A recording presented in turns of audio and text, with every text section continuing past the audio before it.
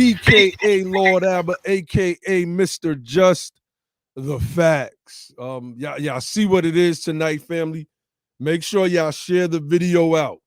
Let all the Moors know, especially Tahaka Bay. I'm calling Tahaka Bay out by name. Somebody get him. Matter of fact, I'll text him the link myself.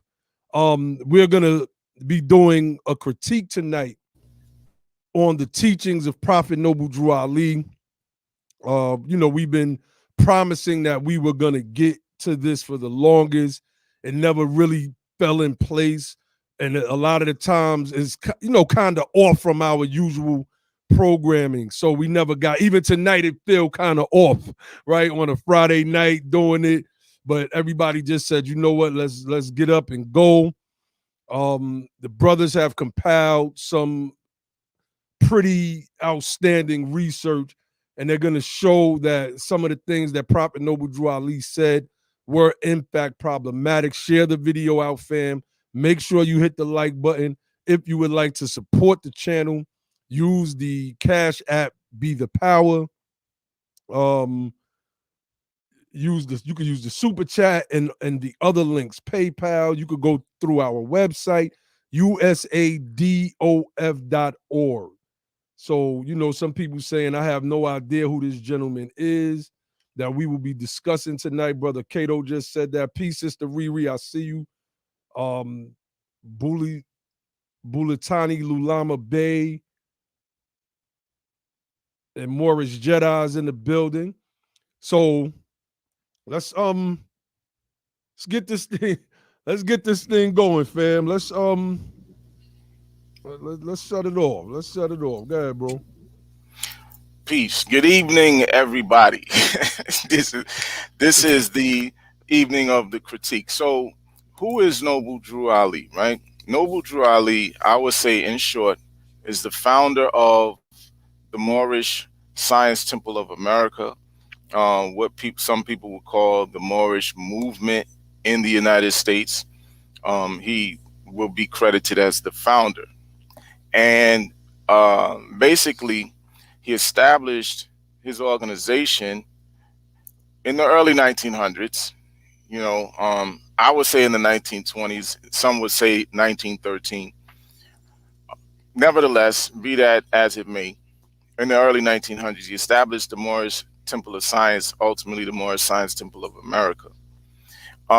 He started his organization as a civic organization. What up, Selvi? As a civic organization to teach documents, to teach men and women the things necessary to make them better citizens. So one of the things that we are going to touch on in particular tonight is a document that he published called A Divine Warning by the Prophet for the Nations.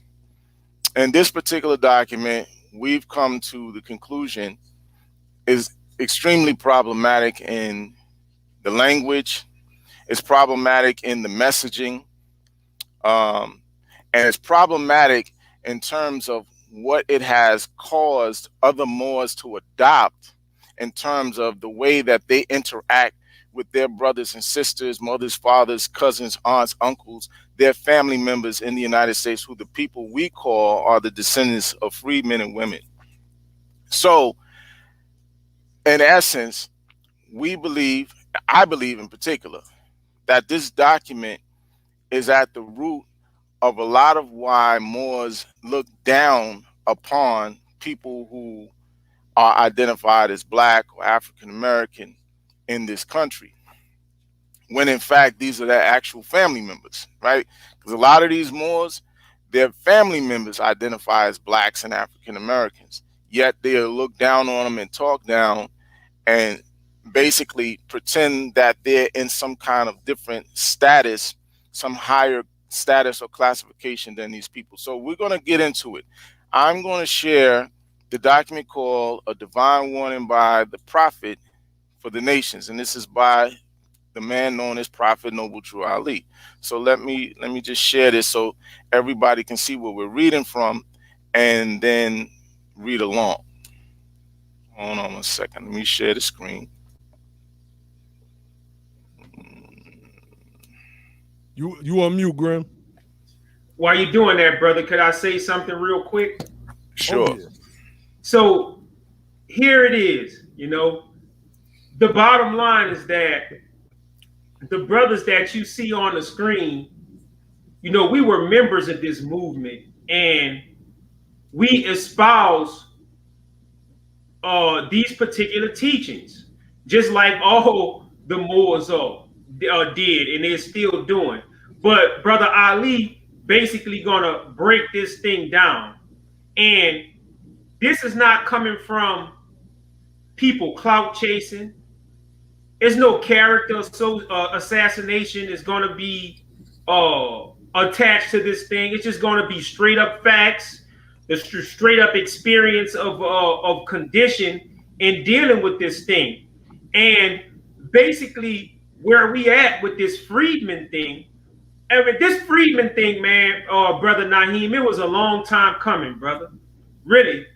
This thing was a long time coming. And basically, what we about to break down to you tonight is basically an outgrowth of the Freedman movement and whatever. And when you understand what a freedman is, and you understand the things that basically goes into being the son and daughter of the freedmans or the descendants of freedmen, you're going to see why what Brother Ali breaks down, why that stuff is basically problematic. I see my brother Selby Bay, he been trying to get the goods out of us for a long time about what we was going to talk about on this topic. But the only thing I can say, man, is it ain't nothing but a freedman party tonight, man. And we gonna break this thing down and why it's problematic. Let me say too before you go in, Ali. For those that do know, I've been a part of this movement for years. I've put blood, sweat, and tears into this movement. I did a video. Was that maybe the beginning of 2020? It was the beginning of 2020. It's on my Facebook page called "Why I Left the Moorish Movement." Why I left the Moorish Science Temple of America. And I gave a breakdown, and it was due to a lot of the hate that I had received by certain individuals in that movement. I'm sorry, my bad, man. Oh yeah, it was a lot of, just it was crazy. It was absolutely ridiculous. And I've been a fighter and proponent for Prophet Noble Drew Ali and the organization for years. And I had people that hit me up disappointed that I left the movement. I had one brother hit me up and said it brought him to tears. And I believed him because in my opinion, it was like, and I told him, I was like, bro, you helped push me out that door too. you helped push me out that door as well. As Brother Grimm said, this Freedman movement is, it's right on time. It has brought us all full circle through all of these various organizations and picking up organization so that we could help build a new organization. And it's time for that. There's no more time for stagnation. There's no more time for frivolous arguments about frivolous things, et cetera, et cetera. And the brothers tonight are going to go in and we're going to point out some of the problematic statements that Prophet Noble Drew Ali said. So, like Brother Josh said, get your popcorn. Get your popcorn. Go ahead, Brother Ali. Yeah, I think the comment that you put up from Cato was a great example of what I was just talking about in terms of how they look at our people and it's not just a thing of them looking down on our people, but they also take an adversarial position against our people, right? Whenever you're seeking justice, whenever it's an issue of justice, they always take the adversarial position, right? And I was trying to figure out why. And I'm not even going to say, Grim and I and Naheem know who actually, it was a person in particular that actually helped kind of bring us to this point. I don't even want to say who it was because it's really kind of embarrassing to even talk about who it was that even really got us to the point of looking at this in this way. But whenever you're ready, bro, we could just start going into the document. All right, so this is the problem piece. It's called A Divine Warning by the Prophet for the Nations from the Prophet Drew Ali. Now I'm going to scroll up so we can start reading this thing. It says, the citizens of all free national governments, according to their national constitution, are all of one family bearing one free national name. That line I have no problem with. And we understand the free national name is the United States of America, or America for short, when it's referring to the citizens of the United States. It goes on and says, those who fail to recognize the free national name of their constitutional government are classed, this word is supposed to say class with a D, classed as undesirables, and are subject to all inferior names and abuses and mistreatments that the citizens care to bestow upon them. Pause. Those who fail to recognize the free national name of their constitutional government, which is the United States of America, are classed as undesirables. Let me say something. Before there was a constitutional government, before there was a United States of America, our people, our ancestors, the ancestors of those who are now the freedmen or the descendants of freedmen, were classed as and treated as undesirables in this society. Had nothing to do with any free national name of any constitutional government. We're talking the colonial period. During the colonial period, you had our people being treated and classed as undesirables from the New England states like New York and other New England states on down into the antebellum South. Had absolutely nothing to do with them failing to recognize any free national name. And let me say this: our people didn't fail to recognize anything because they demonstrated the acknowledgement of the United States and the sovereignty and their membership in the United States by lending their support to keeping this place a sovereign, independent nation from the American Revolution to every other war that this country has fought. The 1812, the Civil War, World War I, World War II, Korea, Vietnam, you name it. You name it. Our people have fought for and died for this country, and the promises embedded in the Declaration of Independence that all men were created equal with the unalienable rights to life, liberty, and the pursuit of happiness. And for that reason, governments are instituted to protect those rights for all men. So they didn't fail. European devils failed them. This is where the problem starts, right? That sentence right there is where the problem starts for the Moors, who always take an adversarial position against our people. They believe that our people are the ones who fail, when in fact they were the victims, and the Europeans who enslaved them are the ones who failed to recognize the principles embedded in the very cornerstone document that establishes this thing called the United States. Right. You want to go in, Grim? Yeah, let me add to that, Brother Ali. So basically, this first statement, like Ali so well put together, is actually a violation of the Constitution itself.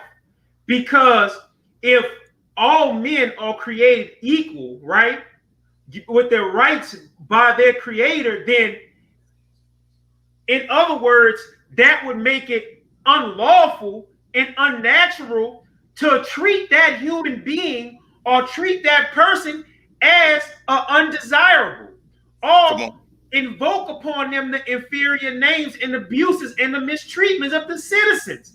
That in itself is a violation of the Constitution.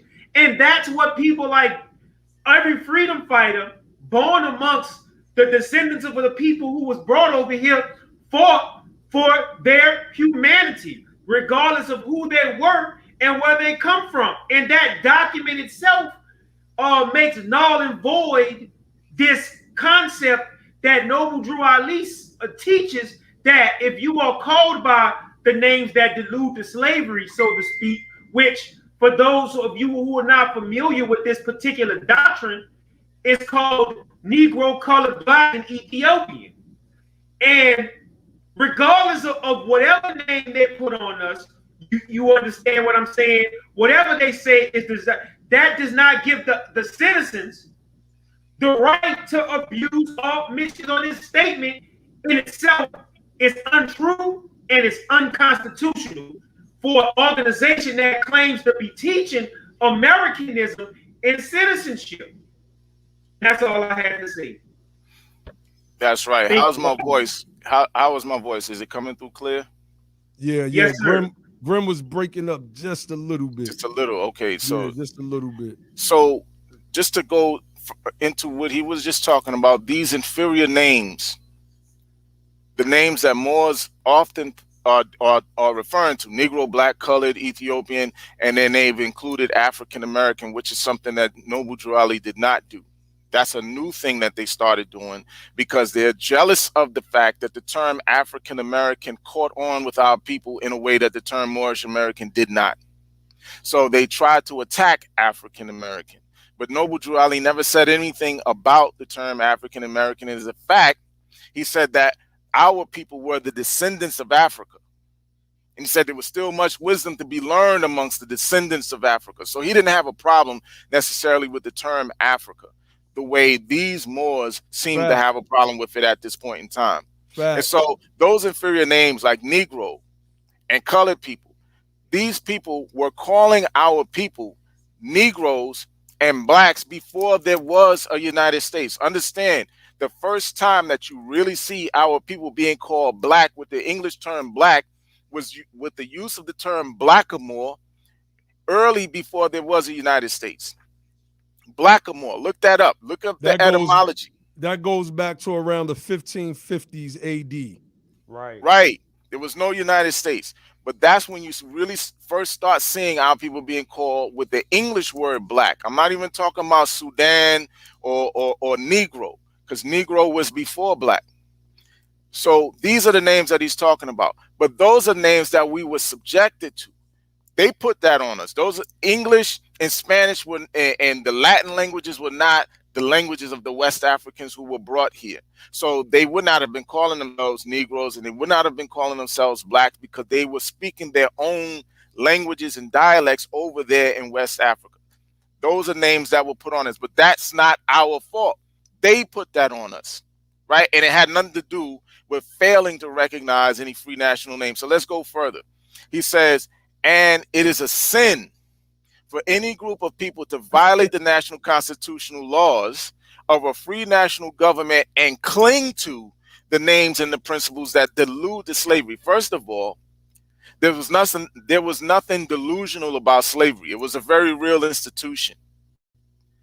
Those names, Negro, Blacks, and Coloreds, are actually badges, some of the badges of slavery in America for us.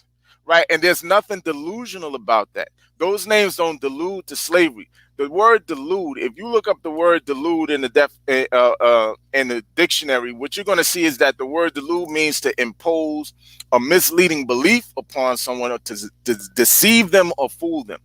There's nothing deceptive about this fact that our people, our ancestors, were actually enslaved in this country. And so there's nothing delusional about the names Negro, Black, and Colored. Those are real names that were put on us, and we didn't cling to them. Our people were cut off from the original ethnic names that they came here with under the institution of Negro chattel slavery.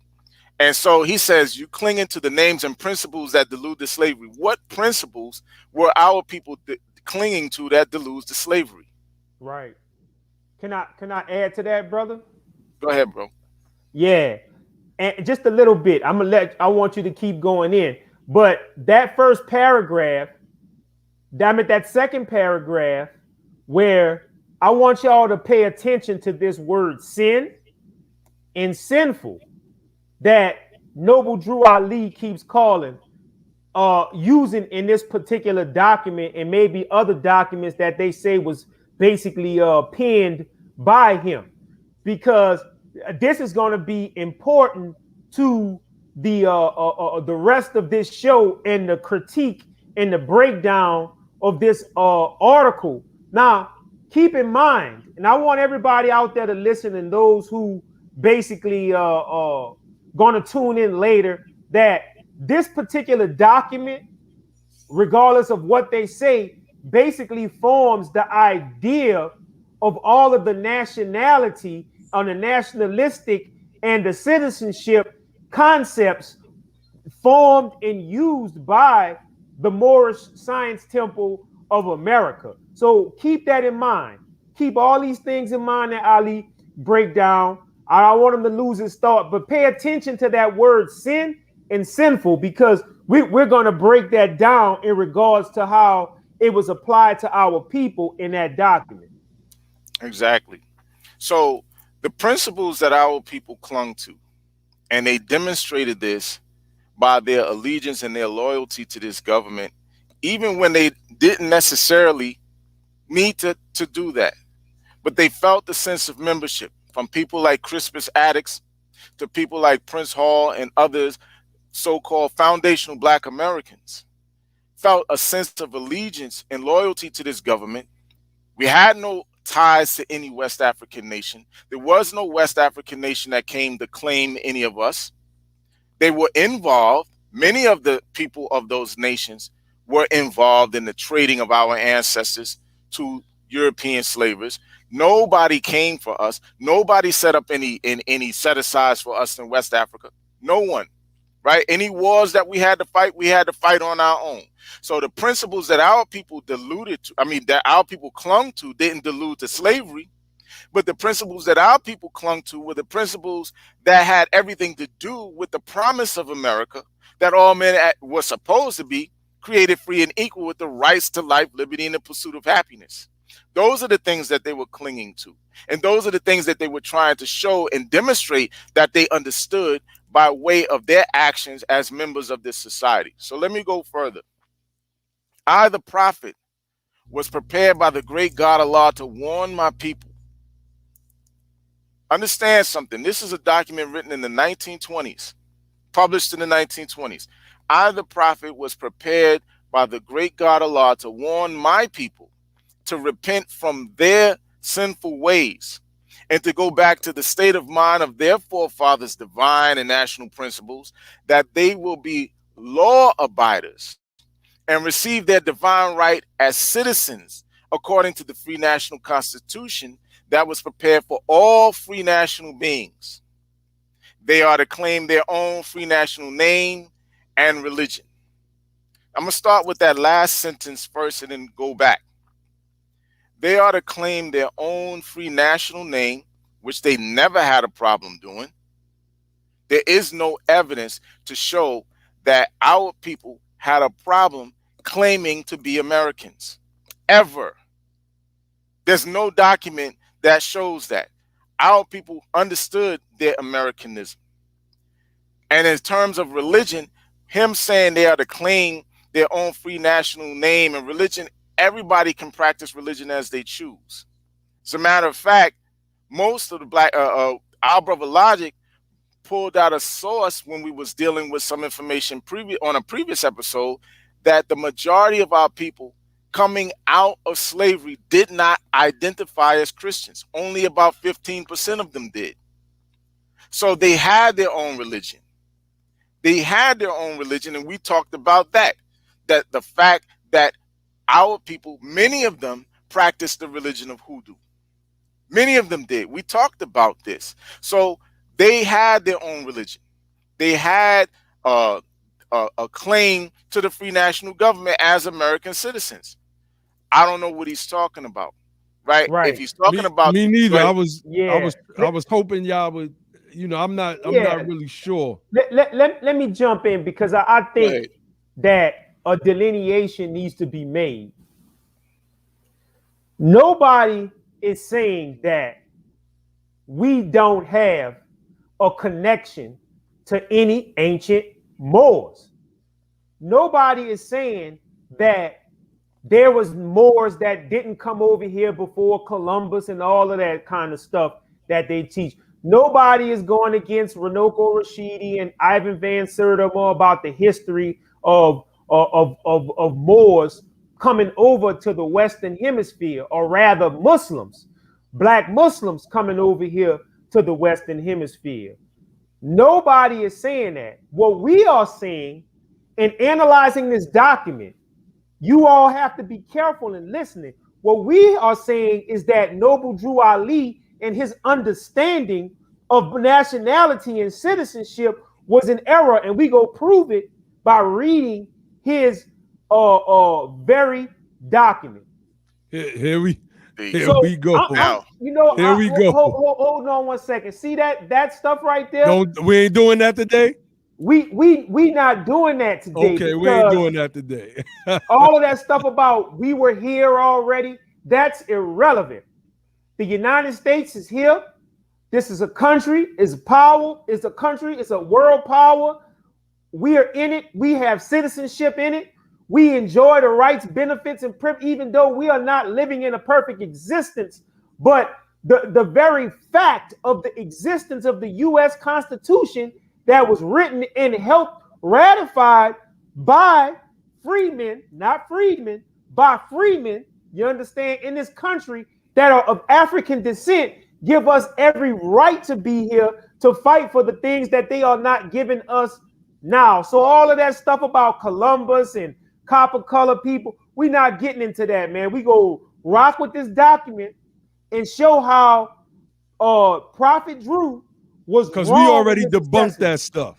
Yeah, we already good, man. A fact check TV root words one, all that stuff you putting in the chat, we already debunked. You're saying how are we gonna cut our history off, and it's obvious that you're not listening. Right. The brother just said that that's not what we're doing here. We acknowledge the fact that we made the sin from the Moors, right? I know I've shared my personal story. So, I'm not going to get into that right now. Yeah, that's a distraction, man. Yeah, it is. Go ahead, Brother Ali. If Fact Check wants to listen to the essence. And see, throughout my history in the Moorish movement and my participation in the Moorish movement when I was active in that, this how these guys operate. And I don't want this to devolve into a personal attack. But you'll be talking about one thing and these guys will go way around the block and change the argument to something else. So he's talking about indigenous Moors or Mexicans. We're not talking about that. I'm gonna give a recap on what Ali said real quick. Basically, the fact that Noble Drew Ali talked about we're being classed as undesirables is a misnomer, because we never denied any free national name. We was participating in this country from day one. We fought the American Revolution. We fought the War of 1812. We fought the Civil War, and every war this country had to name. We sacrificed, invented for this country, and everything else. So when you watch these movies about slavery, they always depict the noble character of our people under oppression. And I don't want to get too deep into this yet. Even in their movies, they depict that. So even in what they gave us, meaning the European, we exemplified that and lived that up better than what they lived it. You understand what I'm saying? If they say that they were patriots, many times we lived patriotism better than them, because in the American Revolution, some of them people wouldn't even fight for what became the Union. They sent the descendants of Africa, born in America, to fight in their stead. You follow what I'm saying? That's right. Then, so who, going back to what Ali was saying, who was denying their free national name? Not us. Who was desire or with desire to go by these these names. These people bestowed these mistreatments on us, not because of what we denied, but what they really were, which was a jealous, hateful, and a wicked people. And that's the bottom line. And I said that this document keep using the term sin in sinful ways, right? Well, like Ali was gonna say, what is the sin in the sinful ways that he's talking about and putting the blame on us? He's putting the blame on the quote unquote Moors for all of this mistreatment. But go ahead, Ali. I ain't gonna jump the gun, bro.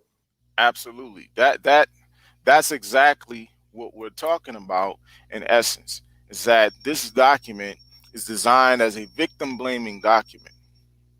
Designed as a victim blaming document, and many Moors have adopted this mentality, and they turn around and they use that as they attempt to thrash so-called Black Americans for seeking justice for the injustices that they're always forced to bear the burdens of, right? As if they're not themselves forced to bear the burdens, which is why you see so many of them trying to beat traffic tickets, so many of them trying to beat court cases, so many of them trying to get out of paying for their children, so many of them trying to get out of paying for taxes. So you understand what I'm saying? Because they understand this, that they are subjugated and they really don't want to be, just like Black Americans really don't want to be, but they try to pretend that they're somehow in some kind of a different position when in actuality they're really not. They're all part of the group of people in America who have been classified as Black or African Americans. So let's go into this. I, the prophet, was prepared by the great God Allah to warn my people to repent from their sinful ways. Now, this man is supposed to be a universal prophet. Prophet's supposed to be universal, but he's just warning our people to repent from their sinful ways. This is a people who were dealing with sharecropping. Their sinful ways. Right. So when he's saying there, right, Ali, he talking about us. He's talking about us. He ain't talking about that man who went in that goddamn slave shack and went rape somebody's mama and their goddamn grandma. Right. No, he's not. He has something. He has some more endearing language for those people. It's later in the document, but for them, it's endearing. For us, he's warning us of our sinful ways, right? And so here's the thing. Prepared by the great God Allah to warn my people, talking about Moorish Americans or quote unquote Black people, Negroes, whatever, to repent from their sinful ways and go back to that state of mind of their forefathers' divine and national principles. Let me just say something. The people who are the descendants of West Africans, understand, had many different cultures, many different religious systems. They had spoke different languages. They had different principles, different customs, different value systems. So when he says divine and national principles as if it's one thing, it's very misleading, because it's not one thing that the people were dealing with. You have multiple ethnic groups of people who were brought here with multiple religions, multiple ideas, multiple principles, everything, that they will be law abiders. So basically he's saying that to receive divine right as a citizen, you must be a law abider basically by adhering to the divine and national principles of your forefathers. Let me say something. If the divine and national principles of your forefathers were enough to get you the type of treatment that you were supposed to be getting, you would have never been, the people would have never been enslaved in the first place. Woo! Come on, bro. Come on. It would have never been enslaved in the first place. So that's not what that was about. What it was about the Christian powers of Europe advancing their powers against the West Africans, particularly those people those tribes of people who comprise the group of people known as the Moors, who used to control a large portion of Europe. So at this point, they now was able to overthrow the Moors, and once they came out of Europe, they went into West Africa and started to conquer. Right. And again, these are different tribes of people. If anybody is familiar with the works of the sister Dana Marnichi, who contributed the ethno-history to the book Golden Age of the Moors, she's done a lot of work over the years breaking down the multiple tribes of people that comprise the group known as the Moors. Even Dr. John Henry Clark talked about it in a particular video where he talked about groups of people from West Africa comprise these people known as Moors in history. It wasn't no one particular tribe. So these people had different ideologies, different religions. They came together under Islam to do what they did in Europe, but they also had their own religions, their own customs, and they even shaped Islam based on their own religions and own customs and ideologies and so forth. So the fact of the matter is there was no one single name or religion, no one single principle or set of principles that these people adhered to. There was a multiplicity of things that was going on. And if, like I said, if those things were the things that was supposed to keep you in favor in Allah's eyes, then obviously there was a problem because it didn't work because your people were enslaved. So let's go further. There's but one issue for them to be recognized by this government and of the earth, and it comes only through the connection of the Moorish Divine National Movement, which is incorporated in this government and recognized by all other nations of the world. I don't have a problem with that, whatever. And through it, they and their children can receive their divine rights. Through this Moorish Divine National Movement, you can receive your divine rights. And he's going to explain what that is. Unmolested by other citizens, that they can cast a free national ballot at the polls under the free national constitution of the state's government and not under a granted privilege as has been the existing condition for many generations. Now let me stop sharing this because I want to show something else, right? I want to show how this is a statement being made that is actually goes against the 15th Amendment. I want to show the 15th Amendment. A lot of that stuff too, Ali, I'm gonna interject real quick, is really what he just said, what you read, what he just said. And I want everybody to listen, just to listen to what Ali is saying. Basically, that stuff is unconstitutional. So, in other words, in order to be free, in order to be unmolested, in order to be as a so-called black person, in order to be unmolested, and I want you to think about this, Brother Selby Bay, because I know you're watching. In order to be free and unmolested as a black person in this country, you have to subscribe to a particular religious belief. That's exactly what this document is saying. You follow what I hope I'm not jumping the gun, Ali. No.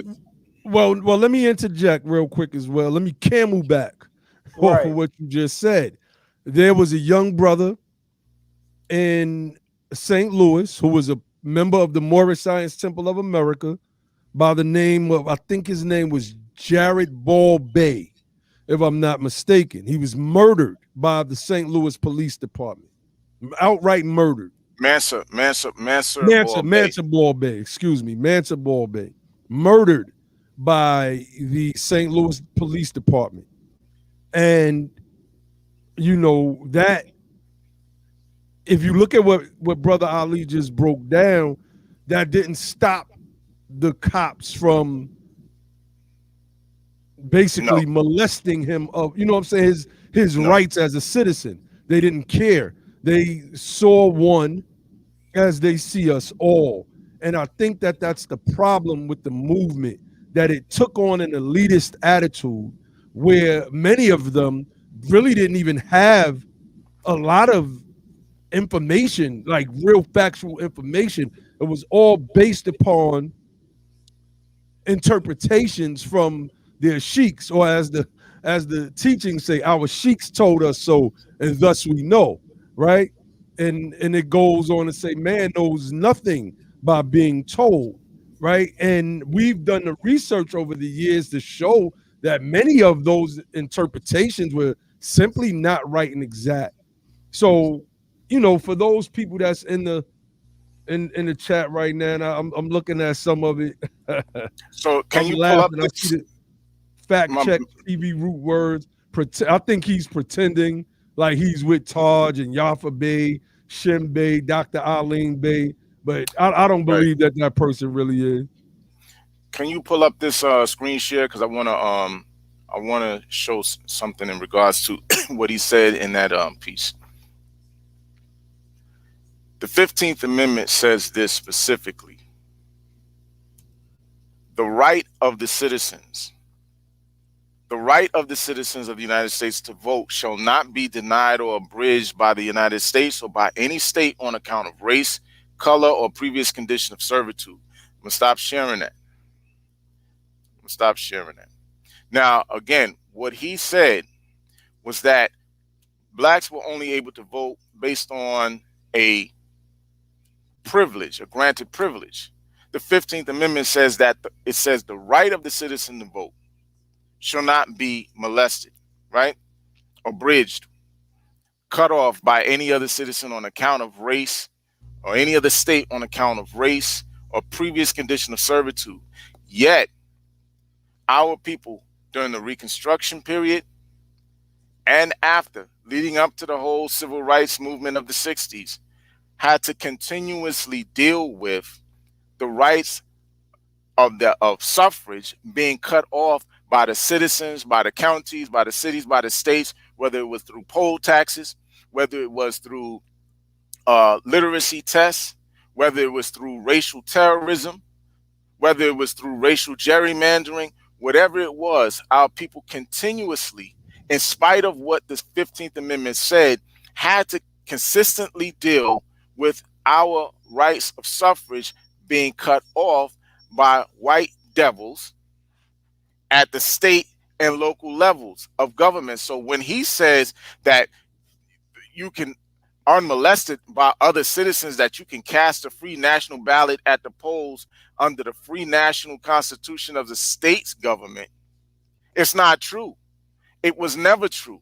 From, like I said, from the time of Reconstruction on up to the 60s, when they finally passed the Voting Rights Act of the 60s, which the 15th Amendment says that Congress has the right to pass appropriate legislation to enforce the 15th Amendment. So they ultimately wound up doing that with the Voting Rights Act of 1960s in order to establish a way to hold those states accountable. Because understand, the elections are administered through the states and whatever boards or agencies they set up in the state and local governments, county governments, or whatever. They control the elections of the state and how everything is run. So when he says through the states you'll be able to do this, it's not true, because that was not the case. Even to this day, right now, it's the state governments who are doing whatever they can through Republican control of state houses and governorships. They're the ones through the state governments, regardless of what he thought the state constitution was saying, the state governments have been the ones who have been actively suppressing the vote of our people. So this is bad information. This is bad information that was never true. I don't know what made him think that anything like that was true, but it was never true, and it's still not true to this day. The pre-clearance section of the Voting Rights Act was gutted for that very reason. Hold on, Ali. Grim, unmute. Say something, bro. We can't hear you, Grim. Okay. I just heard you right there, though. Can you hear me now? Yeah, yep. Okay, my bad. So man, I'm just overwhelmed by what Ali is saying. And bottom line, I just wanted to add to what Ali is saying. Basically, when you start talking about this state thing and what the state grants, that was the whole premise of the Civil War, is that the states wanted to be allowed to continue to practice the slave trade based upon what they perceived as their sovereign right. Are you all following what I'm saying?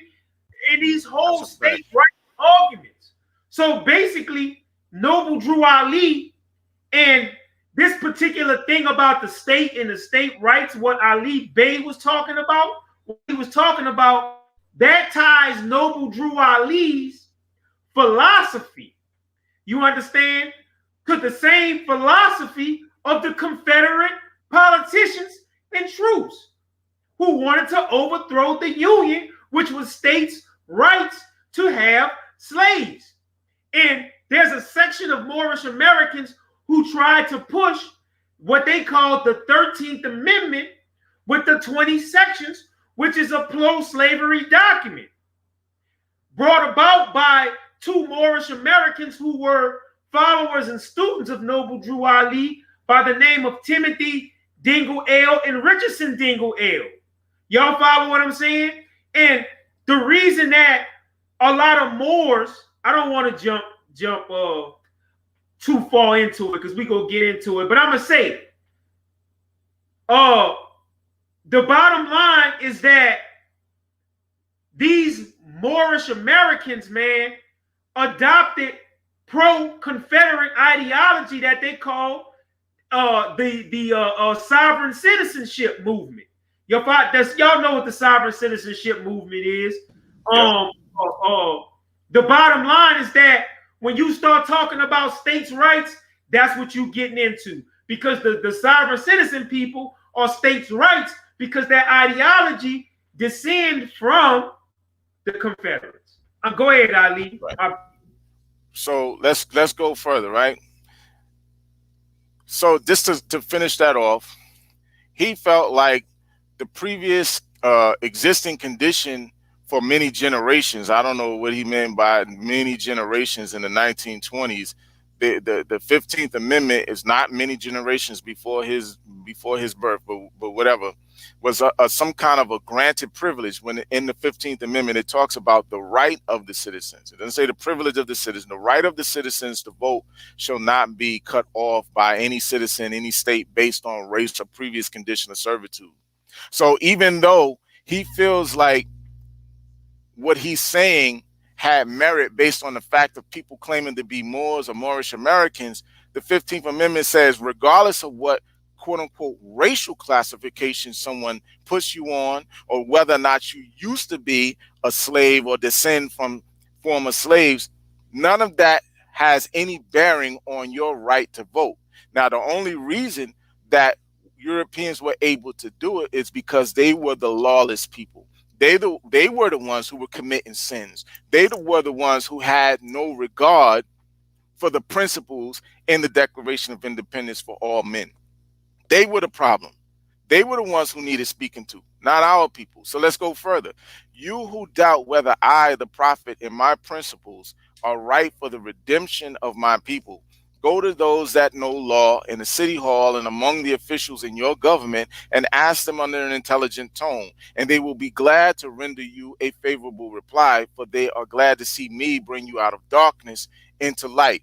Well, yeah, if there's a bunch of white devils in the city hall and in the government and amongst the officials in your government, state, local, or whatever, and you go and ask them, is it true that we are a bunch of sinful people who have fallen away from the constitutional principles and laws of the United States and don't want to acknowledge the United States as the sovereign body and our membership in it? Is that true? Of course they're going to tell you, hell yeah, you guys are criminals and drunkards and sleaze bags, and you're lazy and everything. Like, during that time period, every negative thing you could think of, those people were saying about you. Propaganda is one of the things that Europeans are masters at. And they use propaganda, again, from the Reconstruction period on. They still use propaganda to this day. Let an unarmed black dude get shot by some race soldier. Guess what's going to happen? All kind of propaganda is going to come out about this unarmed black man, about how he was somehow deserving of this shooting or this murder. So the fact of the matter is, yeah, go to City Hall and talk to them about the negative things that the Prophet Noble Drew Ali was saying about your people, and see if they're going to agree with him. Of course they're going to agree with him. Of course they're going to agree with him, because they see you as an undesirable. So yeah, they're going to agree with him. And so go ahead, brother. My bad. Y'all know I gotta pull this comment up. Some funny looking dude named Menelik Allah Al Rahim Brown L. Menelik Allah Al Rahim Brown L said, "Is that Lord Ababa sellout?" So it's funny. When I was in the Moorish movement, I had dudes with these funny looking names like this hating on me like crazy. Everything I said was wrong. They called me Wrong Way L, right? Now that I've fallen back from the movement, all of a sudden I'm a sellout. I don't know if y'all want to at the end bring some of these dudes on. We I can. don't care. That's fine. Okay, That's cool. fine. Go I ahead, brother would Ali. love to. Go All ahead, right, brother Ali. So now, let's see what he says here. Let's go to the next piece. Ask them on an intelligent tone, and they'll render you a favorable reply, for they are glad to see me bring you out of darkness into the light. In other words, victim blaming is fine. You blame yourself for the problems that you're going through, even though they were made by racial extremism and racial terrorism. You know, these problems were created by racists. You know, if you blame yourself for it, if you take the heat like Booker T. Washington suggested that you do, and suggested that it was wrong for us to seek political power and social equality with white people in this country. If you take on that mentality and ask them, was it wrong to do that? Of course, they're going to agree with you. So he says, money doesn't make the man. It's free national standards and power that makes a man and a nation. The wealth of all national governments, gold and silver, and commerce belong to the citizens alone, and without your national citizenship by name and principles, you have no true wealth. And I'm hereby calling on all true citizens that stand for a national free government and the enforcement of the Constitution to help me in my great missionary work. Who is these true citizens he talking about? So we not true citizens. Come on. Yo. So he calling on the true citizens. So in other words, he just founded the movement. So the majority of African Americans is still slaves because they go by the names of slavery. So these white people, right, quote unquote, or Europeans, they the true citizens. You see what I'm saying? So he's saying he's calling on what? All true citizens to help him carry this out. You understand? So there's a distinction. Huh? So there's a distinction between a true citizen and one who's not a true citizen. Is that right. how y'all are reading it? Right. That's a fact. And you know, the true citizens of what he's saying don't include none of us. You follow what I'm saying? The true citizens are the people that he appealing to help him, which is the European or the so-called white Americans. So he calling them true citizens, but we ain't no citizens. And speak this. He's calling on them to help him in his great missionary work. Right. Missionary work, which is religious terminology. Yep. You follow what I'm saying? So basically, what this dude is telling us is that we have to join his Moorish divine and national movement, right? And I was a member. In order to be considered a citizen, adopt a particular religious creed in order to be recognized by the free national government, which is a violation of the First Amendment of the Constitution of the United States of America. You can be an atheist. You follow what I'm saying? Better yet, you could be a black atheist, a white atheist, whatever. And you could still be a citizen of this country. As a matter of fact, y'all, most of the people who wrote the foundational documents forming this country were themselves not members of the Christian church. They were what we call deists. You follow what I'm saying? They just believed in the universal supreme being. Y'all see that? The First Amendment. This is the text of it right here. Congress shall make no law respecting, and this word respecting means regarding, an establishment of religion or prohibiting the free exercise thereof. So they're not going to make any law regarding religion and telling people what to do with their religion, which is going to come up again later as we go further into what he's talking about, because he was under the impression that people have to claim a religion in order to be able to be a true citizen of this country. So let's go back to this piece. So again, he's making a distinction, and it's going to get even more clear as we read. A distinction between our people and the true American citizens of the United States. This is what, and I'm going to say this kind of language, this distinction is what gives rise to the thing that Grimm mentioned, the 13th Amendment with 20 sections. Those crazy Moors. Those people. And it also gives rise to Moors consistently questioning the citizenship of Black Americans. 14th Amendment citizens.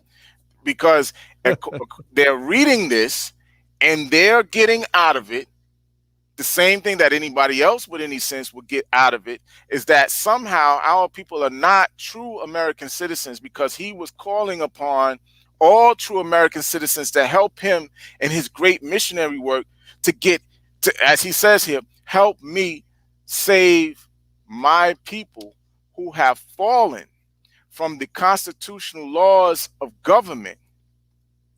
So his people, who are the Moorish Americans, right? Let's use the name that he would have used. His people, the Moorish Americans, have fallen from the constitutional laws of government. They weren't pushed. They weren't terrorized into any of these things. They just fell. They just fell, right? Nobody messed with them. They just fell from the constitutional laws of government. And so he's seeking help from the white devil, because those are the true American citizens. He says, I am depending on your support to get them back to the constitutional fold again, that they will learn to love instead of hate and will live according to love, truth, peace, freedom, and justice, supporting our free national constitution of the United States of America. And I'm going to say it again. From the founding of the United States of America, our people have supported this thing called the United States and defended it against all enemies, foreign and domestic. Go ahead. Look at what Cato said. I got it up on the screen. Frederick Douglass used the Constitution to argue against slavery. I want to answer something real quick. David Jones said, what about the Dred Scott case? We've broken that down on this platform. Me and Grimm broke that down. We was in the Moorish movement years ago on Moorish Science Radio, and a video that I've uploaded here to this channel. If you go back, the Dred Scott case was obviated by the Civil Rights Act of 1866. The Dred Scott decision was based on judicial dictum, meaning the opinion of the Chief Justice and the other slave master supporting justices on the Supreme Court. It wasn't based on anything constitutional, as you will not find slavery written in the Constitution or anything that sanctions slavery in the Constitution of the United States of America. As Frederick Douglass put it, you won't even find the word Negro in the Constitution of the United States of America. So even when, and Frederick Douglass points this out, when it says the 3/5 of all other persons, well, that's still speculative when you think about it, because they never said who they were talking about. They never said who they were talking about. So the Dred Scott decision, you can't legislate from the bench. It was null, basically rendered null and void by the 1866 Civil Rights Act and the subsequent Reconstruction Act. So and as we always tell people, the key yes, is, it was unconstitutional, David Jones. Go ahead, Grimm. Yeah, and basically what we always tell people, the key to, even though he had the justice side with them, that was a political thing based upon the fact that those men, like you said, Naheem, had interest in the proliferation of slavery in the South. But the key to unlock the Dred Scott decision and the lie that Justice Taney said that no Negro has rights that a white man is bound to respect. That's why a lot of the Moorish philosophy that comes out of the temple is kind of pro-Confederacy, so to speak, because it takes and it uses this lie that Justice Taney said that the Negro, and make no mistake about it, he's not talking about a class, he's not talking about a status, he's not talking about a person devoid of nationality. Basically, what they were talking about was their fellow citizens that looked like us. You understand? Right. Kinky hair, dark skin, big nose, big lips, various hues and shade of brown. That's who they was talking about. They didn't give a shit about nothing else. But the key to unlock that, listen, the key to unlock that is the dissenting opinion.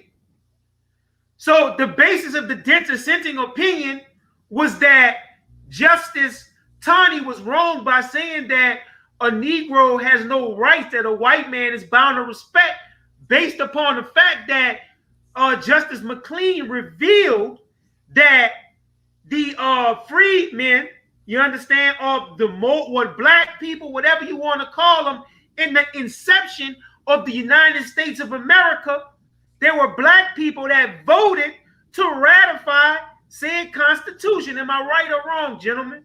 Not just Justice McLean, also Justice Curtis. The two and Justice Curtis. Right. Especially Justice Curtis. Exactly. I got it pulled up.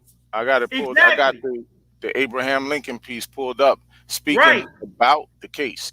Go ahead. Right. So they would rather side to, that I always used to tell the brothers that the Moors fit square pegs and round holes. So in order to try to justify Noble Drew Ali's so-called basically sacred statement in their sacred questionnaire, that they would go against the fact that these lawmen, the justices, said that we would then ratify the Constitution as citizens. And let me say something about this whole slavery thing real quick. See, slavery was a progressive institution in the fact that it didn't begin in supreme chattel. It was various degrees of slavery. See, that's how we got pushed out of the constitutional fold. Like what Ali was saying. Drew Ali tried to make it look like we were so fucked up that we just fell from the constitutional fold. But fuck no. We was pushed out the constitutional fold by laws that began to progressively make disenfranchised. The disenfranchisement of people of African descent in this country. So you got, because see, there was no slavery concepts in common law, which came from England. So in order for these people to keep justifying their power over slavery, they had to tie up the loopholes in their own law. Because see, there was loopholes in their slavery law. That's how you get Elizabeth Freeman. That's right. Which is also affectionately known as Mum Bet, who sued for her freedom way before the Dred Scott case. Y'all understand? Right. So if Negroes had no right that a white man was bound to respect, how the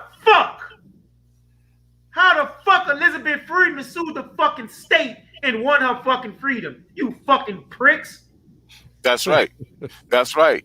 So that's look, idiotic what you guys think. And see, y'all try to take these concepts and make them retroactive. And that shit does not fucking fit. And I said I was going to try to keep calm and not go mad on this show.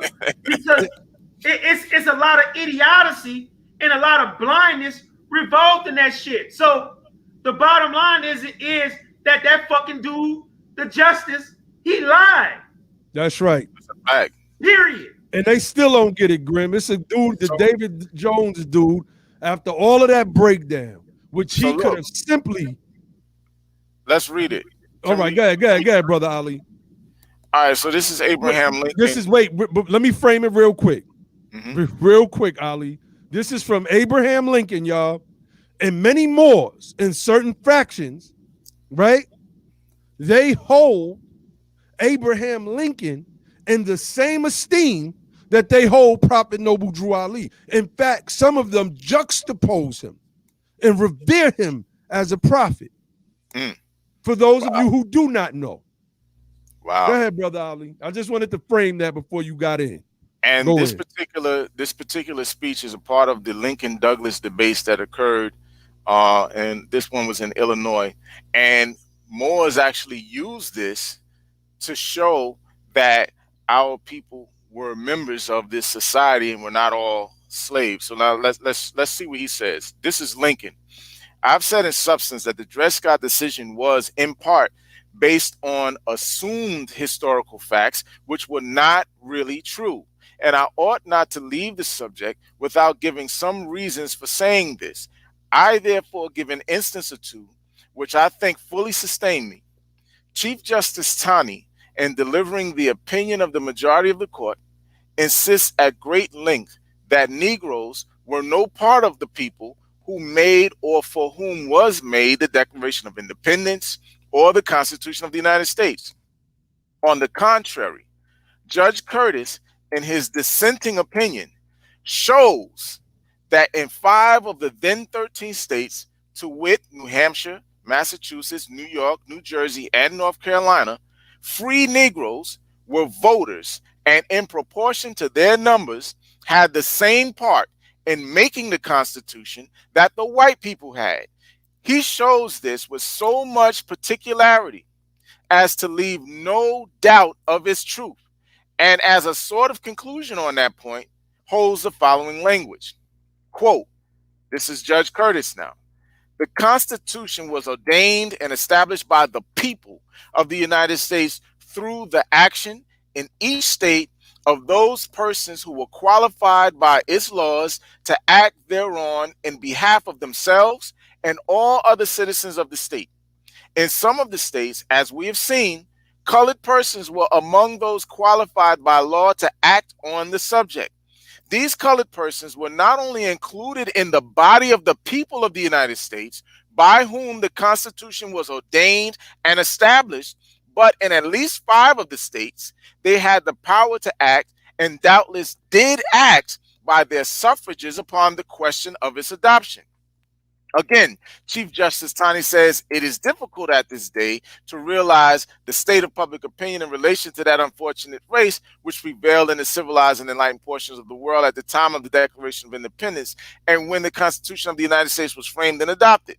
And again, after quoting from the Declaration, he says, the general words above quoted would seem to include the whole human family, and if they were used in a similar instrument at this day, would be so understood. So here's the thing. What people don't understand about Justice Taney, number one, he was a racist, right? Y'all don't understand that racists have used courts as their playgrounds in this country, and they still do it to this day. That's the fact. To run roughshod over your people. It doesn't matter if they do unjust things inside of the court. You know better. You know that what they're doing is unjust. It doesn't matter if they did it from the bench. It doesn't matter if they did it from the legislature. It doesn't matter if they did it at the register off the office where they register people to vote when they want to administer bullshit literacy tests or any of these other things, and at the same time implement grandfather clauses for white people who can't pass the literacy test that'll say that they can vote because their grandfathers was able to vote. You understand what I'm saying? Right. All of that kind of injustice, it doesn't matter. It's based on racial hatred. That's family. right. It has nothing to do with whether or not Justice Taney was right. He was wrong. He was a liar. And look at this guy, Ali. He refused. He's obstinate. This is the epitome of obstinance. He says Abe Lincoln was probably killed, which means he doesn't understand why Abe Lincoln. Hey, wait. I wanted to move past him because I wanted to keep going, but go ahead. Hey, do me a favor, man. What's up? Bruh, see, that's a pro-Confederate statement. That's a pro-Confederate statement. Which shows that a lot of this stuff is rooted in pro Confederate ideology. But somebody named True Soldier said that we was double talking. I just want to address it real quick, and then we can go back into the warning if y'all want. He said, Yes. y'all double talking. He said, first, nobody pushed us out. Not Grim saying we were forced out. What the fuck does that mean? That shit is crazy. That's double talk. Drew Ali said we failed. Hey, Grim, that's double talk. Yeah, that's double talk. That's fucking double talk. Drew Ali said that we fucking failed. But that's right. What I'm saying is that we was pushed out. That's and if right. he was listening to what I was saying, he would research the fact that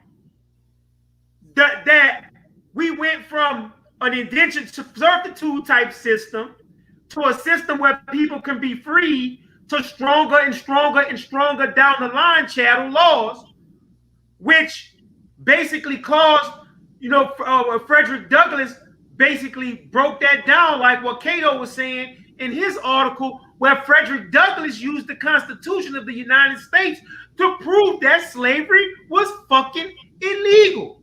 That's That's right. right. So, for everybody that's listening to this show, that see these guys in these lofty hats or whatever, and you think that they're special, listen to this show and listen to Brother Ali's breakdown of this document, because a lot of this stuff is rooted in pro-Confederate ideology, period. Right. Let me say, I'm glad we did this tonight. We got people in the chat calling me an agent and all of this nonsense, right? But it shows that they're not listening. And we're going to give them I hope they don't run when it's time for us to put the link in the chat. I hope they're brave enough to come from behind their Twitter fingers, keyboard gangsters, and jump on here and show and prove. Because Abraham Lincoln repeated what the dissenters of Dred Scott said to uphold the idea. Think about this, family. To uphold the idea that Dred Scott is law is to basically say that I am willing to be a slave. I want to be a slave. And the Why would you Confederates were take right. that position? The the treasonous Confederate losers who waged war against the United States were actually right to enslave our people, that Dred Scott was not a man who, according to the Declaration of Independence, had unalienable rights, meaning rights that can't be separated from him because they were God-given, unalienable rights that governments were instituted to protect, that he did not deserve it for the very simple fact that he was looked upon as a so-called black man, a Negro, or whatever the case is. And so because of that, he was able to be alienated from his rights. These are the so-called divine rights that your prophet is talking about, that you're supposed to have. These are the things that they said, we're going to build this country based on these principles. We're going to honor these principles for all men. We talked about the fact that during the Continental Congress, they debated over whether or not to put all white men were created equal inside the Declaration of Independence. They debated this. This was something that came up. They wanted to put, there were certain states that wanted, or colonies that wanted to put in the Declaration that all white men, to make sure that it does not include the so-called Negroes. That was shot down in the Continental Congress in those debates, and the Declaration of Independence as it stands today is what came out of those debates. So y'all don't understand what you're talking about. Right. They knew that there was people like Crispus Attucks and Prince Hall and others who were foundational Black Americans who contributed much to this society long before there was a thing called the United States. They knew that. And so they were trying to, some of them were trying to be fair while others were trying to be assholes. And you guys love the assholes. That's your problem. That's why Moors always come off as fucking assholes, because you side with the assholes. You side with the traitorous, treasonous fucking Confederates against your own goddamn people. You're a bunch of stupid asses. That's look at this. Look at this comment. But did they appeal the Dred Scott case? So why weren't y'all talking about having this law that does exist? What law? What is he talking about? I don't know. Can we finish with the thing? Go ahead, Ali. Yeah, go ahead. Let's pull it up. All right, so here we go. This is where it gets real. I love my people, and I desire their unity and mine back to their own national divine standard, because day by day, they, talking about Moorish Americans, have been violating the national and constitutional laws of their government by claiming names and principles that are unconstitutional. Let me stop there. Read it again, bro. Read it again, because I don't think that they hear it.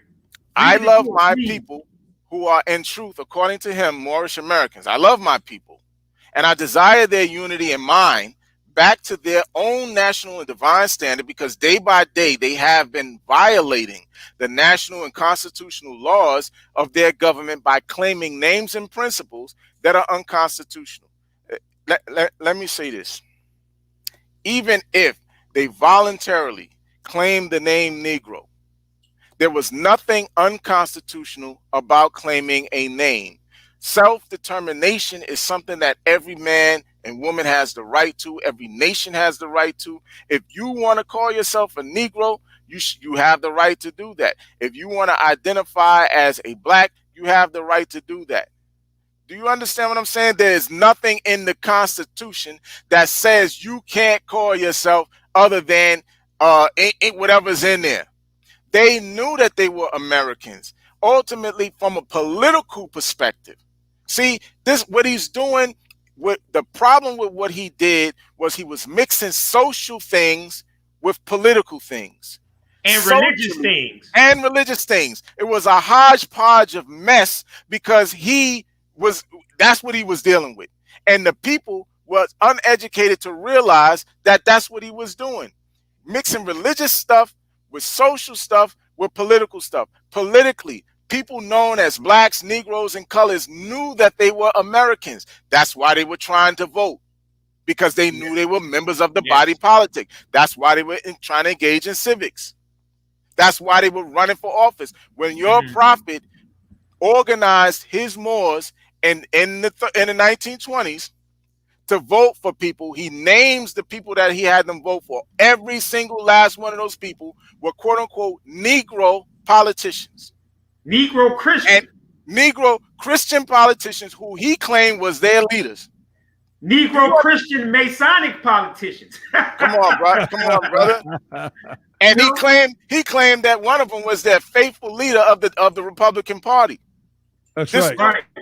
This dude was a Negro. He's listed in history as a Negro politician, as one of the politicians of Illinois, the state of Illinois, and every one of those people from Oscar the Priest to whoever else he named were quote unquote Negroes. They were not Muslims.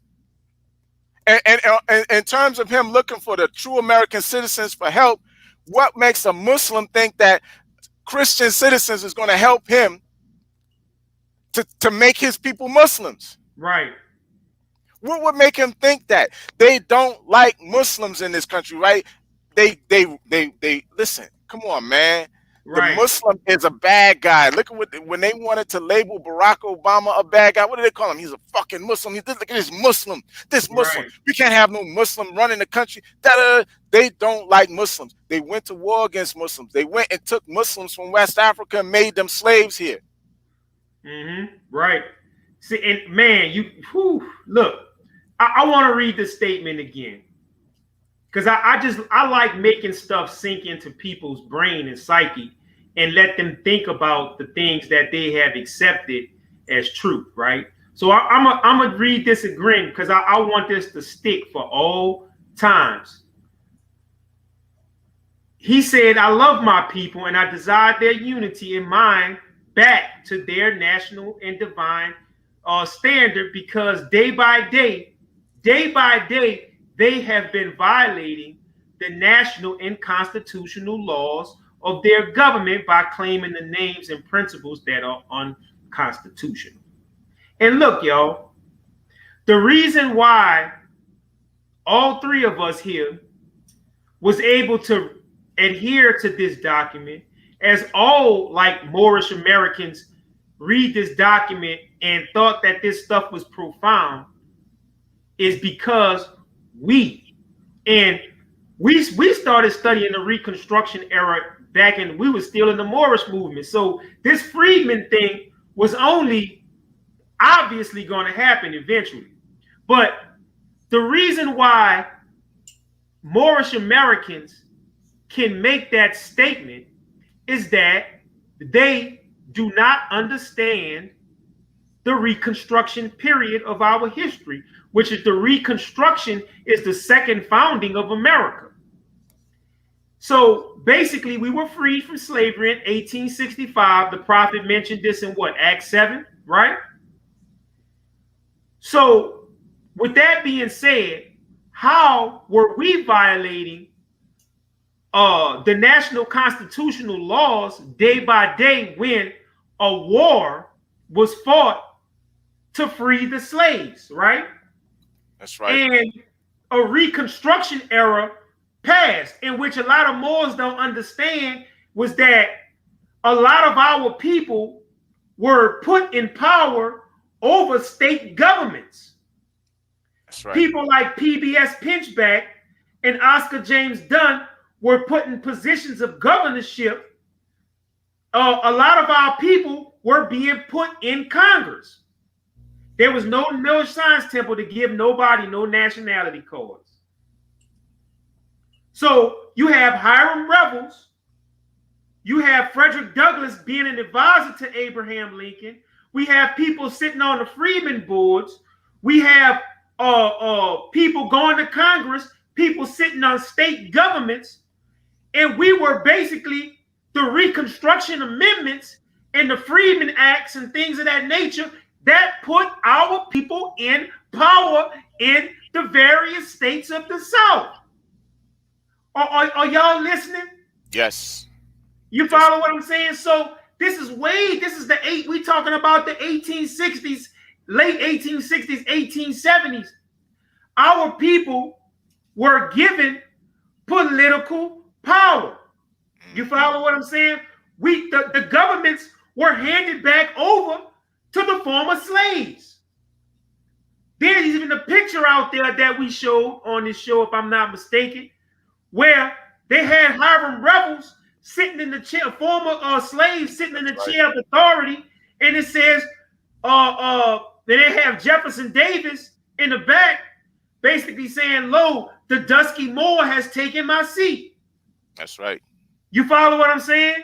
So Noble Drew Ali is blaming us for violating the national laws when it wasn't us. We were in accord with the laws. We were putting governmental power. We were putting the seats. We voted into Congress. It was when the Republican Party and the government, the federal government, failed at its duty. That's right. To finish enforcing the Reconstruction. That's why they always use the terminology Reconstruction failed, because the federal government that we were members of, the federal government that we fought for, you see there's the picture right there. Y'all see Hiram Revels? That's Jeff Davis, I think, saying that Dusky Moore has taken my seat. And notice how the Europeans, the white folk, are gathered around him for his advice. Those are Republicans. Those are the early Republicans, not today's right-wing fascist Republicans. Right. That's the original Republican Party, which was for the enfranchising and the putting in power of the people that you call Moors. So we ain't against the Moor thing. We just against the fucking lie that the Moorish Science Temple came to represent in the form of these false teachings about nationality and birthrights. So, in other words, I just want to deal with this Reconstruction thing for a sec. Reconstruction thing. We were put in seats of power before the Moorish Science Temple was founded. We were, as they say, part and partial of this said government, right? We were that. So what ends up happening is that when after Abraham Lincoln was assassinated, those people begin to the Confederate soldiers or the Confederate politicians were basically coming back to power because they pulled the troops out the fucking South. So basically what the Southern Europeans, oh Lord, what the Southern Europeans began to do was what? No, bro, come on. Hold on, Josh. These dudes are white supremacists, man. Yep. Could y'all imagine if, I don't want to go there yet, but could y'all imagine if Cyrus Sutin said he had the information that we breaking down right now? Ooh. It'd been over for these guys. Yeah, it would have been over. Anyway, in the Reconstruction, the European people and the Southerners, I should say, in their various Southern states began to come back to power, and they began to disenfranchise the blacks, the African Americans. That's how you got so many black people in Chicago, various states up north, because they began to take power, and they were doing it by violence. If you do the research, what's that Ali is somewhere in here in Louisiana? I think it's the Colfax. They had violently in South Carolina. They violently removed duly elected Moors, black in people, Wilmington, Negroes in Wilmington, right. in Colfax, in New Orleans. I mean, you know, they violently moved people, duly elected officials, out of their chair and take over power. So I'm just going a long way to make y'all understand. If we can go back to Noble Drew Ali's statement, how the fuck did we fall from the laws when the fucking federal government pulled back from the promises of enfranchising us to political power and letting us vote and letting the Confederates take back over the fucking South? How the fuck is that our fault, man? That's a fact. It's not our fault. We were subjected to racial terrorism. That's the thing they don't want to admit. They don't want to admit that we were subjected to racial terrorism. See, because they've bought into this whole narrative that he's given, and it is a victim blaming narrative. I'm sorry. That's exactly what it is. And what Drew Ali said in the Divine Warning is at the root of this whole victim blaming position and this adversarial position that Moors take against their own people. They're almost like enemies, man. I be trying not to say that, but they're almost like enemies of our people. Almost. Can we get back to this thing? Because I want to really, yeah, I just want to say real quick, Ali. Go ahead. We did a program several months ago talking about how white supremacist ideology and crept into quote unquote conscious and woke black spaces. And this is just a prime example. When you see somebody who says, yeah, we were actually the Confederacy. We were actually the Confederacy. So you were fighting to keep we were the people who were fighting to keep us enslaved, despite the fact that 200 and some thousand of us were part of the fought in the Civil War.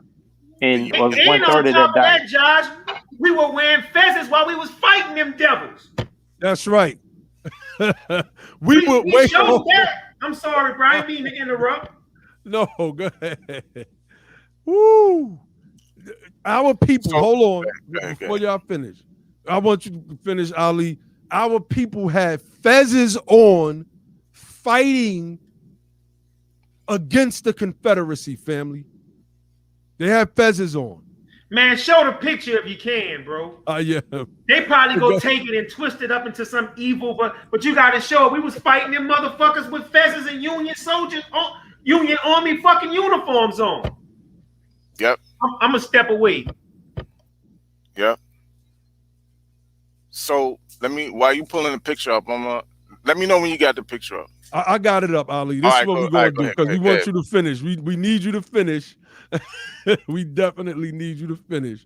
But let's pull this up.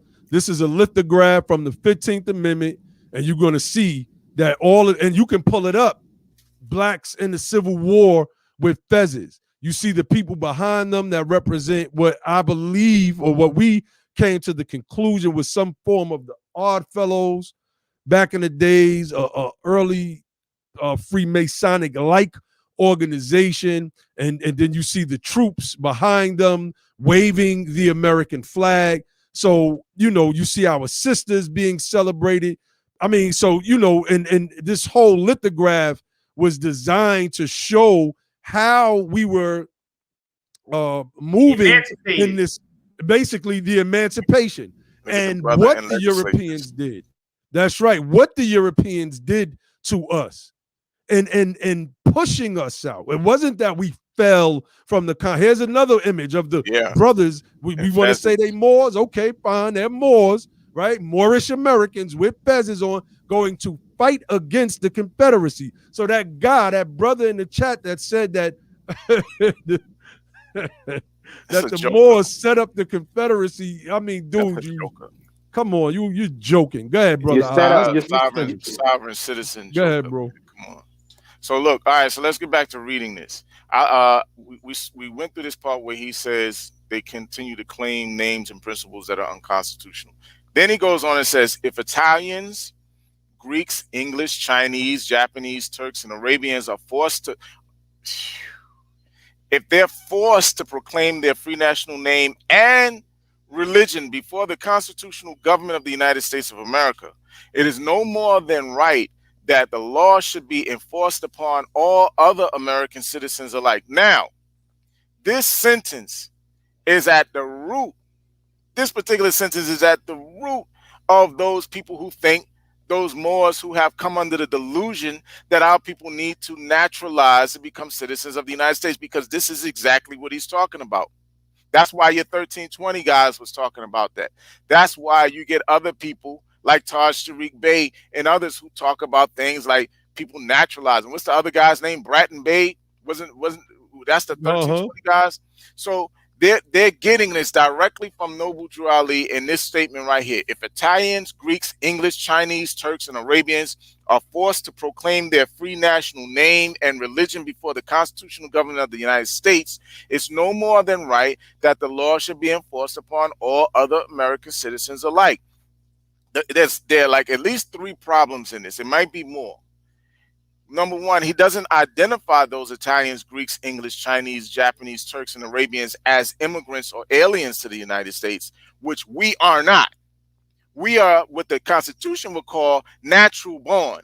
These people are immigrants trying to get citizenship in the United States and have to go through the naturalization process in order to become citizens and nationals of the United States. So they have to claim through an oath of allegiance to support the United States Constitution and cast off any allegiance to any foreign sovereign that they used to be in allegiance to. That's number one. And Ali, I'm sorry, but if you think about it, right, it's kind of contradictory to say that the 14th Amendment wasn't necessary for our salvation, and then say if other people were forced to proclaim their free national name and religion, because that's basically the 14th Amendment helps establish citizenship in the United States of America. And although we were citizens before the 14th Amendment, then how do you then come back and say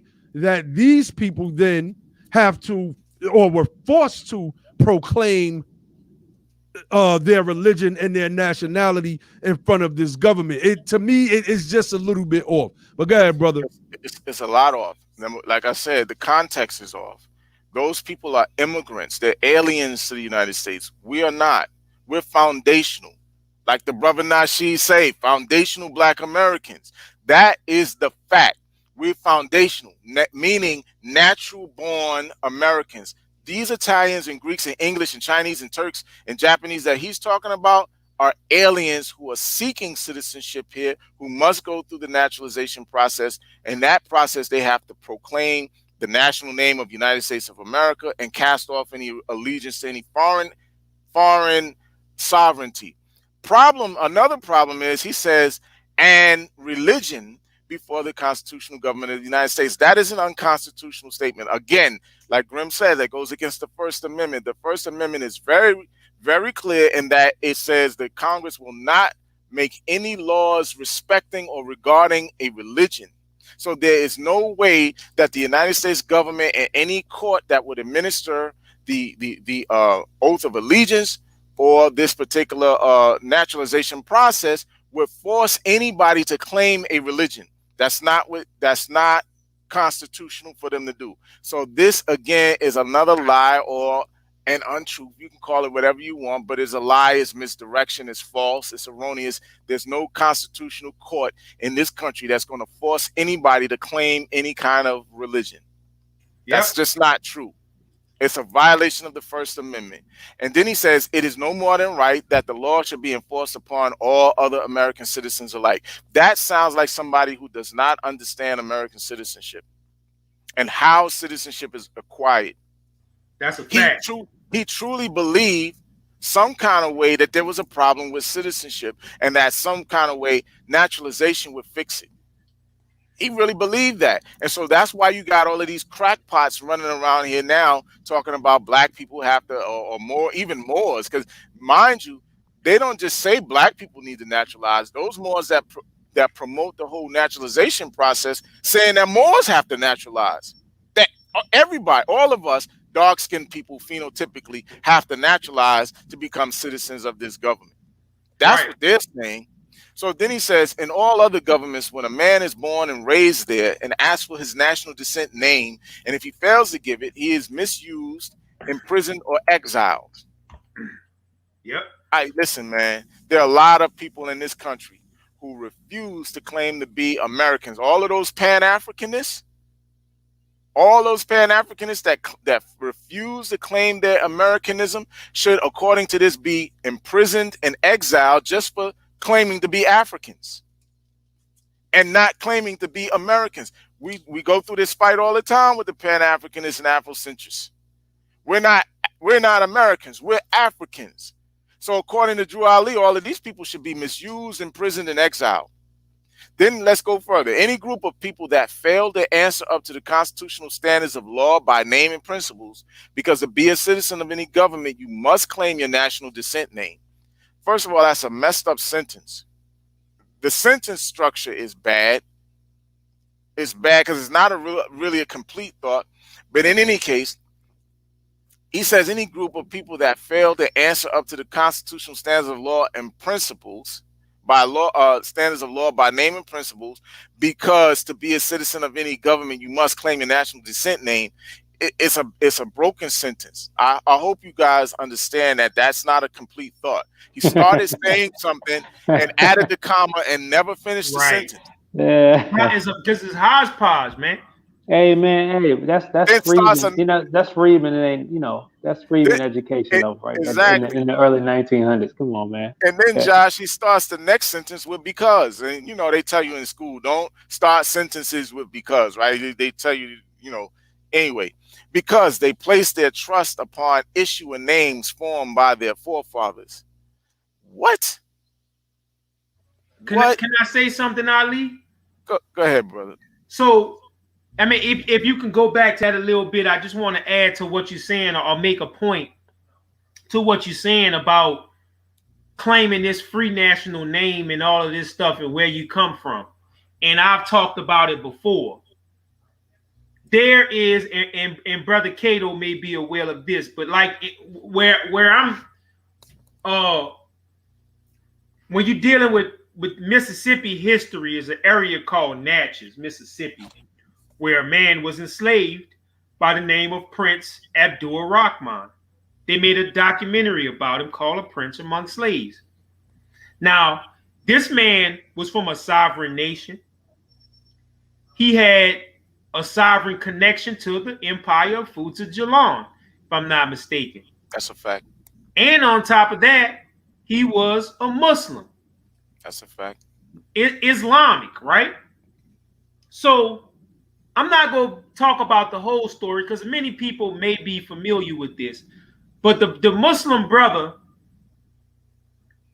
when he met in the Mississippi, when he was out at the market, he met another European that he saved this European's life when this European was in Africa. And the European was like, there's no way this man should be enslaved, right? So I think they started doing like some diplomatic work with the government and everything like that. So Prince Abdul Rahman tried to use the same treaty that some of these dickheads try to use now, which is the Moroccan Peace and Friendship Treaty, right? Just to start dealing, because basically, while you reading that, these guys in their mind is floating Morocco around in their brains. It's like Moor in their names is a free national, Moorish American, and that their free national name is Moor and their descent name is whatever, right? But anyway, Abdul Rahman, when they thought Abdul Rahman was a citizen, now he's a Muslim now, Islam should trump all, right? But when Abdul Rahman was using the Peace and Friendship Treaty, they were interested in obtaining his freedom. But when they found out that Abdul Rahman wasn't a Moroccan and that he was a Muslim from Fouta Djallon, I think it was James Madison, if I'm not mistaken, lost interest in helping Abdul Rahman obtain his freedom. So that goes to show you that all of these people really didn't have an interest in recognizing all nationalities. So if that was the case, Abdul Rahman knew who he was. He had a free national name and religion. And they still kept him in fucking slavery. And are trying to keep him in slavery, right? It got so bad that Prince Abdul Rahman was basically freed by accident, so to speak. Yep. In that they were saying that Abdul Rahman had to return to his master, that Abdul Rahman had to choose for him and his wife. Oh, by the way, Prince Hall Masons helped him, right? That's right, they did. The spooky evil Masons that all the Moors helped Prince Abdul Rahman on a speaking tour, telling his story, and fucking helped him get back to Africa. That's right, they sure did. You follow what I'm saying? It's in the documentary. Now, with that being said, that man had to leave his children in slavery to their slave master to be free or go back into slavery.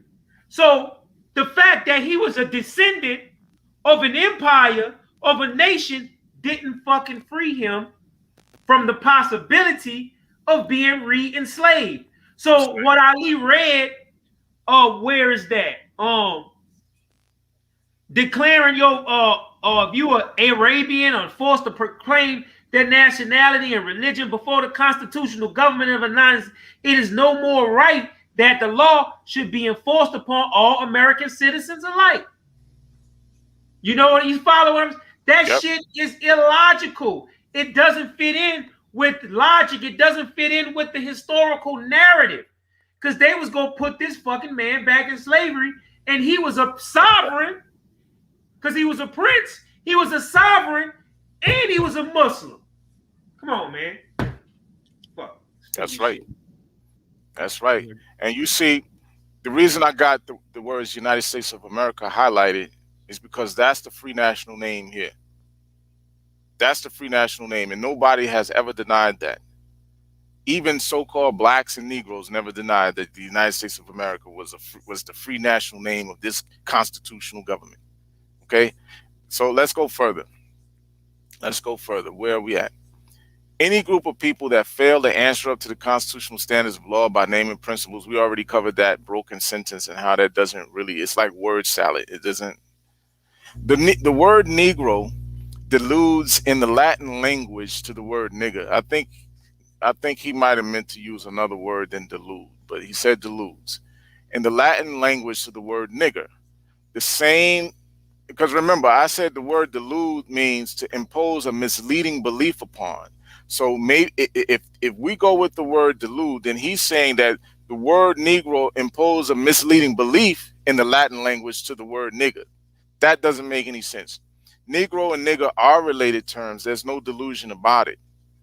The same as the word colored deludes to anything that is painted, varnished, and dyed. There's no delusion in that either. He's using bad words and everything.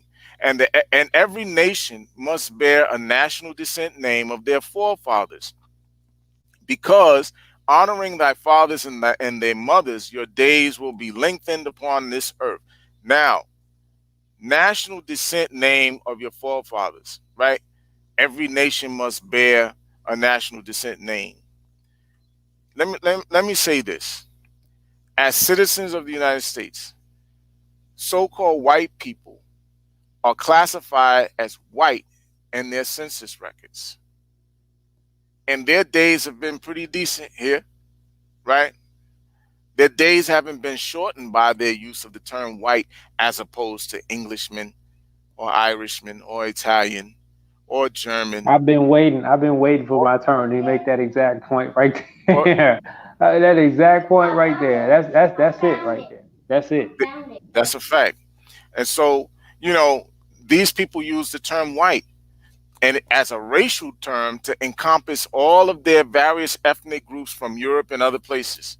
They use white, and they've had no problem using white as citizens of the United States and being the dominant society in the United States, with the majority of the wealth in the United States, the majority of the ownership, being bosses, being the majority of the billionaires in the United States. They've had no problem using the term white. None, right? It's not a free national. White is not a free national name. The guy who wrote the book, The Invention of the White Race, Theodore W. Allen, tells you that white was a colonial invention here in America. It's a colonial invention here in America. So that's not a free national name. It's not a national descent name for any of those people. They use it as a group, and they've had no problems using it. So again, this stuff that he's saying here is misinformation. It's not true, because Europeans have proven that it's not true. These names have never been recognized by any true American citizen of this day. Let me tell you something. The names nigger, Negro, black, colored are the very names that have been recognized by the so-called true American citizens of that day. That's exactly the names that was recognized. Those are only names. You run around trying to call yourself a Moor, right? Or a Moorish American, and you know what they tell you? You ain't no Moor. What I see is an African American male, a black male, you know, clean shaven, like they told them dudes from the Moorish and their lawsuit. The judge told one of them, I don't see a Moorish American. I see a clean shaven African American male, right? You get arrested.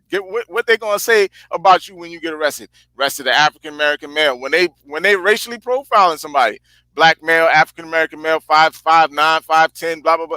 They ain't, listen, the names that are recognized by all the nations of the earth and by this government is nigger, Negro, black, colored, coon, Sambo, all of those kinds of things. Those are the names that everybody calls you. So I don't know what he's talking about there, but that's wrong too. Because in this government, right in the Dred Scott case, they talked about Negroes and black people and people of color. They talked about all of that stuff. So right. Those are the names that they do recognize. Right. And you already read from Abraham Lincoln. If you could stay right there for a second, brother, you already talked about Abraham Lincoln and the names that they recognized when our people ratified the Constitution of the United States. He didn't say nothing about no more. That's right. Even though some people try to change Abraham Lincoln's words to say to as if he said free Moors did this and free Moors did that. That's crazy. Not true.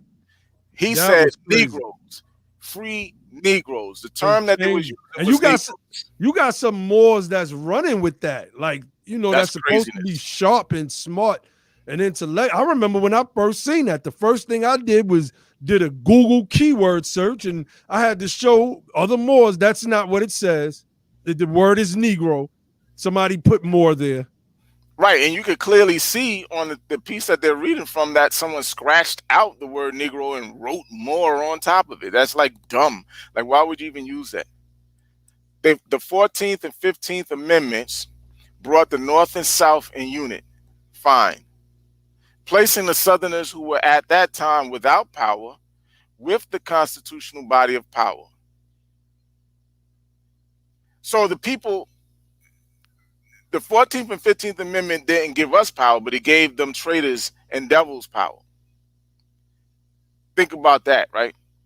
And then said that these amendments weren't necessary, but it gave them power. And at the same time, 1865, the free national constitutional law that was enforced in 1774 declared all men, notice he didn't say all white men or all Europeans or all Albions, he didn't say none of that, all men equal and free. And if all men are declared by the free national constitution to be free and equal, since that constitution has never been changed, which is not true, it has been, it's been amended, there is no need for the application of the 14th and 15th Amendments for the salvation of our people and citizens. Some people try to say that he said it's no need for the for salvation of our people as citizens, but that's not what it says. And that's qualified in the previous statements where he talks about he's looking for the true American citizens to help his people, true American citizens, to stop committing sins. Okay, so he's here again making the distinction between our people and citizens. But then he says the 14th and 15th Amendments were not needed for the application, or the application of the 14th, 15th Amendments were not needed for the salvation of our people. This is not true. It's not true. The 14th and the 15th Amendments were necessary for the purpose of clarifying, number one, how citizenship is acquired and who is a citizen. Number one. And some of the main things that was needed was it was needed to help during the Reconstruction period to disenfranchise those people who turned against and warred against the United States government. Look at Section 3, I believe it's Section 3 and Section 4 of the 14th Amendment. Most of these Moors don't go past Section 1. They don't go past Section 1, but the other sections speak to the actual history of what was going on at the time. It talks about what was going on. It talks about the people who acted in rebellion to the United States and how the 14th Amendment was structured in a way to disenfranchise those people as our people were at the same time being empowered. So the 14th Amendment was necessary to put in check the racists who turned against the government and who were fighting the government to keep us as Negro chattel slaves to them, while our people were being empowered in the Reconstruction period, which ultimately failed. The 15th Amendment says specifically that the right of the citizens to vote should not be cut off by any citizen or any state based on previous condition of servitude or because of race. So that's completely wrong. It was necessary. It was necessary, man. And that goes back to the fact that this document, see, and that's another thing that the sovereign citizens, the white sovereign citizens, have done. They basically borrowed and basically used a lot of pro-Confederate arguments to rebel against the United States of America, i.e. the Union. You follow what I'm saying? The first thing they say is that the 14th Amendment is wrong. The 15th Amendment is wrong. It was never ratified. The 13th Amendment was never ratified. So when we see people like, I hate to call names, but I'm going to do it. When we see the Taj Tariq Beys and the various Moors, the Aline Beys, the Duke of Tears, and people who accept these concepts of basically submitting this paperwork, you follow what I'm saying? And going against the government with saying that I don't need no license plates. All of this stuff has its origin in the sovereign citizen movement, which has its origin in a lot of Confederate ideology that survived via the daughters of the Confederacy and all of these pro-Confederate people that still live in our country today, who would want nothing more than to do away with the Reconstruction Amendments, the 13th, 14th, and 15th Amendment. You follow what I'm saying? So I'm going around my wrist to get to my elbow, as they say, to basically show y'all that Ali broke it down, that we needed those things to clarify things, to free the slaves, to enfranchise people to vote, to punish the people who rebelled against the Union.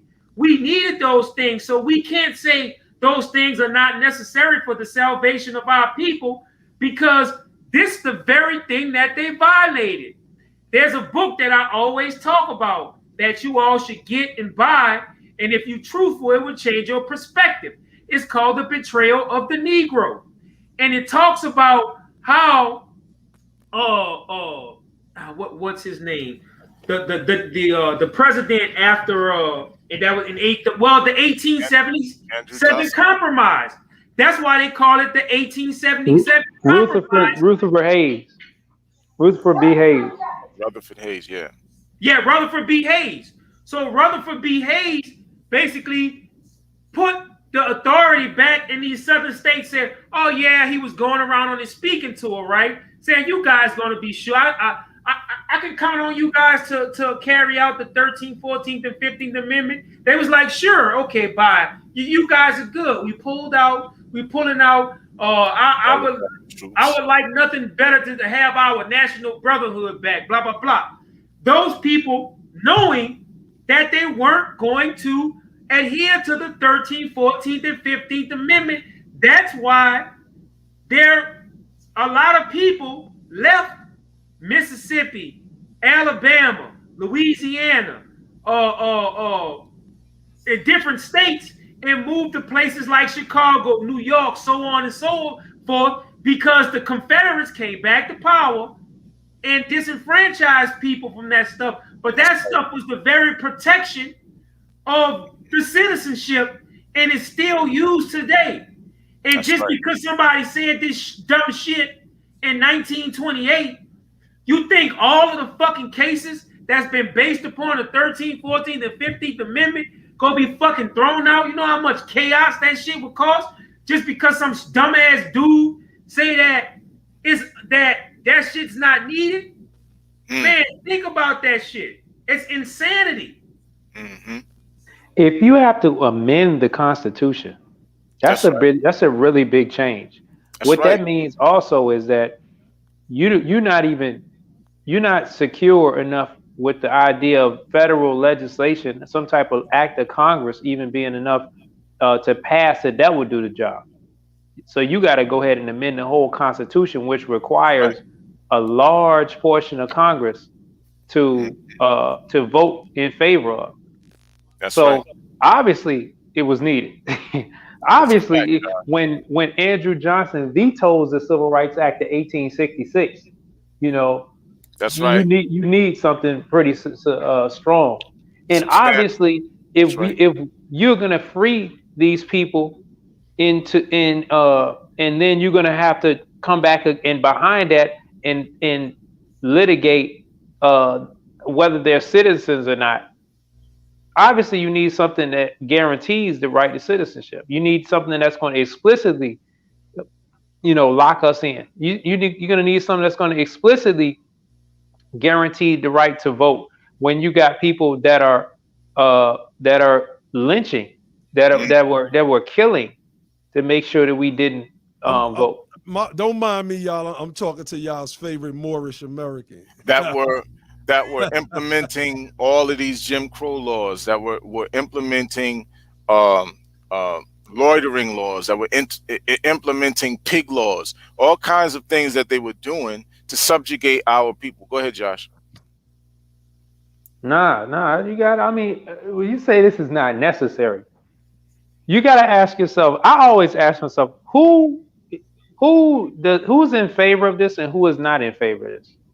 And if the person that is wanting to putting you back into, they'll keep you in chains, is in favor of it, chances are it's not in your best interest, because they're not for doing anything to empower you, anything to give you any type of advantage in society, or I don't even want to say advantage, anything to remove you from the status of subjugation.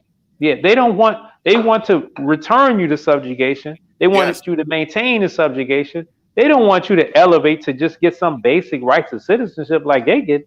No, that's not what they would be in favor of. So yeah, obviously all of these, and guess what? Even with that, we still experience what we experience. So obviously we needed more than that. Of course, that's why the 64, 65, 68 Civil Rights Acts were implemented, because they needed to do something else to try to enforce those particular constitutional amendments that they left our people hanging in the South with. People, listen, man, people don't understand. Literally. Not only was there the so-called Great Migration out of the South, where people were running from racial terrorism. Like I told the story about my mother's family fleeing from Florida due to racial terrorism, and they wound up. That's how our mother's side of the family wound up in New York. That's not a unique story. That happened to a lot of people's families who was leaving the South, fleeing racial terrorism, trying to find better employment opportunities, better political positioning in the northern states. And not only that, millions and millions of acres of land that people were losing in the South and across the country due to racial attacks by white people. This thing was deep. Go ahead, bro. No, I mean, I got the bloody shirt right here. I mean, it's on deck. You could get through the rest of this, and we can get into some. All right. Of that. Because it's a little bit left. A little bit. So and I wish Noble Drew Ali was still around, because I would like to have him on the Be the Power platform. Well, look, one of his new champions, Brother Tahaka Bey, has been texting me. Oh, go ahead and get him the link. Look, he's scared to debate Ali. He said he'll only debate me and Grim. Okay. Grim don't want to debate you. Let me just finish this, right? Let me say this. All right. Tahaka don't want to debate me. And you know what, brother? I'm going to say this. I give thanks to Tahaka, because it was Tahaka that really made me understand and realize that this institution and the people associated with that institution was people that I really shouldn't have been around. It's people that I should not have basically lent my expertise to and my labor and my time to. So I thank Tahaka Bey, man, for that. I honestly do. And if he still got my number. If he want my number, I'll give it to him. And me and him could have a personal conversation in that regard. But I thank him.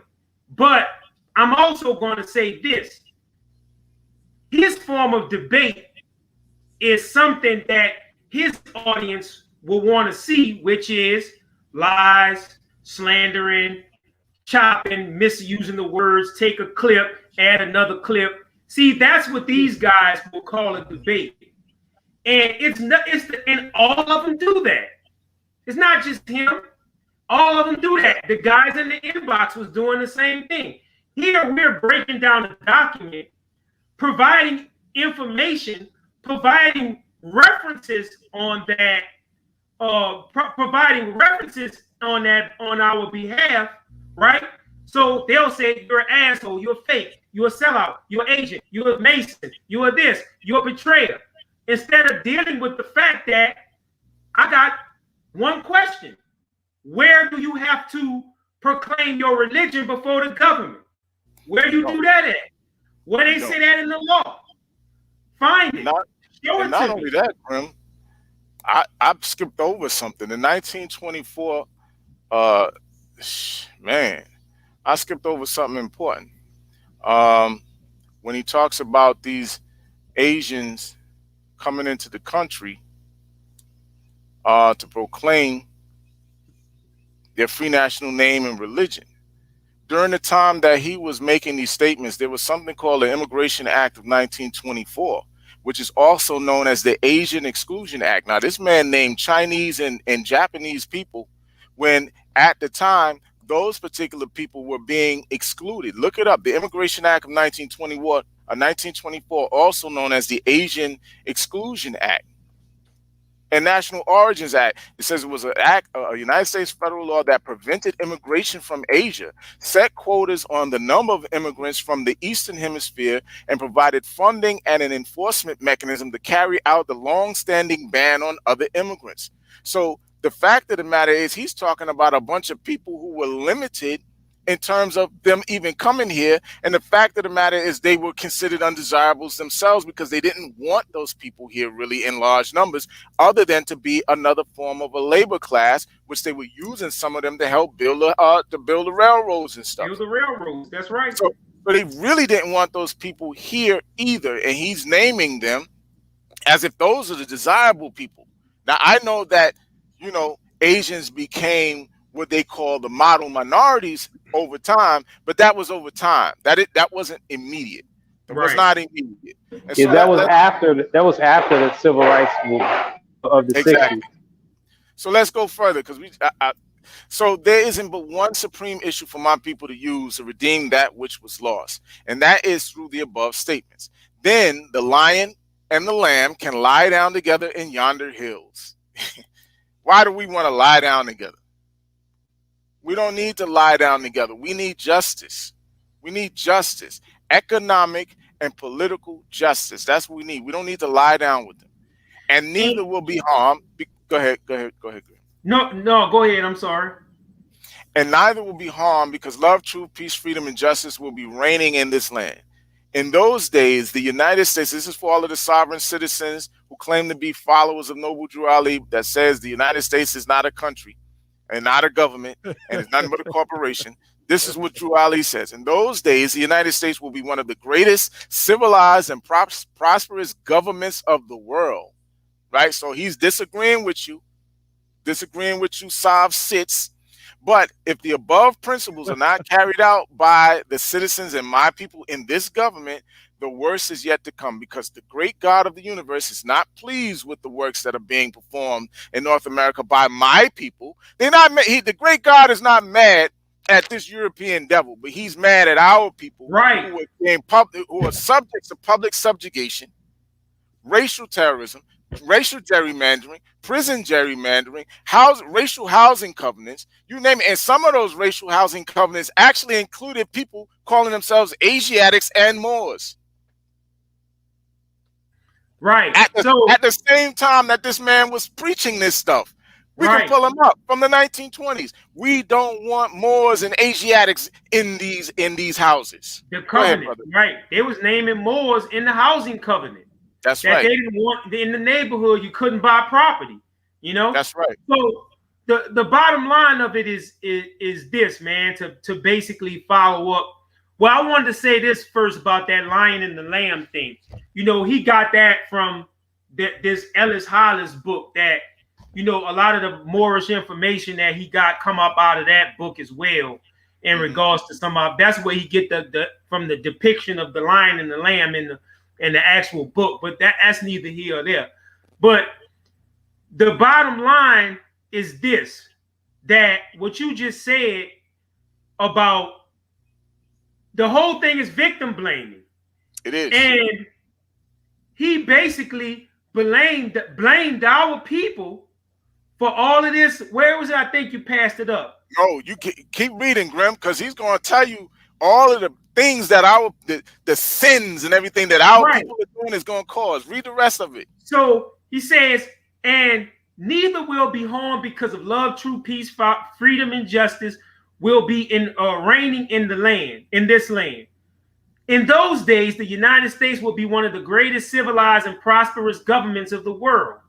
But if the above principles are not carried out by the citizens and my people in this government, the worst is yet to come. Because the great God of the universe is not pleased with the works that are being performed in North America by my people. So what works? And this great sin, keep going, read it. Okay. And this great sin, remember we told y'all in the beginning, keep looking for this word sin that Noble Drew Ali keep applying to our people. And he said, and this great sin must be removed from the land to save it from enormous earthquake, diseases, etc. And that the prophet do hereby believe that this administration of government, being more wisely prepared by more genius citizens that believe in their free national constitution and laws, and through the help of such classes of citizens. See, this dude he believed in a caste system in America, a stratosphere of citizenship. You follow what I'm saying? But white people, the part that got me, I just really thought about it, right?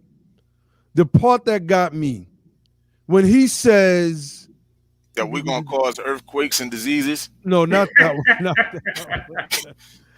that one. And I, the prophet, do hereby believe that this administration of the government, being more wisely prepared by more genius citizens. Come on. Like, what, you know, that part right there, it just, you know, made me do the Scooby-Doo. Huh? Right. Like, so when he says administration, is he speaking about the government at that time, the federal government at that time? Now, of course, that's the administration. So who was the president at the time? I think let me say, I think the administration when he was the president, during the president at that time, between he couldn't be talking about Woodrow Wilson. Not Woodrow, definitely not Woodrow. The one who was showing the growth of a nation at the White House. Right. Come on, Josh. Right. That's what I was just thinking about. He couldn't be talking about who was a Klan member. Come on, man. And the bottom line, it don't matter whose administration it was, because this entire document. No, it was Calvin Coolidge. Yeah, Calvin Coolidge. It was Calvin Coolidge. Well, maybe when he wrote it, I don't. Yeah, my bad. It don't matter what administration it was, because there's several things in his document that we pointed out is problematically unconstitutional and unenforceable and unlawful and in fact illegal. And it's victim blaming. So terrible.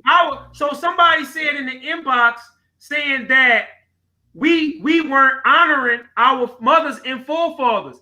That statement is victim blaming, because most of the people who were freed or emancipated, who became the freedmen, none of those people had any access to any certain sevens. Thank you. Any holy Qurans of Mecca, any Hebrew translations of the Bible, the Book of the Dead, or the Bhagavad Gita. You can keep that. We had no access to that. The only thing that we had access to was the religion that he gave us on the plantation. Come on, brother. The fucking slaves ain't believing that shit. That's how you got the amalgamations of what you call conjure or hoodoo. So to basically preserve their magical systems on the plantation, they build it under verses in the Protestant Bible. So instead of making an amulet, for example, the 23rd Psalm, which most black people have hanging in their home, that became the talisman.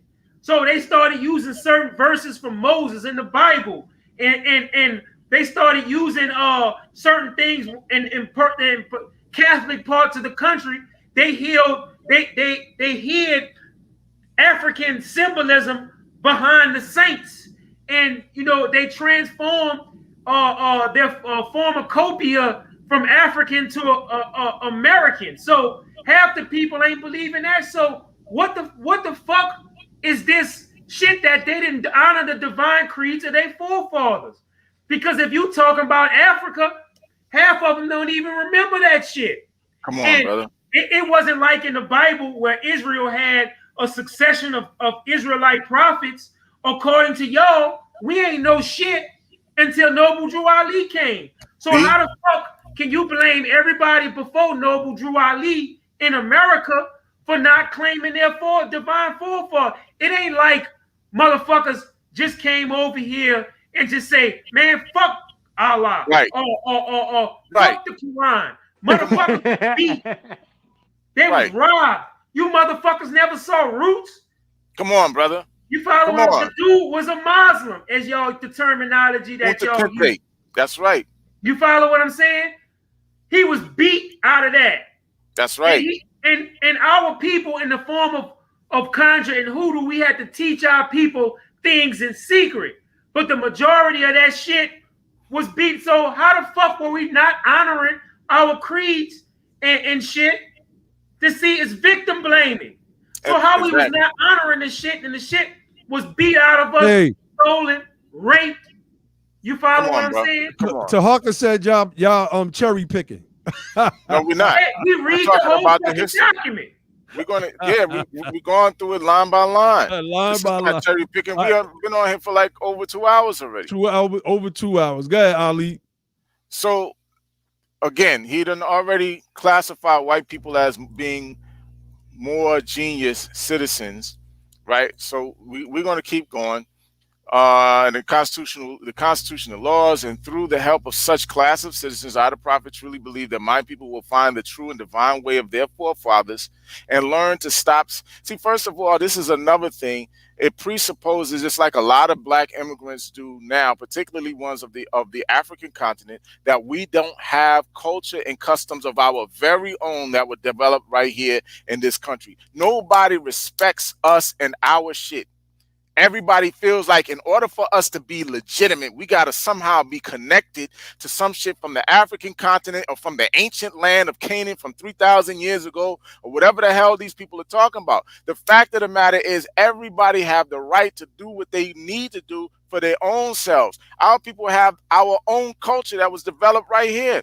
Our own customs developed right here based on our specific and particular experiences right in this country. And you know what? Based on our particular experiences in this country came a great and powerful people that has been leading the rest of the world in culture and custom and swag and everything. Everything. The native black American, the foundational black American, the descendants of freedmen, we are the leaders of everything culturally in this world, even politically. Everybody watches us. Everybody's looking to us for support and direction. All right, so y'all busy worrying about all these other people when y'all don't know nothing about the greatness of your own tribe of people right here in this country. You're so busy looking outside. That's what Afrocentrism has done for our people. That's what this stuff has done for our people. It makes everybody look all into all of these other things. But if we start asking people about Prince Rivers and Hiram Rebels and all of these type of people, they're not going to be able to tell you anything about them because they don't know nothing about them. They don't know nothing about their own people right here. And one of the things that we got to start realizing as we're talking to these people who are detractors, the Moorish Americans originally were descendants of freedmen. Now, the Moorish Americans is a conglomeration of a bunch of different types of black people who are not descendants of freedmen, who don't have any connection to our plight in this country, and they so busy. That's why so many of them talk disrespectfully to us as we start to try to articulate that's right, they're immigrants. There are a lot of immigrants in that Moorish American movement, and those people are not connected to us, man. Those are different people. We all share melanin, but just because we share melanin don't mean we share the same experience, don't mean we share the same value system, don't mean we share the same customs, culture, or anything like that. So the fact of the matter is that's another aspect of this reality that we have to start contending with, that we are not talking to the same people all the time. Some of these people that we're talking to that are calling themselves Moorish Americans are not members of our tribe. That's right. Another Yeah, message. let's pop on, man, with the rest of this document, All because right, I don't go ahead, think we got to Ali. the Jim Crow So- thing yet. So I, the prophet, am hereby calling aloud with a divine plea to all true American citizens, aka white people, to help me remove this great sin which has been committed and is being practiced See, by great my sin. That's It's right. great sin. Being practiced by my people in the United States of America, because they know it is not the true and divine way, and without understanding, they have fallen. Nah, we didn't fall. Somebody pushed us from the true light into utter darkness of sin, and there is not a nation on earth today that will recognize them socially, religiously, politically, or economically. That's BS, because Minister Farrakhan can go around the world and be treated like a statesman as a so-called black man in their present condition of their endeavorment, in which they themselves try to force upon a civilized world. We force the terms. Go ahead, bro. So I'm sorry, Ali. Go ahead. Go scroll back up, though. I don't want you to braze on, because there's a lot of shit. I want to get through this thing. my bad. No, it's all good. Like It's a lot to break I'm down. just follow up with what Ali said. You know, I keep emphasizing this to help me remove this great sin. What sin? What fucking sin has been committed and is being practiced by my people? What sin? So let's get back to the whole thing. What was Let's our go people back to doing Chicago. at that time? There you go. At that time. What was our people doing? Right. Let's go back to Chicago. Man, the freedmen went to Chicago. It was hard living, but the freedmen did all kinds of genius shit in Chicago. Black politics was on and popping in Chicago before Noble Drew Ali made his advent in the area. People were voting, making political moves. Black politicians on the rise. Black businessmen. We talk about Jesse Binger and all of that kind of stuff. Them dudes was making power moves.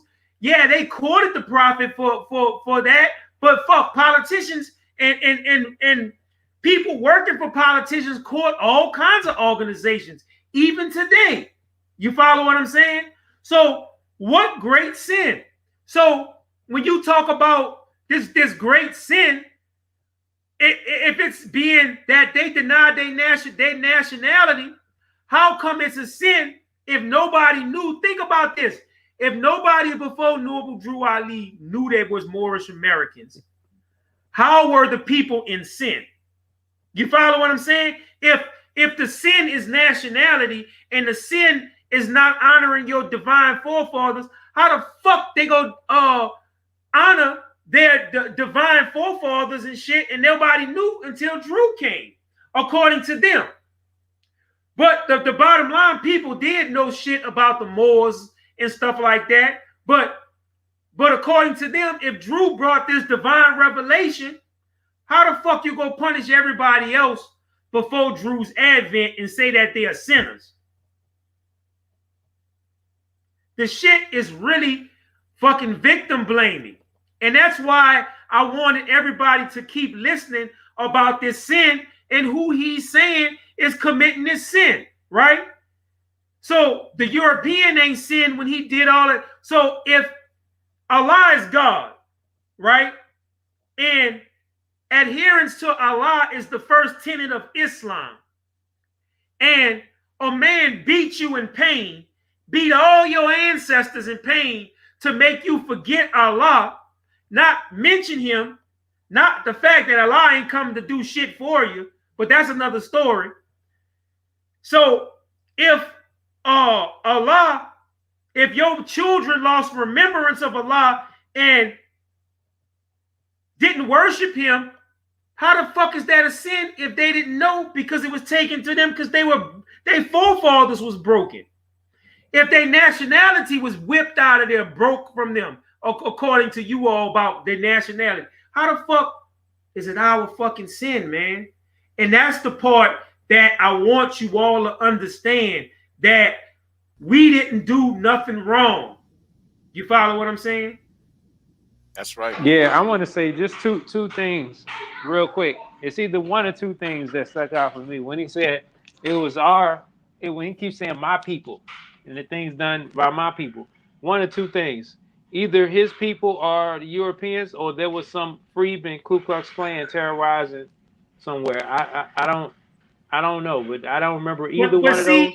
So I don't know remember, what the hell he talking about. remember, Noble. See, we got to bring this document into context as well.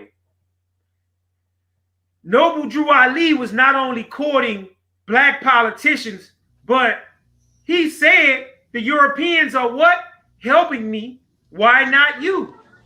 So Noble That Drew which means Ali giving was him some also money. in a circle of a lot of white politicians. Remember, he was invited to the inauguration of a governor. Remember, of the governor of Illinois, who happened to have been the Grand Master of Masons in the state of Illinois and a 33rd degree Mason. See, a white one at that. So the white Masons, not the fucking enemy, you go into their inaugurations. But basically what I'm saying is that I believe that this document was meant to placate white donors to fix this fucking black, quote unquote, so-called black fucking problem with these savage niggas. The Negro problem. The Negro problem. So I'm gonna fix these niggas. They ain't right. These niggas need turbans and fezzes, you know. And basically, y'all gotta remember that Orientalism and a lot of Orientalism around the world, that people usually dressed our people in Asiatic garments when they were their servants. You follow what I'm saying? So it's this whole anti-black, anti-freedman demonstration was basically all tied into Orientalism, the kind of like civilized servant class. Y'all follow where I'm going with this? Civilized servant class dressed in Asiatic garb. Yep. You follow what I'm saying? That denies their freedman heritage, that basically say that everything that we fucking fought for in the Civil War was fucking sin and wrong. Yeah, let's carry on, bro. I'm sorry. What So, you got, all right. what you had pulled up, Ali? That was a list of African American legislators in Chicago, the history of African American legislators in Chicago, and like a whole timeline and breakdown of their time of service and everything of that nature. So I was just highlighting some of them that were in there before Drew Ali even got to Chicago, people that were already being elected. A lot of times people feel like black folks couldn't do any kind of voting, you know, and the Moors was doing this and black folks couldn't do this. Now, they wasn't just blacks weren't just voting, they were actually running for, they were actually holding political offices, while Moors were just trying to figure out how to become a voting bloc up there in Chicago. So let's just keep going, because we're almost at the end. Yeah, I just want to say one more thing real quick. Just keep in one more thing. Just to keep in mind, you know, like a lot of us were, this was during the Great Migration, like the beginning parts and the high parts of the Great Migration. So you think about the people that's coming there. They're not coming there. They're coming there with a purpose. They're coming there like to escape Jim Crowism, is to escape what's going on, to deny their vote. So they're coming there like politically aware. It's not just regular citizens who are not trying to be involved. That's right. That's right. All right. So in their present condition, talking about our people, his people, the Moors, the Moorish Americans, aka black people, Negroes, in their present condition of endeavorment in which they themselves try to force upon a civilized world, they will not refrain from their sinful ways of action, and their deeds have brought we brought Jim Crowism and segregation and everything that harms or that brings harm to human beings on earth. Did you hear what this shit is? Listen, in their present condition of their endeavorment in which they themselves tried to force upon a civilized world, these cracker devil bastards are the civilized world. They will not refrain, talking about Moorish Americans, black people, will not refrain from their sinful ways of action, and their deeds have brought Jim Crowism, segregation, and everything that harms to human beings on earth. So you're talking about, now mind you, he's talking about the descendants of freedmen did all of this.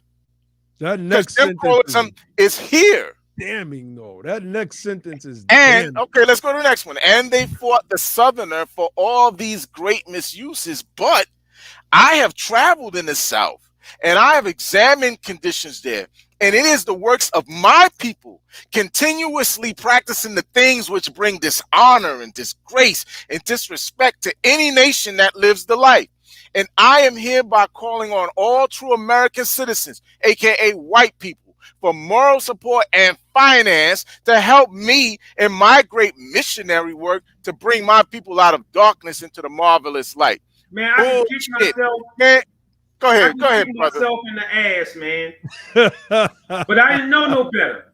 You follow what I'm saying? I can kick myself in the ass. Hey, I'm sitting here listening and reading along, and I'm thinking about all of the justifications that I gave, and I don't even know if they were justifications because I didn't.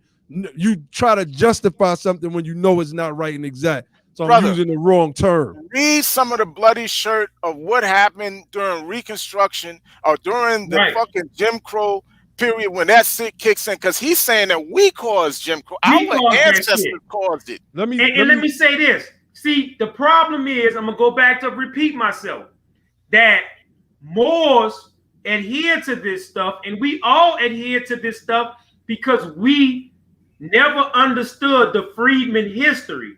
That's right. Now we understand the freedmen, and we telling you, proclaim your free national name as fucking descendant of freedmen. That's right. That's what we're telling y'all now. Because the freedmen language is the real thing that's codified in the law to give us our rights, and our restoration via reparations as a group of people in this country. That's right, brother. Being a Moor, you follow what I'm saying? Is that shit, you know, hey, I'm a Moor, great, fine, I'm a Moor, but that ain't go free me.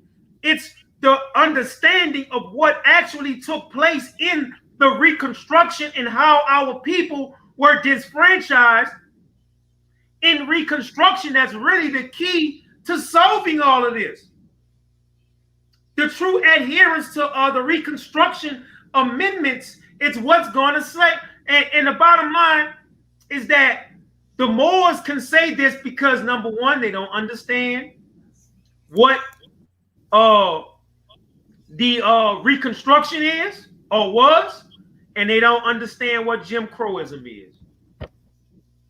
Let me read Nobody wanted to be the offspring of slaves. No, to be even further, nobody wanted to be enslaved. Nobody. I don't care if you called yourself a Moor or not. No one wanted to be enslaved. Who the hell wants that? But go ahead, brother. Go ahead. All right, let's read from the bloody shirt. Now, for anybody that has this book, particularly in the Moorish movement, there's no way that you can read this book right here and then still agree with the divine warning of it. I'm sorry. You just can't. So let's start on page 7. And bear with me. It's only a one page. I'm gonna read a little bit. A bald fact. Wait. This book highlights, before we get into, this book highlights the atrocities of the Southern white. And when we say white, we spell it WIGHT. Do a Google search and click on Go look it up. Go look it up, right? And what they did to not just our ancestors, we got to be fair here, but what they did to the Northerners that they call carpetbaggers. That's right. Oh my God. They did us dirty. And they did them as dirty on some occasions. Caught them up. I mean, one tale in this book talks about how they basically blew this one carpetbagger, as they called them, this Northerner, to smithereens because he was teaching the Negroes how to read and write, educating our ancestors. So let me read.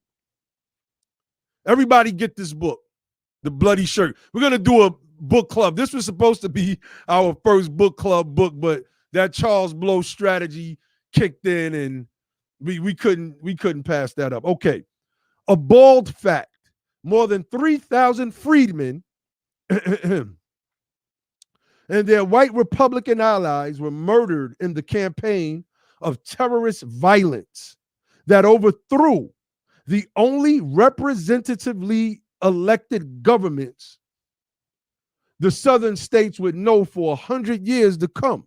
I almost want to go back to that. Hold on.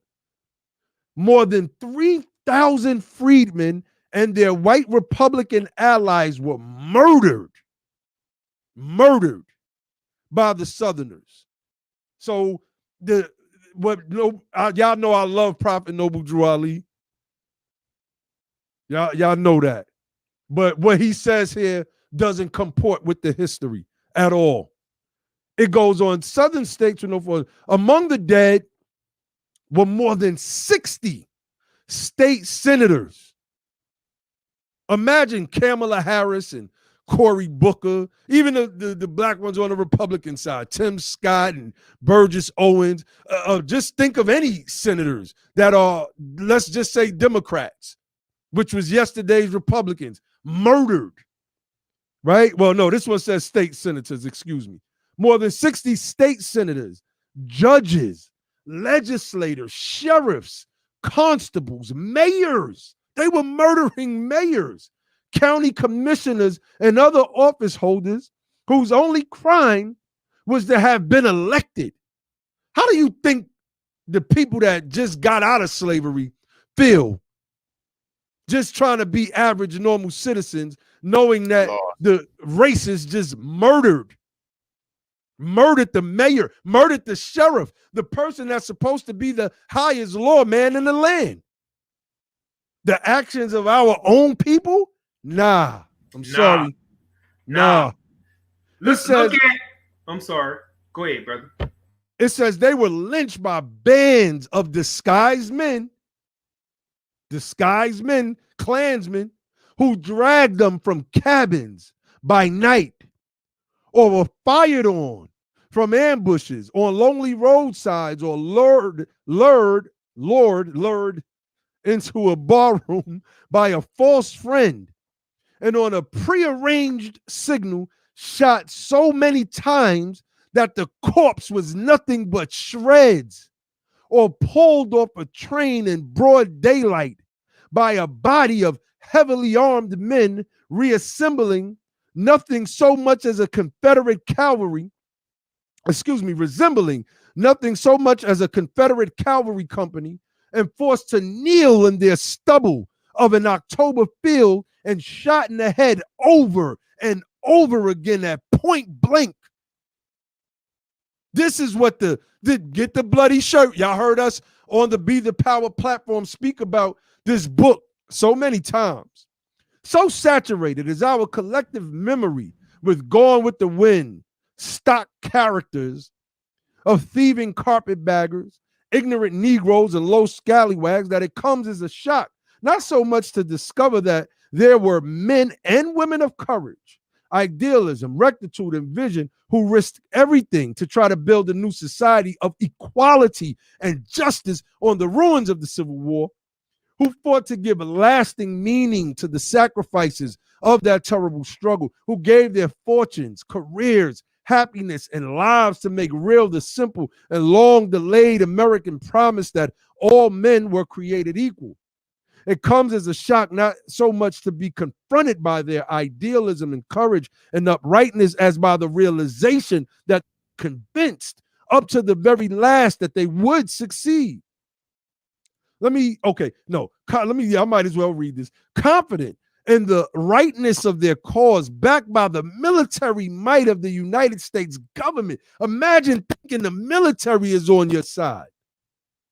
secure in the ringing declarations, now the supreme law of the land, embodied in the 13th, 14th, and 15th Amendments of the Constitution. So not only is the military on your side, you believe, but you believe that these bills that have been passed in the sacred document that is the United States of America's Constitution also got your back. That not only was slavery dead, but that the equality and the right to vote were the patrimony now of all Americans. They could not imagine that their nation could win such a terrible war and lose the ensuing peace. Lose the nation undeniably did. In 1879, an exhausted Albion Tourget, an Ohio-born man who, as a state judge in North Carolina, had fearlessly defended the rights of the common man, colored and white, who had defied Ku Klux threats and the sneers of the conservative bar, black conservatives. You people are anyway, of the conservative bar when he impaneled African Americans on juries. This Albion Tourget said the Negroes are citizens and we're going to put them on juries, and fined lawyers for saying nigger in his courtroom, gave a rueful and weary interview to the New York Tribune. Check this out, family. Because y'all have heard our brother Logic read this quote on Be the Power many times, but now we can read it in a different type of context. He said, in all, except the actual results of the physical struggle, I consider the South to have been the real victors in the war. I am filled with admiration and amazement at the masterly way in which they have brought about these results. The way in which they have neutralized the results of the war and reversed the verdict of Appomattox is the grandest thing in American politics. How did you expect us to have wins in those days? How was it the ways and the actions of our people? How did the sin go? How did their sin become ours when we had no power? It didn't matter what we called ourselves. That's right. We could have called ourselves anything. These people did not care. When you look at the racist covenants in the North, Minnesota, for instance, when they did their racial covenants, it says that no Negro, no Moor. This is the 1930s, because this is in the Midwest. I seen this is in the 20s, brother. Huh? You seen some in the 20s? During Ali's time. Oh, yeah. Okay, you see what I'm saying? So now it didn't matter. Pull up a documentary called Jim Crow in the North, and they're touching on the racial covenants in Minnesota particularly. And it says no Negroes, no Moors, no, I think it says Arabs, etc., etc., etc. Some of them say Turks, some say Asiatics. Yep. That's right. So, yep. Yeah. This was eye-opening for me. My brothers and I debated on this thing, but I've never been one to turn from the truth. Can you share my screen while you're talking? Go ahead, brother. No, go ahead. Matter of fact, go ahead. Get into it. It's there. The part that I have highlighted is a part that really bothers me. Mm-hmm. And I want to read it again because, like I say, I like driving stuff home because, you can't deny this. He says they will not refrain from their sinful ways of action, and their deeds have brought Jim Crowism and segregation and everything that brings harms to human beings on earth. He said, we did that shit. You follow what I'm saying? So if that ain't victim blaming, I don't know what is. And if you're some smart scientist that learned some shit in a depth chamber that we don't know about and all this bullshit where you guys pretend that y'all know stuff that other people don't, fucking tell me. Debate it. Other than that, I'm going to say, dude was a fucking victim blamer. Did I defend him at a point in my life? Yes. Did I defend this at a point in my life? But really, man, man, we all know in many aspects, we had to defend our Moorishness or whatever. We had to defend this in order to defend our Moorishness because we felt that our Moorishness was granted through connection with him, when in fact, this dude wasn't even the first person to talk about fucking Moors. It was Robert Benjamin Lewis, but we get to that later, right? It was Robert Benjamin Lewis. It wasn't Noble Drew Ali. Now, what is Jim Crowism? You know what I'm saying? And that's what Moors, if you knew what Jim Crowism was and you truly loved your people, you would never say that we brought that shit about. That's right. That's a fact. Jim Crow laws were state and local laws that enforced racial segregation in the southern United States and elsewhere within this country, the United States.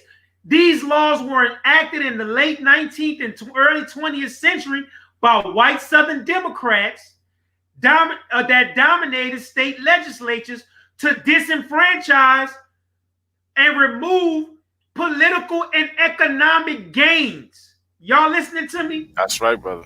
We made political economic gains as black people, Negroes, and former slaves in the Reconstruction period.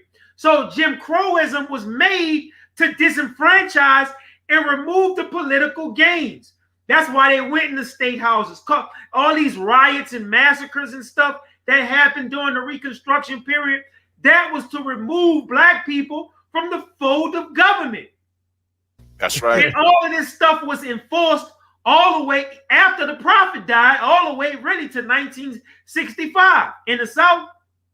The practice of Jim Crowism basically mandated segregation.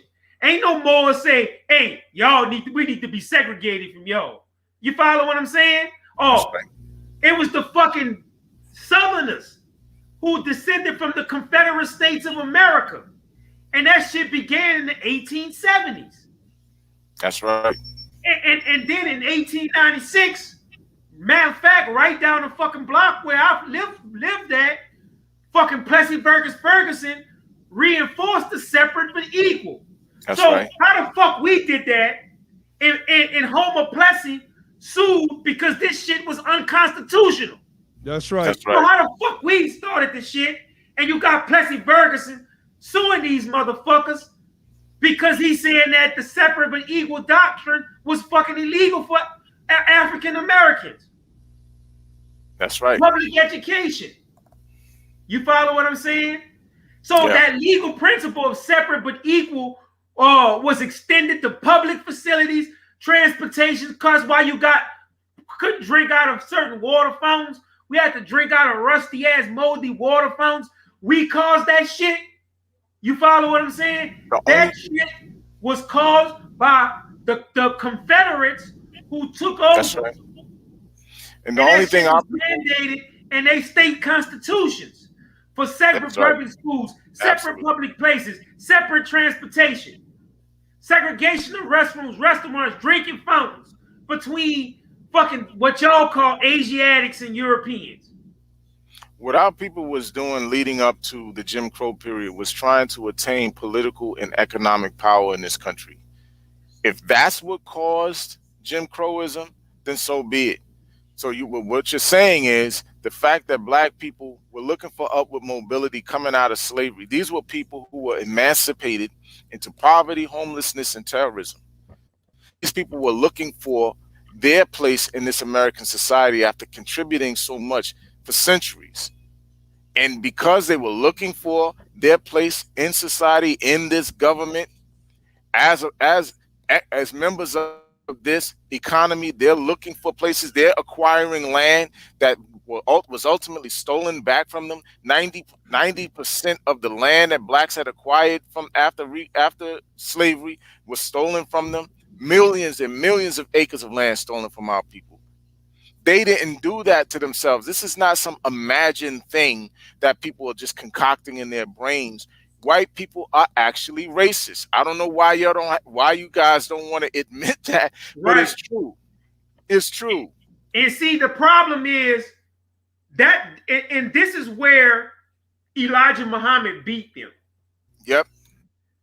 Because see, Elijah Muhammad understood what, don't get me wrong, he took a lot of teachings from Noble Drew Ali, right? But see, Elijah Muhammad understood that this shit was a racial problem, not a nationalistic problem. Come on. That's why, or nationality or citizenship problem, because the Moors believe that if you proclaim your nationality and your birthrights, you'll be okay in this country. You will be a citizen and all of that kind of good stuff. Elijah Muhammad understood that it was a racial anatomy that was set up. So he was able to teach the racial part of what was going on. And that's why he was so successful over Noble Drew Ali's followers, because they actually believed that if you got a nationality card, you wave the American flag with the Moroccan flag or the Moorish flag, that you were well off. I want to say one more thing, man, about Jim Crow. Mm-hmm. Look up the Jim Crow and what that shit really was and what it represented. Jim Crow laws were basically named that basically after a minstrel show. Mm-hmm. As a matter of fact, bro, can I? Yeah, I'm gonna stop. Go ahead. Yeah, I'm gonna just go into this. During the Reconstruction period of 1865 and 1877, federal laws provided civil protections in the U.S. South for freedmen. That's right. African Americans who had formerly been slaves and the minority of black people who had been free before the war. In the 1870s, Democrats gradually regained power. We've been talking about that the whole show. So these Southerners regained power in Southern legislators after having used insurgent paramilitary groups such as the White League, the Red Shirts, the Chameleon League to disrupt Republican organizing, run Republican office holders out of town, and intimidate black people to suppress their voting. Motherfucker, we caused that shit, you fuck. I got one. Hold on. Come on, brother. Oh, you was reading more, Grim? Yeah, a little bit more. Extensive voter fraud. See, they're accusing us of voter fraud right now, and they the ones that's doing that shit. Yep. Same shit, different time. Extensive voter fraud was used in one instance, an outright coup or insurrection in coastal North Carolina led to the violent removal of democratically elected non-democratic party executives and representatives who were either hunted down or hounded out. Gubernatorial elections were closed and had been disrupted in Louisiana for years, with increasing violence against black people during campaigns, right? That's right. So the bottom line is that the term Jim Crow actually came from the minstrel shows that when they made fun of our people in blackface. So the laws that was meant to suppress us was basically named after this minstrel show that mocked freedmen. That's right. So how the fuck we caused that shit? That's right. And the more and more I think about it, it pisses me off for someone to even make that insinuation against the freedmen who came to power and were intelligent men out of slavery who took control of the government through democratic means. Yeah. All right, How the fuck you gonna say we caused Jim Crowism? God damn it. If you can answer that question, I'll shut the fuck up. I'll never say nothing again. I'll put the link in the chat. I'll put the link in the chat. Okay. Yeah. But I got one for y'all. I got one. This comes from out of Mercer Baradaran's book, The Color of Money. And it deals with black banks. It's funny because I'm gonna be debating Rob Bourne and them soon. You know, little light work. I ain't been in the ring in a while. You know, sometimes you just want to go in to, sharpen your skills up a little bit. And I know they listening. So it's she writes in her book, after emancipation, black communities formed hundreds of mutual aid societies. Key word, Robon. I know you a Seneb listening. To work toward economic self-sufficiency. They set up charities to take care of the poor and sick, to educate each other. Quote, we have progressed a century in a year, said one freedman.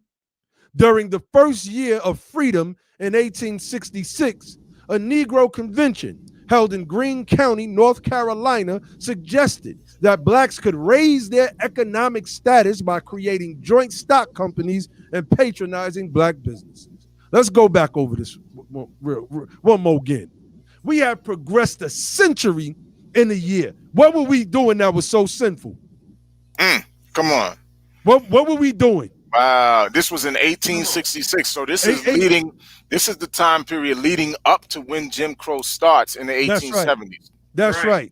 A Negro convention, a convention held in Greene County, North Carolina, suggested that blacks could raise their economic status by creating joint stock companies and patronizing black businesses. And this ain't have nothing to do with no Pan-Africanism and Afrocentricity, Robon. And I'm going to show and prove like we always do.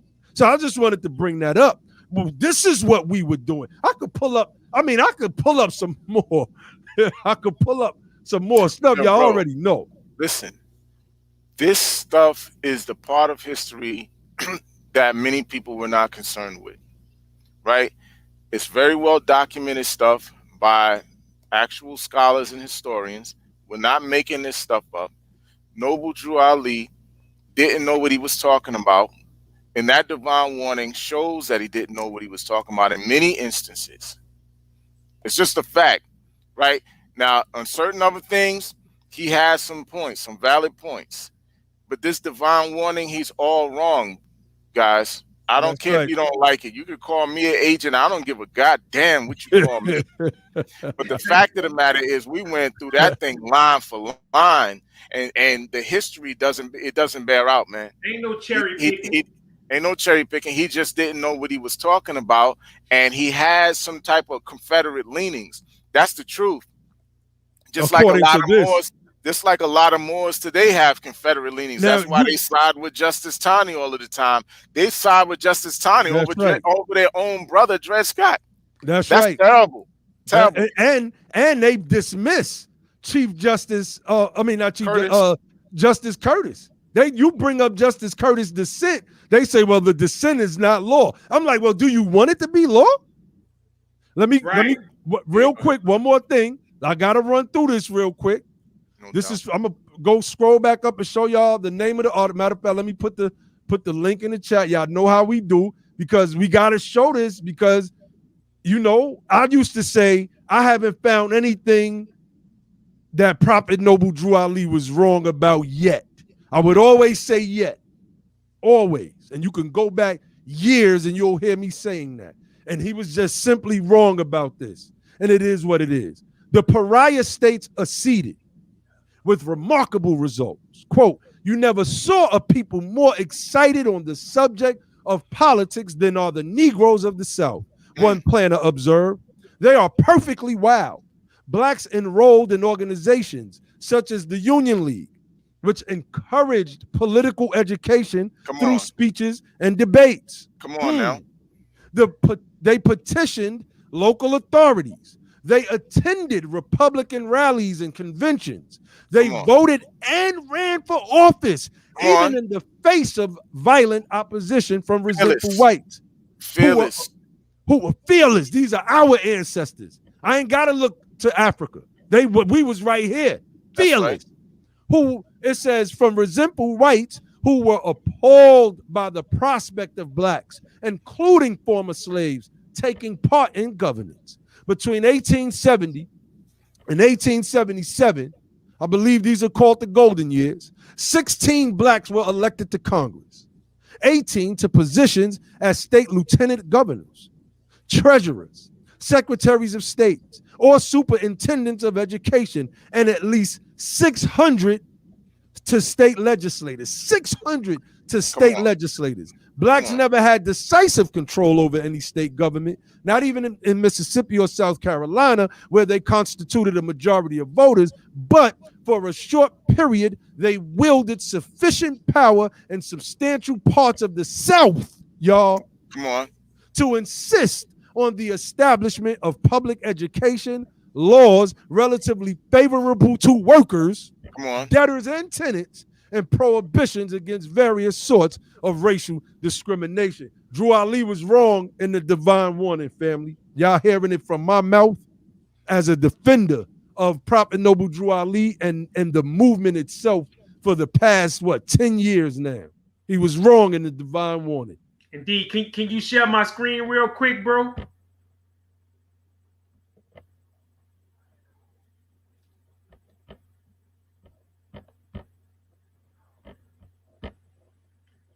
Yeah, it's not pulled up.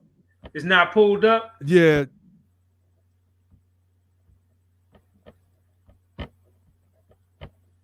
So he's doing that. I mean, there's too much. There's too much evidence to Nobody Hawker. wants to come on. Nah, nobody want to come on. Let me put the link in the chat again. Let me put it in there again. Come on. I mean, you know that. These were pro-Confederate statements. See, this is what I like to do. And I said this to Hawker when I was going through the texts with him when he was texting me about setting up a debate. I wanted him to just have a conversation, right? So when we do this, you'll be notified that it's being done, and you can have the link. And if what we're saying is wrong and you know it's wrong and can prove it, do like Brother Lord Abba used to do and just show up. Come through. Pop up. I used to just pop up. Who said what? Time. Where? I'm there. I'm there. Come Call through. out my name. Go ahead, Grim. And I just wanted to show this picture, right, of these brothers in the reconstructed Constitution. Come on. All of these freedmen, right? So I'm just want y'all to see this image, man. Oscar James Dunn and all of the different statesmen, man, in this picture. And I want to say this. Are these proclaimed Moorish Americans? Are these people that? Nope, they not proclaimed Moorish Americans. Oh. These people are freedmen. And my whole thing about it is this. Look at these men. Look at them. I just want y'all to take the time to look at these men and what they endured through their lifetime and through even the people that came before them. They were born in slavery, most of them. Their parents was born into slavery. And look what they became like shortly after the Civil War. Come on. Powerful statesmen. What the quote said, Grim? We have progressed a century in a year. Exactly. Progressed a century in a year. What can these men have done that caused Jim Crowism? Look at them. Look at these nobles. They talk about calling themselves, these the true nobles. Come on. These the true nobles. What could these men have done that caused the sin and the Jim Crowism? And everything that will harm the entire world. And everything. Matter of fact, these people freed the fucking world. Come on. Freedmen free. Every concept of freedom all around the planet is influenced by African-American black fucking struggle. That's right. Where are you Barack and Moorish niggas at? Come on. Where were y'all at? You motherfuckers, by the time Martin Luther King made his advent, nobody barely even knew what the fuck a Moorish American was. That movie goddamn near died. That's right. And it only came into back into the mainstream maybe 2 decades, 3 decades ago, or whatever, with the advent of Taj and all of these people who thought that they could use that Confederate ideology, right, to get some shit for free. That's right. Come on now. Man, don't text to Hawker. Just jump on. Don't text. Yeah, come on, man. On. Come on and talk to us, brother. If Hawker's watching, I want to say this. You watching? Ain't nobody go disrespect you. Ain't nobody go jump you. No, he knows that. He knows that. And I want to make it publicly known. If you have something to say to refute this, jump on. You follow what I'm saying? Now's the time. Now's the time. Nobody go over talk you or whatever. We gonna let you make your point. If you have something so profound to have a rebuttal against what we put out there, come on, man. It ain't gonna be no cursing you out, no clowning you or whatever, or none of that stuff. We leave that to you. Because see, we know how you operate. You follow what I'm saying? So ain't nobody up here got no narcissistic personality. You follow what I'm saying? Nobody's gonna come up here and chop your words up. And cause see, this is what you've done, right? Like even when you was debating me back in the day about some stuff, you never wanted to appear on the same platform as me. Woo, talk to him. You follow what I'm saying? So what you did was you just took some little clips, made your little DJ clips and all of that kind of stuff, put that stuff together. I want to be your friend. Huh? I want to be your friend. Yeah, and your followers ate that up because see, this is a YouTube generation. That's right. And see, people like mess. They don't like truth. And I remember when all that stuff was going on. And I ain't gonna lie, it hurt me. You follow what I'm saying? But then when I go back and I see and I read that stuff, a lot of people who was in support of all of that bullshit was like people who would come from me for light, knowledge, and truth. So that showed me the true character of the people who are basically associated with this stuff. So that's why I fell back.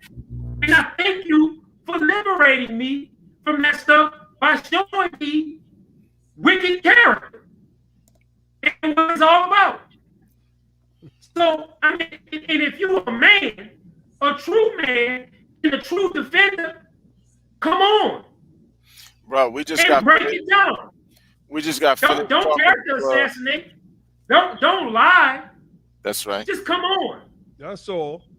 You know he gonna go back on his channel. Ho ho ho ho ho ho. Yeah, nobody cares about that stuff no more. We've been on his channel. Myself and Logic. I'm just saying, when we had that debate with him on his channel, myself and Logic went over there cleaning him up. Right. Tahaka went so crazy when me and Logic was on there, man. That dude lost his voice screaming at us, bro. Right. Because he can't, like, he knows that the knowledge that we have is superior. So he figured the only way to overcome that was by yelling and screaming, and I mean the dude lost his voice. You know what I'm saying? Like real rap, man. It was crazy. Yo, I mean, and that's all you have to do is explain how we caused Jim Crowism. Jim Crowism was an evil era. People was raping and they just made the movie. What was that called? Them. Those people were freedmen. That's right. And they moved to California. They went in that man's house, and them people were fucking trash. They went in that man's house, raped his wife, and slammed this baby's body all over the house. But even though that was fiction, that was a depiction of things that happened to freedmen in the South during the post-Reconstruction era Jim Crow. And we caused that? Bro, that's not that story about what happened in them. It's not fiction. It's based on an incident that happened in Levittown, Pennsylvania. Oh, see, I didn't know that. People can look that up. Yeah, man. But the point remains that stuff happened to us. You know what I'm saying? And if those teachings that you got were for those who love Jesus, well, goddamn, those people were already lovers of Jesus. Come on, brother. So how the fuck tell me again, how did we cause Jim Crowism? The bottom line is this, bro. The bottom line is this. if the prophet ain't right, the temple ain't right. Woo! That's the bottom line. The prophet ain't right, the temple ain't right. That's so right. Whenever you didn't hear or understand the Reconstruction, Jim Crowism, all that stuff and what it was about, and he said it was we're not talking about whether he plagiarized the Quran. We're not talking about his historical teachings about whether or not we Canaanites or Moabites. We're not talking about whether or not we Moors. We talking about y'all ideas and concepts of civics, citizenship, nationality, birthrights. All of it is codified in that document that y'all teach from the day. And that shit is wrong, and we fucking proved it. The prophet ain't right, the temple ain't right. Ooh. Allegedly, the prophet says that constructive criticism from sympathetic friends in and outside of our ranks is welcome. Allegedly, the prophet says that, and it was published in the Chicago Defender, July 14th. I don't even think that's an alleged statement. I believe that came from Prophet Noble Drew Ali. It's not like the oral statements that actually published in the Chicago Defender, who covered Noble Drew Ali. Let's talk about an oral statement real quick, because we had a private conversation about that. Remember? Now, everybody keep in mind everything that we talked about out of the divine warning. And when you remember, what was that oral saying of Prophet Noble Drew Ali when he said, when I come to the South, the Ku Klux Klan gonna take me to where I need to go. Oh, yeah. How it go? I can't hear you, Lord. You muted. Can y'all hear me? Yeah, there you go. Yeah. You muted again. I don't know what happened. Check 1 2 1 2. Testing 1 2. Nope. Still muted. Yeah, I remember, but 1 yeah, 2 1 2 1 2. yeah. There you go. Can you hear me? Yeah. Yes, sir. Did you go back out? Yeah, no. Can y'all hear me? Yeah, you good. You good. Yeah, I need a new sound, whatever this damn thing is called. I need a new one of those. Okay. So what was that? It was about the Klan. He was saying it was an oral statement where he said the Klan is going to oppose him and then they're going to help him. Yeah, I'm trying to scroll up because I put it in our chat. That was it was a couple of damaging, oral statements. But the bottom line is that in one of the oral statements, all them dudes know what we talking about. He said, yes, when I get to the South, they're going to think the Ku Klux Klan is against me, but then they're going to escort me to wherever I need to go. So when you hear shit like that, and you read the divine warning in the context that we just read it and exposed it, it show you whether they exported them or not is irrelevant. But it shows you that a lot of this stuff was tied into pro-Confederate sentiments, pro-Confederate sentiments. So they only have to find out and show us and come on and show us where we was wrong. What's the sin that our people did? Yeah, if you can prove that, I might rejoin the movement. Yo, read that statement, Ab. Read the statement. I'm trying to find it, bro. Oh, you still ain't get it? Okay, never mind. It's all the way up there. It's all good. It's all good. But anyway, I listen, I think they agree with what we're saying. I think they realize that his own words condemn him in this. The divine warning condemns him, period. Condemns him. He's a victim blamer. He has, in that document, it is a document that leans towards the side of the racist by blaming the victims who have been forced to bear the burdens of public subjugation. All right, here we go. Go ahead, brother. There we go. Booker T. Booker Bay, the Grand National Treasurer, said that the Holy Prophet told the Moors, quote, in 2 weeks, I am going down south. When I get down there, the Ku Klux Klan is going to stop me. At first, it is going to look like they are against me. Then they are going to lead me where I am going. The hell is that, man? Right. When you read that let him go. statement, huh? No, I was gonna say, yeah, if he go ahead and read that divine warning to them and they listen to that, maybe they might want to escort him somewhere. Yeah. That's, What that's freedman would want to be escorted by the Ku Klux Klan anyway? Our people were terrified by the Ku Klux Klan. The matter of fact, that the shit was so horrible that the Ku Klux Klan understood the mystery systems of the black man, right? They understood the mystery systems of the black man and the sacred societies and stuff that we employed in West Africa, the different societies that in West Africa where the leopard societies and things. So we wore fucking hoods too.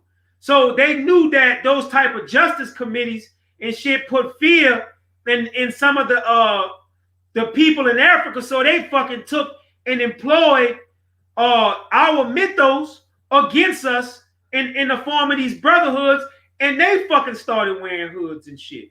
And if you don't believe me, that's all you got to do is go to the fucking the U.S. Marshals Museum, and you can fucking compare some of the secret societies of West Africa, their fucking hoods and clothes. That shit almost looked like the original Ku Klux Klan. So they used our own mythos to fucking scare us. I mean, here, this fucking dude talking about, or allegedly talking about the Ku Klux Klan go lead him out. Hey, man, just for the fact that you killed some of my people, I don't give a fuck what you killed them for. Nigga, you can't show me to the State House, City Hall, the fucking ballroom. You can't show me a motherfucking thing. Nigga, this nigga go talk about Ku Klux Klans, go escort him around the South. Nigga, fuck you. And fuck anybody that believed that shit. I'm sorry, yo. It's all good, brother. It's all good. I mean, listen, yo, it's a very condemning and damning piece of literature there, man. How they didn't know this all this time is beyond me. Because they didn't study the Reconstruction era or Jim Crowism. Somebody knew. I'm pretty certain that there's somebody in the Moorish movement that has this book right here that knows the Reconstruction era and that it doesn't comport with what Prophet Noble Drew Ali said in the morning. They know. Concealers of the truth. The Holy Quran calls them the concealers of the truth. Right. And that's exactly what, hey, nobody ain't saying that you shouldn't be no Moor or anything like that. What we saying, because if you a Moor, confess Islam, read the Holy Quran of Mecca, study your Bible, whatever you go study, you could, whatever you do it. But at the end of the day, we saying that fucking document is wrong. We not saying that we not no Moors, right? Or we not descendant of people who come from over there. We saying the shit that became what's called the Moorish Science Temple that purported to teach our people their history as Moors have fucking fundamental fucking flaws in it. I'm gonna show something real quick, and then I'm good. Robert Benjamin Lewis, Light and Truth. There's more Moorish history in this book about the Moors, and it was written, 40 years before Noble Drew Ali was born? I think Ali? Yeah, early 1800s. 1844, I believe that book. 1844, so 1844, Noble Drew Ali was born in what, 1886? 80, yep. So this book, Light and Truth, by Robert Benjamin Lewis, contains more history than in all the Moorish Science Temple documents put together. Look how thick this book was. This dude was writing in 1844 about our Moorish history. Now, in the Moorish Science Temple, all of their literature that came up out of that time period probably amounts to something like 70 pages at the most. And the stuff that talks about our ancient history in connection to the Moorish Empire, that shit probably a couple of paragraphs. And half that shit was taken from Washington Irving and other works. That's right. Plagiarized, word for word. Yo, we found some other stuff too. We found some other documents where some of his stuff came from, man. Yeah, Remember we was going through that? Right. Crazy. That Wilhelm, where he talking about the stuff about the Mohammedans, religion spread across whatever. All that shit come out of Wilhelm's work. Some of it, the rest of it come out of Washington Irving. So when you add up, nobody really know who Prophet Noble Drew Ali is. Come on, brother. It took me a long time to accept that for myself. Because the bottom line, and I really didn't want to go too deep into his religious ideology. We just wanted to, but the bottom line between the Circle 7 and the Moorish literature, the pieces that he wrote in his lifetime, half that shit was plagiarized. So we don't really have a full literary corpus to actually gauge what the fuck this man was really talking about. Because all of this shit is compiled. And I wouldn't even be surprised if some of that shit that we read from him just now was probably pulled out of some fucking Southern book that they slapped together. Yep. I wouldn't be surprised either at this point. Because we've really been finding a lot of sources to show where a lot of that stuff is coming from. And it wasn't coming from him. A lot of y'all think that this is like, these are his thoughts that were being transcribed, and that's just not true. A lot of that stuff was coming from many different sources compiled together. Yep, Light and Truth, Robert Benjamin Lewis. Yeah. Get this book, Light and Truth. This book that Ali found for us is called The Negro Problem Solved. This is where Noble Drew Ali started talking about the Negro problem.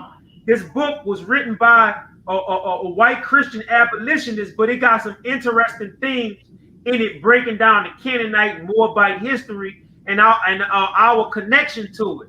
The other book that I know Noble Drew Ali read this book. I can tell by some of the nations from the point of view by Reverend Harvey Johnson. You get them 3 books, you ain't even got to join no temple. You will know more than all them dudes. That's a fact, man. So where we at? I guess no one's because shit, we almost at 3.5 hours, man. I was hoping to get it done in 2, but the prophet ain't right. If the prophet ain't right, the temple ain't right. And right, if what you got to do is slander Abba, slander Ali, and slander me, or whatever for your fucking joking crowd, I don't give a fuck about that. Debate the fucking history. Debate the facts. You can't do it because the prophet ain't right and the temple ain't right. And that's why in 100-something years, y'all ain't never do shit for nobody. And I'm not speaking for BTP. It's just me, right? Because I don't want to, y'all ain't do shit for nobody. I agree. You niggas wasn't there with the NOI. Y'all wasn't there with the Black Panthers. Y'all wasn't there with King. You niggas was nowhere to be found. And the only thing y'all got to say is that, oh, that's niggers, that's Negroes, blacks. We ain't got nothing to do with them. You niggas think y'all better than the people who fucking sacrifice their fucking lives so you can walk on a goddamn sidewalk and not jump off that motherfucker when a European walk down the street. But yet they Negroes, colors, and blacks. That's right.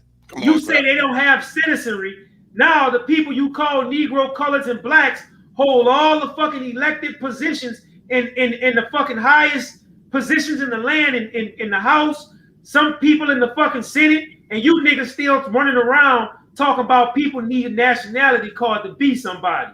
Fuck you. That's right, Graham. I agree with everything you said. 100%. 100%. I can't see how anybody can stand behind that madness at this point in time. Any reasonable person. You have to really be an unreasonable zealot to really stand behind all of that stuff and try to defend all of that stuff. And it's weak. It's garbage. It's garbage, man. It's garbage. Fact of the So- matter is, go ahead. We could No, cut it. go ahead, bro. I was just going to say the fact of the matter is, like Grim said, they were absent. They were missing in action. When our people were getting those water hoses put on them, and they babies was getting water hoses, and dogs sicked on them down there in the South, these dudes was nowhere to be found. Nowhere to be found. Even when like Grim said, even when the nation was going through certain things, man, them guys wasn't nowhere around to help. They were missing in action completely. Completely irrelevant until a nigga like Taj Tariq Bey come along, man. Get the fuck out of here. That shit crazy. Let me address this. You don't see no fezzes in none of them photos in the civil rights movement. I don't see not one fez I can remember seeing. Let me address this. Ogun Amaru G says, so in your opinion, we shouldn't nationalize. I guess he means, or should we denationalize? First and foremost, let's do this. I'm sorry. Yeah, he must have tuned in kind of late, so it's all good. Yeah. Go ahead, Abel. You still on? Uh-oh, you muted. Your sound went out. I'll get it if you can't, if your mic is not coming back. Nope. Still don't hear you. So I'll say this, and you can add on. Still can't hear you. When you say nationalize is something that a government does. Our people are citizens of the United States of America. We helped to create this thing. We read earlier a piece from Abraham Lincoln, who was covering some of the breakdown that Justice Curtis gave in the Dred Scott case, where he was talking about how free blacks or free Negroes were part of the people who made this thing called the United States Constitution and helped to ratify it through their suffrages. So at the end of the day, our people are foundational to this thing called the United States. It's our country. We are Americans. We have just as much right to be here as any so-called white person who is an immigrant that would quickly tell us to go back to Africa. We have just as much right to be here, and more so than any of them do. Most of the people you know as white people today are immigrants. So this is our land, not for the reasons that the pretendians say it is, but this is our land from a political perspective and from an economic perspective and from the historical perspective that we've contributed much to the establishing and the building and the maintenance of this country. This is ours. All right, let me pull this up real quick, because I used to debunk this stuff years ago. You know, when you start looking up words and definitions, you stop using certain stuff. That's why after a while in the Moorish movement, I never used the word nationalize. Right. What is nationalization? This is according to Investopedia.com. What is nationalization? Nationalization refers to the action of a government taking control of a company or industry, which generally occurs without compensation for the loss of the net worth of seized assets and potential income. The action may be the result of a nation's attempt to consolidate power, resentment of foreign ownership of industries representing significant importance to local economies, or to prop up failing industries. So the United States of America would nationalize an oil field. Let's just say you found some oil, you brought some land somewhere out in South Dakota, and it had oil on it. Well, if my memory serves me correctly, through eminent domain, the United States of America can take that property and then nationalize that oil field. So there's no such term as nationalizing, right? The term that you're looking for is naturalizing. And being that we are already born citizens here, we do not have to naturalize. That's right. And again, he's just demonstrating the problems coming out of that divine warning that we just read, because Noble Drew Ali put the idea out there that our people need to naturalize. And so now all of these guys are confused based on that damn document. So the thing about it is he say or denationalize as well. So I'm guessing he's saying not to be a part of it, you know. And, you know, I possibly could be a sincere question because he probably follows those veins of thoughts. But the bottom line is like, let's just say, I mean, Naheem explained the word, what it really refers to. So let's just hypothetically say that you denationalize, or rather denaturalize. Where you go? You'll leave here. You'll join the Cherokee Nation, Seminoles. Those people barely got power. And on top of that, some of them enslaved our people as well. They won't even let our people in the tribe. Where you gonna go? Morocco? The Moroccan people just did a piece where they was bashing the Moorish Science Temple for pretending to be Moroccans and following their flag. Recently. So they don't have no respect for African Americans that pretend to be Moroccans or Moroccan nationals. So where you gonna go? You are a descendant of freedmen if you were a descendant of slaves. You in America, you are a descendant of freedmen. Your flag is the American flag. Those laws are made to protect you as well as any other citizen. The bottom line is what people are fighting for is to have the equal, the law equally distributed. So you can't go from something to nothing. This is your home. That's right. The West African people don't really want us. I remember back in my days when I was seeking and searching and things, I would write embassies and stuff like that. Like these people talking about dual citizenship and things of that nature. The bottom line is that you got to go through hell and high water just to get dual citizenship in Africa. You see? So it's not, I think you have to actually leave the United States and live in some of those countries. And then when you get over there, you can't even buy land once you become a dual citizen. We can't even buy land over there.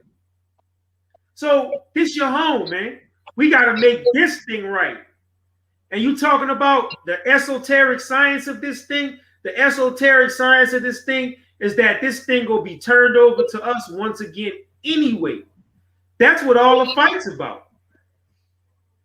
That's what all of the dumping of the poison rap music and poison, they poisoning our culture right now. Hold on. Jerry Bey, meaning Jerry Lewis Bey, received the key to Morocco upon his arrival there. There's over 100 videos of Moroccans saluting Moorish Americans. This guy, Grim Friedman, is the type Drew Ali wanted to avoid. well, look. Right? Where is Jerry Lewis Bey? Where's Jerry Lewis Bey now? That's what I'm saying. Let me speak on behalf of you real quick, right? Real quick. If what you're saying is right, PF Information History Channel, you would have took the link, right? I could sit here for another 30 minutes. You would have took the link. I'm gonna put it in the chat again, and you would have just jumped on and simply showed and proved. Now, you said that Jerry Lewis Bey was given the key to Morocco upon his arrival there. But Jerry Lewis Bey is sitting in prison right now for a slew of crimes. Federal, if I'm not mistaken, federal crimes. If I'm not mistaken. Never to see daylight. Never gonna see daylight again. So what's the purpose, right? How is it that Grim is the person that should be avoided? And according to the records, the brother denies it. This guy was doing a lot of dirt with a Moorish fez on. So how is it that we supposed to avoid Grim, who just got up there and told the truth? It was colorful, but it was still truthful. So we just put the link in the chat for you to come on and simply show and prove. That's all you got to do. I can say it another couple minutes. Okay, is this him? Yeah, this PNF right here, brother. Peace to you, brother. Peace. Now you get the chance to show and prove. To you, man. Thank you for allowing me on the show. Very interesting topic, and the reason why. Hold on, can you hear me? Yep, we hear you loud and clear. I'm gonna have to come back in. Somebody, I'm on the cell phone. Somebody called me while I was coming right in, so I can't even hear y'all. So I just have to come right back in if you don't mind. No, go ahead.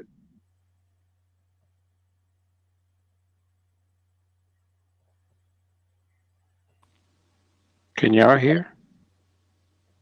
Yeah, we waiting for him to come back in. Oh, okay. He had to jump on. He said he got a phone call. Noble Drew Ali said he was born. All right, here's a question, right? And this is, we gotta. LD Ward said, where was the Noble born? Noble Drew Ali said he was born in North Carolina. Somebody put out an article that said a research paper that said that he was born in Norfolk, Virginia. Now we debated with Ali Abdat, I think that's his name, Ali Fatih Abdat or something like that. It's been years. But in my paper that I wrote, right? And one of the things that came out after that was a ship manifest. Because a lot of people said Noble Drew Ali didn't go to Cuba. Well, we found out he did actually go to Cuba. He did go to Cuba. But on that manifest, it shows Noble Drew Ali and Charles Kirkman Bay's name. And it asks for their birthplace. And Noble Drew Ali put down himself that he was born in Norfolk, Virginia. So, Daryl McClinton now says the census says North Carolina and moved. I'm guessing he's saying with his family in Norfolk. It was on the census. Yeah, I would need to see that. I would need to see that. I don't know why this dude asked this question. Miniature Deontay Wilder statues going on sale. Is that true? No. Being a boxing fan, let me answer this question. He has a statue being made in his honor over in the UK. I don't know why this was important, but okay, Guna 95. Okay, so we got the brother back in here. All right, brother, you up? Okay, my apologies, man. But I was addressing what the guy was saying about the Moroccans of Africa, not recognizing Moorish Americans, telling them to stop waving their flag. I was simply mentioning Jerry Lewis Bay, not caring if he got locked up, even though Noble Drew Ali supposedly got locked up. The thing, what I was proving is he was welcome and given the key to Morocco. So that one proves that they are not dissing us and telling us to stop. And there's also hundreds of videos, and I literally mean hundreds. If you understand what I'm saying, hundreds of videos of Moroccans saluting Moorish Americans. For whatever reason they're doing it, and I got proof. So that basically debunks what the brother just said about Moroccans not liking us. Okay, listen. Go ahead, bro. I'll respond to you. I'll respond to it. Number one, a lot of the money that Jerry Lewis Bay got to go over there was born out of criminality to even get over there. Though I know people who was I personally know of people who was killed by Jerry Lewis Bay. There is a movement that's similar to the Moorish Science Temple of America called the Fahame Temple. And they used to own a building. And Jerry Lewis Bay and them used to share the building with the Moors. Not sure if you're familiar with the Fahames. And the Moors went there, killed the imam of the temple and took over the building, literally.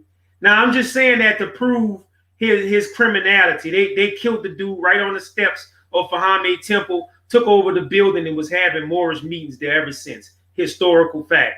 The Fahame movement disintegrated, went out of town. Well, I mean, just disappeared, and is making a resurgence, but it disappeared because Jerry Lewis Bay and the Moors all but fucking killed the Fahamis. But anyway, right. To address your thing about him receiving the key to Morocco, A lot of people receive keys to that. A lot of people go on trips and or whatever and make themselves appear to be dignitaries. They got hundreds of fucking pictures of Dr. York pretending to be the son of the El Mahdi. He went over there with Mahdi with the dress like the Mahdis and all of that shit. Went over there, took a picture with a bunch of Mahdi leaders and said, "Look, I'm the son of Abdul Rahman El Hadi El Mahdi. I'm a direct descendant of the Prophet Muhammad." 20 years later, this nigga was a descendant of Imhotep. So the fact that Jerry Lewis Bey went over there dressed like the people act and may have gotten some dignitary honors or something like that or whatever, that does not negate what I'm saying. I'm talking about today. There's Moroccans over there who basically recently wrote articles basically denouncing the Moorish Science Temple of America and their usage of the Moroccan flag. So that does not debunk the thing.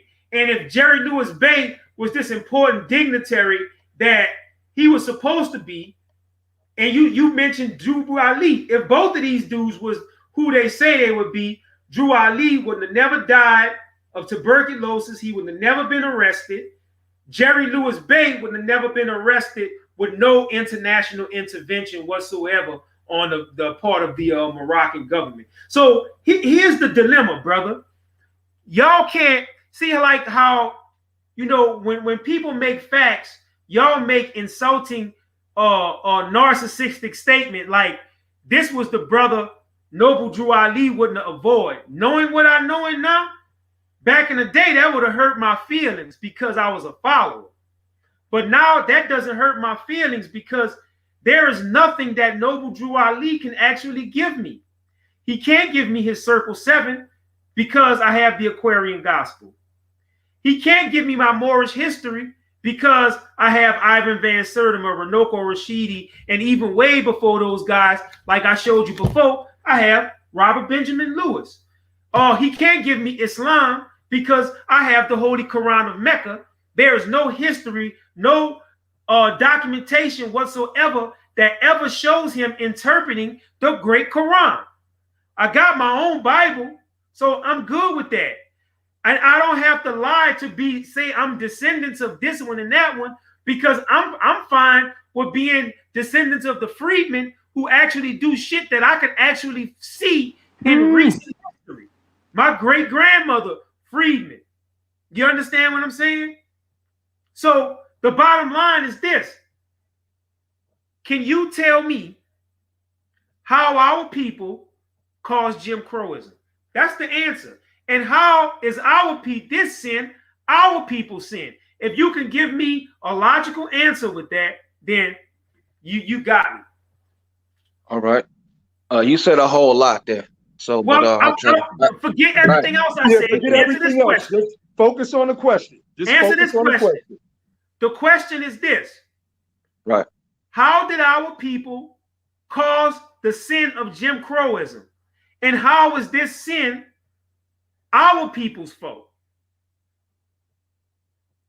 Yeah, I'll try to take my time and break it down clearly.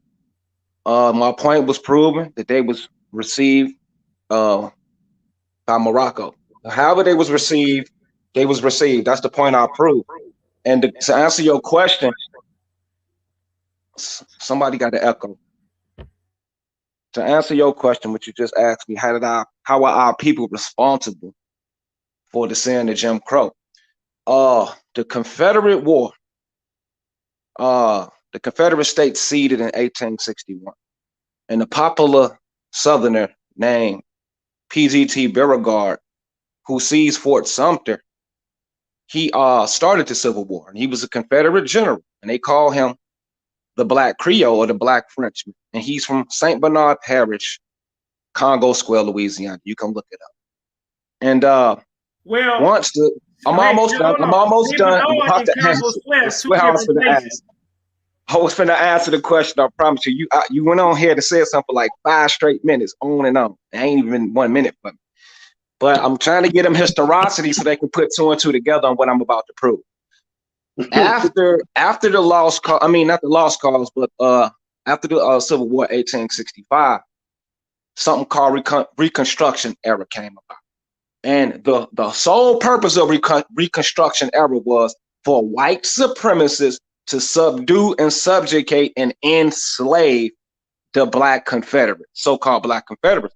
But it was another vision. I'm almost done. I swear, like 30 more seconds. Naheem, let him go. Let him go, bro. Let him go. You got it. No. You got it, bro. When you make claims like that, you gotta cite references here on Be the Power. We're not just gonna let you ramble on. Right, bro. I got you. I got you, man. No disrespect, man. Brother. No disrespect, man. But I still got to get through what I'm gonna say. You got to absorb it all. So it's two sides to Reconstructionism. One of them wanted to totally devastate the Black population and hide their legacy forever. Another side just wanted bygones to be bygones. Give me a source. So it's sort of a riff, Democratic Republican Give me a source right now, brother. State that was confiscated in 1861 to 1862. Confiscations Act. So that's what I'm citing right there, the Confiscation Acts and the Reconstruction era. It's simply a wiki search, basically. You can wiki, and it'll show you the exact reason. PGT Beauregard is a source and a reference you can look up. He started the Civil War. Therefore, debunking white supremacist KKK Confederacy. Just look it up, and you'll see that it's nothing but a psyops, a version of Reconstructionism and revisionism to get you to abandon your state. I live in the South. I'm from Chicago. I'm not a younger person. Know what I'm talking about. I gave you several references. So all you got to do is answer this. If a Black man called the Black French man is responsible. No. All right, go ahead, Brother Grimm and Brother Ali. Let me. Man.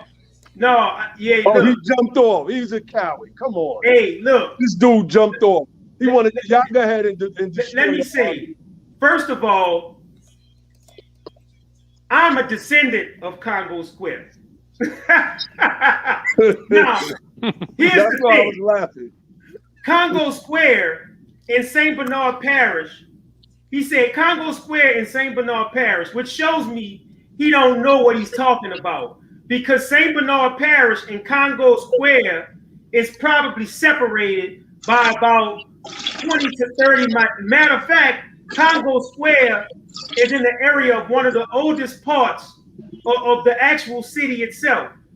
In those days, when Congo Square existed, St. Bernard Parish was basically still swamp, and it was home to what they call Maroons, right? So St. Bernard Parish, Congo Square, two different things. Now, as far as P.T. Beauregard, I know of him, and I know about his history. There was a giant statue of P.T. Beauregard that was just removed from New Orleans when they removed all of the Confederate monuments from in the city, right? So let's talk about the term Creole. Because see, number one, he said black, but they supposed to not adhere to that term black, but they call him the Black Creole. Now, when you look up and you analyze the word Creole, the reason that they call P.T. Beauregard or Creole is because he is basically mixed with French and Italian.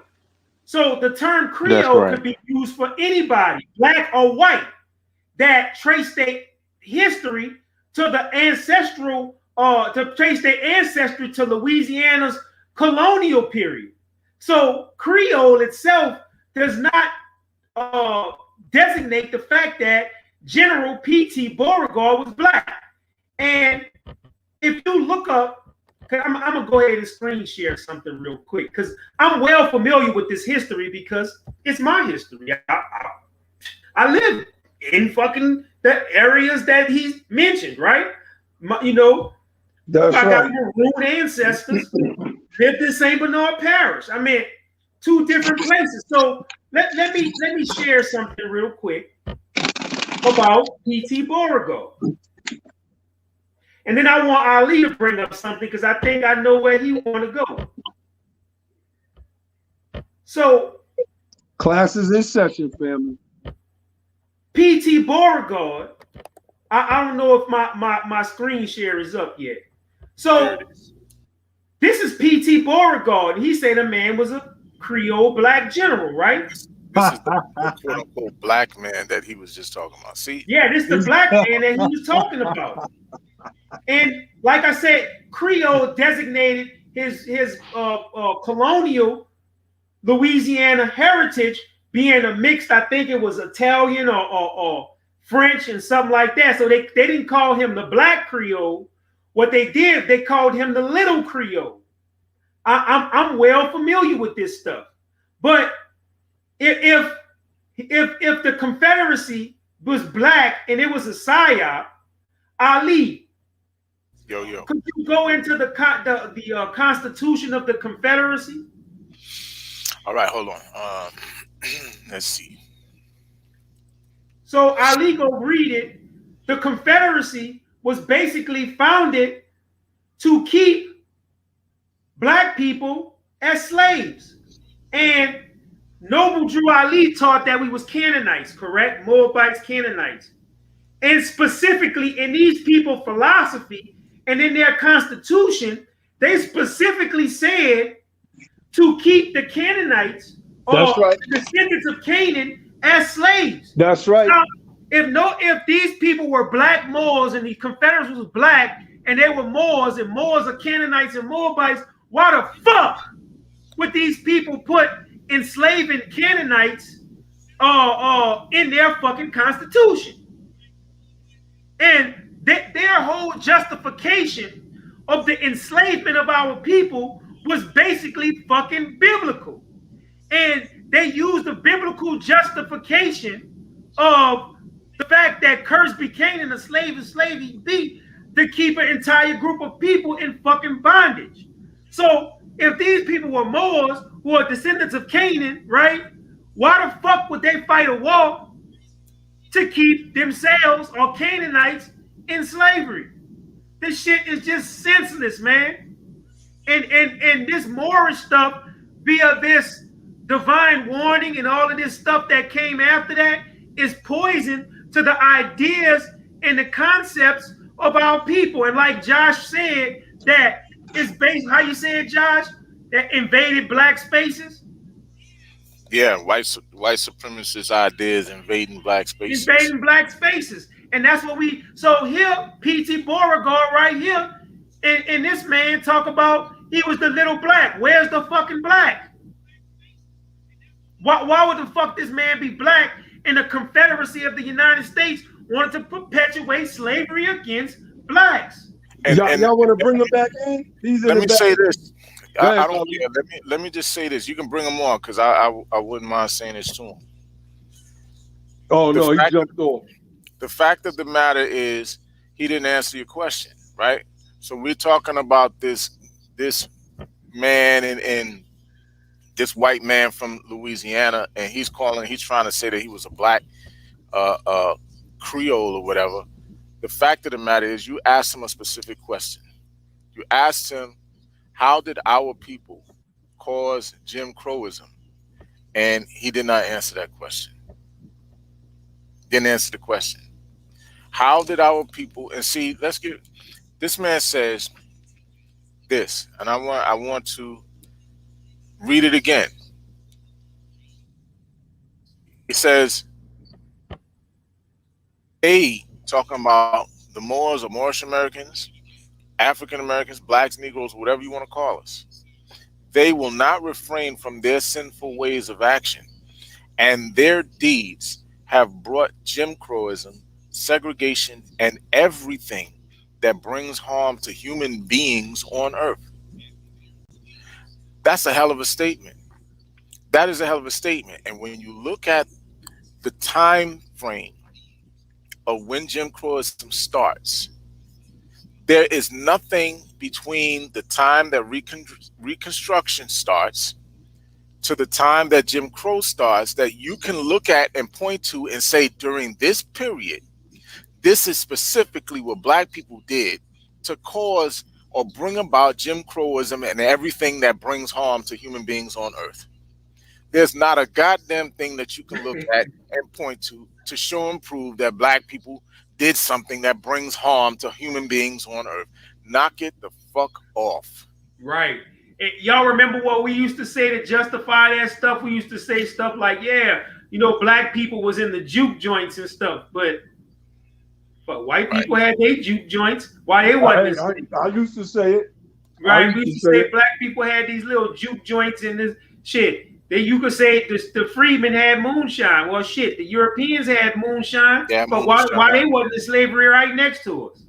You follow what I'm saying? It was raping black women. I mean, it's nothing that they could say that we did as a whole entire group of people to actually deserve Jim Crowism. You know, to even bring about. And he's trying to. It seemed like to me he was trying to insinuate that because he thought that PGT, whatever the name is, PT Barnum, Bogart, the fuck out of here. Because he wanted to say he's black. He was a black person, right? He thinks because he was the one who led the charge of the Civil War that it's that's our fault why we got Jim Crowism and all that kind of stuff.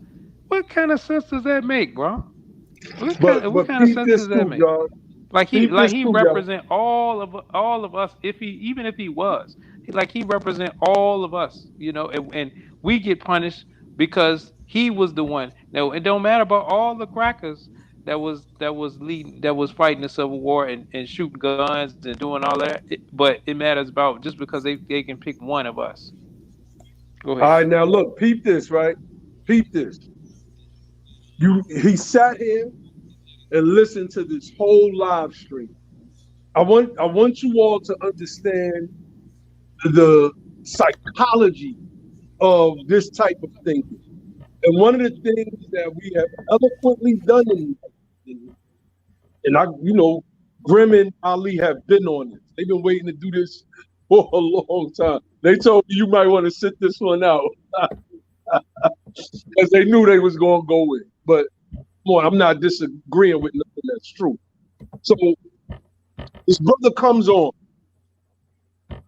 and does the very thing that we said that these Moors have been doing the whole time, fighting against our people using white supremacy.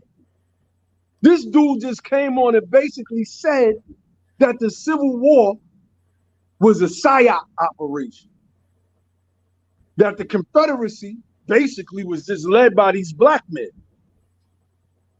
So you came in and did the same exact thing, which means that you don't listen and you don't care anything about the facts.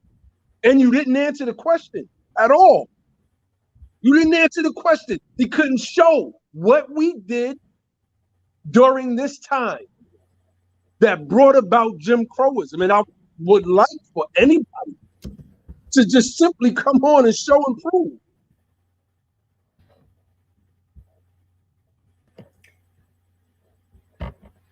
Indeed, brother, man. I want to. He's back. He's back. Okay.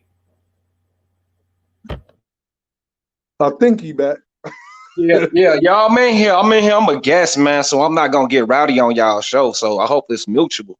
I ain't come to disrespect y'all, man. So you say it's a critique of Noble Drew Ali. So if I'm right or wrong, y'all right or wrong. I'm not here to argue. The debate is an argument. So I mean, it is an argument, but I didn't come to disrespect you, man. We ain't disrespecting you, but we just saying like show and prove. You came in. I have no problem with that, man. Okay. If I can get my point across, without getting interrupted. But this is what I'm saying. It shouldn't take you a whole bunch of time to start getting your point across. You should be able to get right into the example. It doesn't need any. Yeah, I'm answering his question. I did that accurately, so I don't know what you're talking about at this point. And I never said the Civil War was a psyops.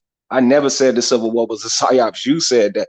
I said the Reconstruction era proves the psyops that he's teaching. Grim Friedman is teaching revisionism. He's teaching Albert Pikeism. You see what I'm saying? He's teaching. That's what he's teaching. Do you So know wait a Albert minute, Pike was a member of the Confederacy? He was a Confederate general. He was a Choctaw. He was also a leader of the Choctaw. No, Those are he the was not sellouts. leader of the Choctaw. Albert Pike okay, was man. I commissioned by mean, the Confederacy to recruit Choctaws to fight for the Confederacy. He wasn't no goddamn Choctaw. Okay, that's cool, man. You know, but Albert Pike was a Confederacy. Albert Pike. That's sort of the like the I don't want to say usurping or annexing, but that at that point, that is the point of them taking our estate over, man. You know, they're taking our things and they're rewriting history, saying that they are the Confederacy, and that's a lie. It's simple a lie. Basic research can prove otherwise. Okay, so no, hold on. I gotta stop you. Give us a source right now that we can pull up that says that Albert Pike was you said a Cherokee? Nah, I said he was a leader of the Choctaws a leader of the Choctaw. During the war, he was a leader of the Choctaws. You said he was a Choctaw. I did. I said he was a general of the Choctaws. I never said that. So clearly y'all got hearing problems. I'm constantly hearing you, man. I'm hearing. I said he's a general of the Choctaws. I never said he was a Choctaw. So it's your fault. A lot of misinformation being spoke. You can't confuse somebody. So I'm not. I never said it. We can easily rewind it. I never said Albert Pike. I know he's an albino. I know he's an albino American from the East Coast. I know that. I know he's an albino. This is no secret. Choctaws are sellouts. Choctaws are sellouts. They refuse to help to comfort a prophet's town. They told them no. They've been mixing in with Europeans. It's nothing new to the people. All right, so give us a source for that. Give us the source for that. The source for what, man? Hey, Grim Reaper. Grim, what's his name? Grim, what's his brother's name? I'm sorry, man. Grim Friedman. If you scroll right under the picture of PGT Beauregard, it clearly says Little Black Frenchman for further validation. And brother Naheem, what source you need again for Albert Pike? What? What do you need the source for? I mean, I'm being real, bro. I'm not even being sarcastic, man.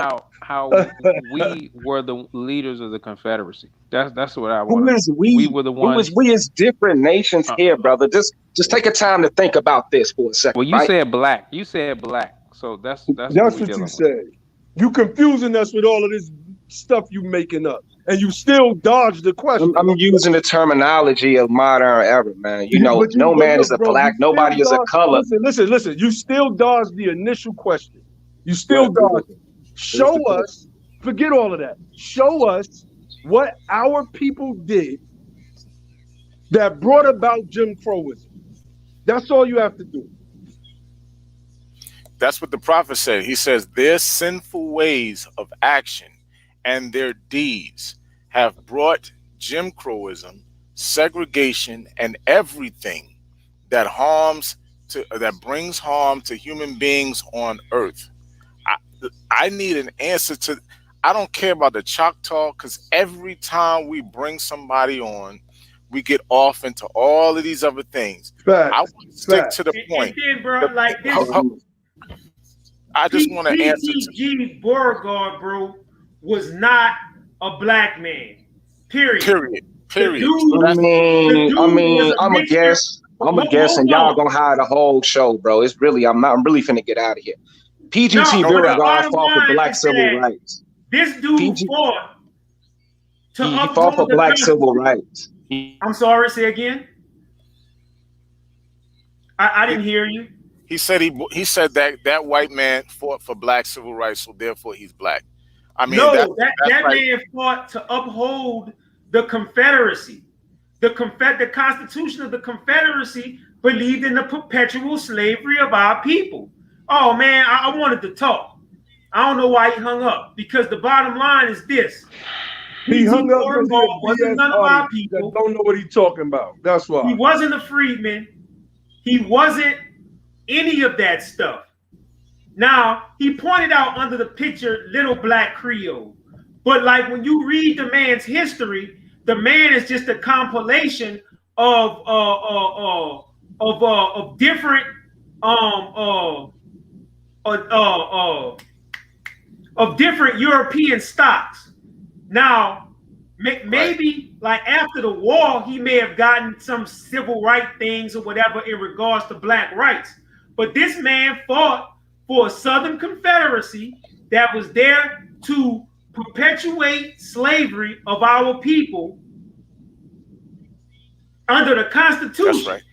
Now, he may have fell out of odds or whatever with Jeff Davis about some things, but this man wasn't for us. In New Orleans, they put all of these Confederate generals, P.T. Beauregard, they had a big giant statue of him up. Robert Lee, all of these things were basically put around black people to remind us that the Confederate was still alive and to put fear in our hearts. So if these people put all these Civil War generals up to put fear in our hearts in the area that he quoted, he's talking about this history. I live in this shit. You see what I'm saying? Yeah, me too, because I'm in Virginia. Me too, because I'm in Virginia. I'm from, right now I live in Northern Virginia. We got a Beauregard Street. That's after PTGB or whatever his name, DTB, not BTP, but whatever his name, Beauregard, right? We got a Beauregard Street right in Alexandria. It's one of the main streets in certain part of Alexandria, Virginia. And he was one of the generals who pretty much helped the Civil War continue in the city that I'm from, which is Petersburg, Virginia. So that's part of the history. And like you saying, why would they have like reverence to somebody? Why would white supremacy want to have a black face if they're trying to instill fear? That wouldn't work. Dude ain't start no civil war. I think at one point, Brother Jordan had pointed out the dude say that this dude started the Civil War. P.T. Beauregard didn't start no fucking Civil War. Of course. And I'm not trying to disrespect the brother, but I mean it's just it's crazy. Now, why would you want to put a black face? This man actually said that Reconstruction was a psyop. Right. Think about that shit. But how is a psyop when it's the people that this brother say he represents, which is the Confederacy, this black Moorish Confederacy or whatever, right? Them motherfuckers was the ones doing all the crimes against humanity to disenfranchise the people that was re-empowered through the Reconstruction. So how the fuck was that a psyop? And why would you want to insult these people who raped your mothers? You see what I'm saying? Because a lot of these black immigrants, bro, hiding behind blackness, man, and hiding behind Moorish identity. A lot of these niggas is not even part of they don't know. Bro. And the fact that he don't know what he's talking about, Congo Square in St. Bernard Parish, which is two fucking different parishes. I mean, it's just illogical. The bottom line is like, yo, these people fought to keep Aunt Bessie in their bed. These people fought to rape slaves and enslave their own children who they had as a product of the rape. These people in the South and under the Confederacy, or what became the Confederacy, y'all, did unimaginable evils to the descendants of slaves and the freedmen. Why would you want to concoct a history that say that those people are us, even if one or two of them may have had some black blood in them down the line? Right. You see what I'm saying? Why the fuck, Ali, would they want to be attached to that stuff? This, beyond a shadow of a doubt, should prove to everybody under that banner and under that history of these various Moorish groups that these guys do not know what they're talking about, and that these people are confused with evil, wicked knowledge that was imparted to them and that grew out of the divine warning. Let me read something real quick one more time. This is what Drew Ali said about the descendants of freedmen. In their present condition of their endeavorment, in which they themselves try to force upon a civilized world, they will not refrain from their sinful ways of action, and their deeds have brought Jim Crowism, segregation, and everything that brings harm to human beings on earth. And they fought the Southerner for all these great misuses. But I have traveled in the South and have examined conditions there, and it is the works of my people, the Moorish Americans, the blacks, the Negroes, the coloreds, who continuously practice the things which bring dishonor, disgrace, and disrespect to any nation that lives a life. I want one of them to answer that. Yeah, I don't right. want to talk about the Choctaws. I don't want to talk about nobody. I want to talk about that. He don't right want to answer that. He can't answer that. We gave him chance after chance. He still start talking about Hey man, something this else. dude, did y'all see what he put in the chat? Highlight this comment, please. Which Because one? he said Congo Square was demolished and moved to Louis Armstrong Park. You are no match for me, Grim Freeman. Say, bro, you can ask anybody in Louis who know this history that the area that Congo Square in was adjacent to what is called the French Quarter, which is the oldest part of the city. All of the citizenry or whatever lived somewhere in that general area. Everything outside of that, for the most part, was fucking wilderness. The people that, you know, they had some people on different parts of the bayou. You follow what I'm saying? But in St. Bernard Parish, there was no Congo Square that was demolished and moved to Louis Armstrong Park. In fact, what they call Louis Armstrong Park today was actually built on top of Congo Square. Now, what is Congo Square? Congo Square is where the slaves used to go to basically to drum, to practice their rights. They had markets where they sold their goods, where the Frenchmen would let their slaves go on the weekend, right? So the bottom line is that I don't know who this PF information guy is, but the bottom line is he's making up history, man. It's unfortunate, but that's what you got when you're dealing with this community. And you know, I think about over the years some of the people that I've been involved with, right? Starting with the place where I quote unquote proclaimed my nationality at, Temple 19 in Atlanta, Georgia. I've never missed an opportunity to shout them guys out. And we can now understand why the character deficiencies are abound. Things have, you know, we've talked about this on the phone, but now that we're doing this live and direct, there are floods of questions that are popping into my mind. And one of them is character deficiency. And when you have an ideology that blames the victim, particularly this particular document is victim blaming. The divine warning of the nation, or of the nation. I could be saying that wrong. Then you get to understand why there are character deficiencies. Me and Grim especially have went through hell messing with these people. Hell.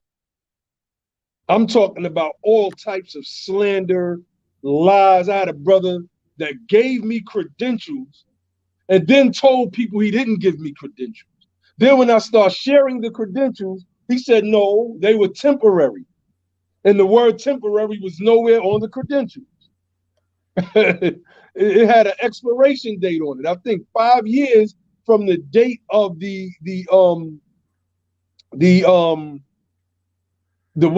did it have an expiration date? It said no expiration date on it. Matter of fact, I can't even remember.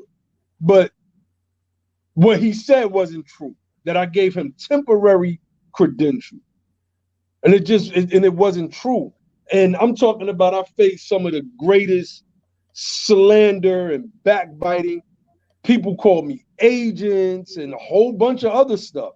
And then I understand why. And that last brother that came on, well, he believes that crap that he was just saying. He literally believes that crap. And the fact that he believes that crap shows what this particular doctrine breeds. I ain't even gonna bring up Tahaka Bay. I ain't even gonna bring that guy up in the outright slander I received on that platform. No, he answered. He answered the call up. He answered the question. Can you bring the comment up? Well, where's the question? No, he puts the answer in. Okay. He said, your sins, this is the answer to the question. Your sins of human trafficking, drug dealing, and prostitution. How did you forget already? Man, see these narcissistic, like, oh, y'all ain't know that kind of stuff. This guy has we wasn't trafficking humans; they was trafficking us. Like, how do you no slaves was dealing no drugs? How do you fix your mouth to say that? What's wrong with this dude? So, in other words, he's saying, because we're talking specifically, Drew Ali is talking specifically about the freedmen at this point. That's right. Understand, that's what he's talking about. The American freedmen, emancipated 1865 by the 13th Amendment. Could you read that again, brother? He says, this is the answer to the question. No, I'm talking about the divine warning, what Ali was saying, what Drew was saying about the freedmen.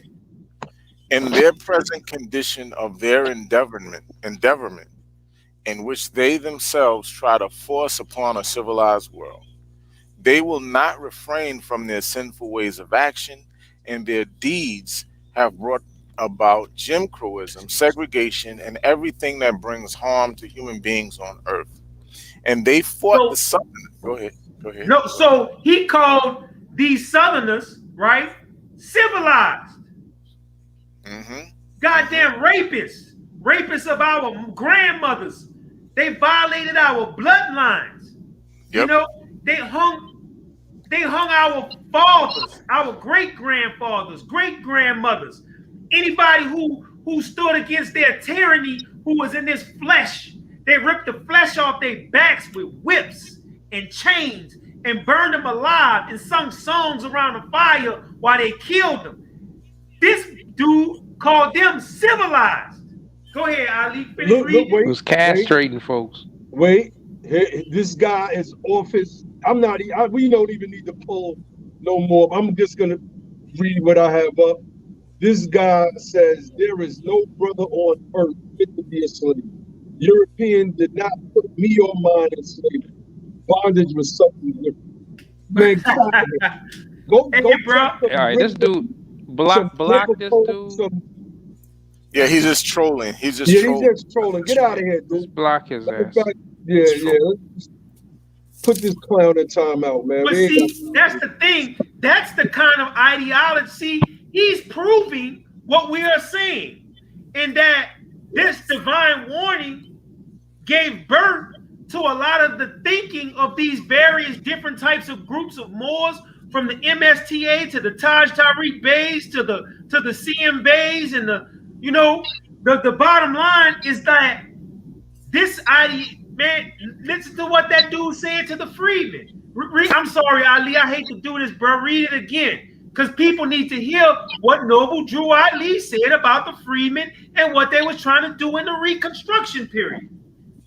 He says, in their present endeavorment, of their present condition of their endeavorment, in which they themselves try to force upon a civilized world, they will not refrain from their sinful ways of action, and their deeds brought Jim Crowism, segregation, and everything that brings harm to human beings on earth. So he accusing us of being of a sin for trying to force our equality in a world that robbed us of our equality. Come on. You follow what I'm saying? He said that we forced them, right? Go back to that point because I want to drive this home, brother. And you want me to read the same thing? Yeah, same thing, because this needs to be driven home. This is the most criminal part of that divine warning. In their present condition of their endeavorment, in which they themselves try to force upon a civilized world, the white world, they will not refrain from their sinful ways of action, and their deeds have brought Jim Crowism. Not refrain. In our deeds. What? The deeds of nobility? You showed the picture of the brothers. These dudes was the real nobles. Yep. The former slaves who formed the Reconstruction. We showed y'all where Hiram Revels was in the seat, and they had a picture of Jefferson Davis looking like a devil saying, the dusky Moor has taken my seat. You know something, bro? Taj Tariq Bey has these people screwed up.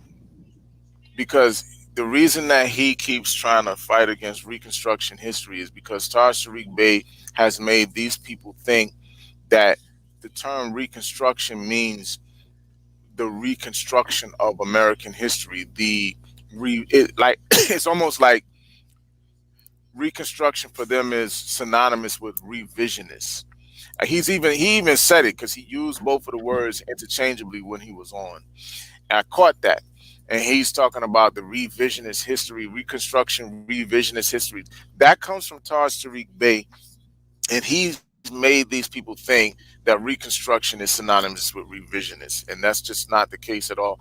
Reconstruction had to do with the reconstructing of the state governments and the state constitutions to ensure that they comport to the United States Constitution, which guarantees a Republican form of government, and people are able to utilize the democratic processes in terms of their civic engagement and interaction in the political sphere of their states. So when they're talking about Reconstruction, that's what they're talking about: a reconstruction of the state governments and the state constitutions to ensure that they are Republican informed. Go ahead, Josh.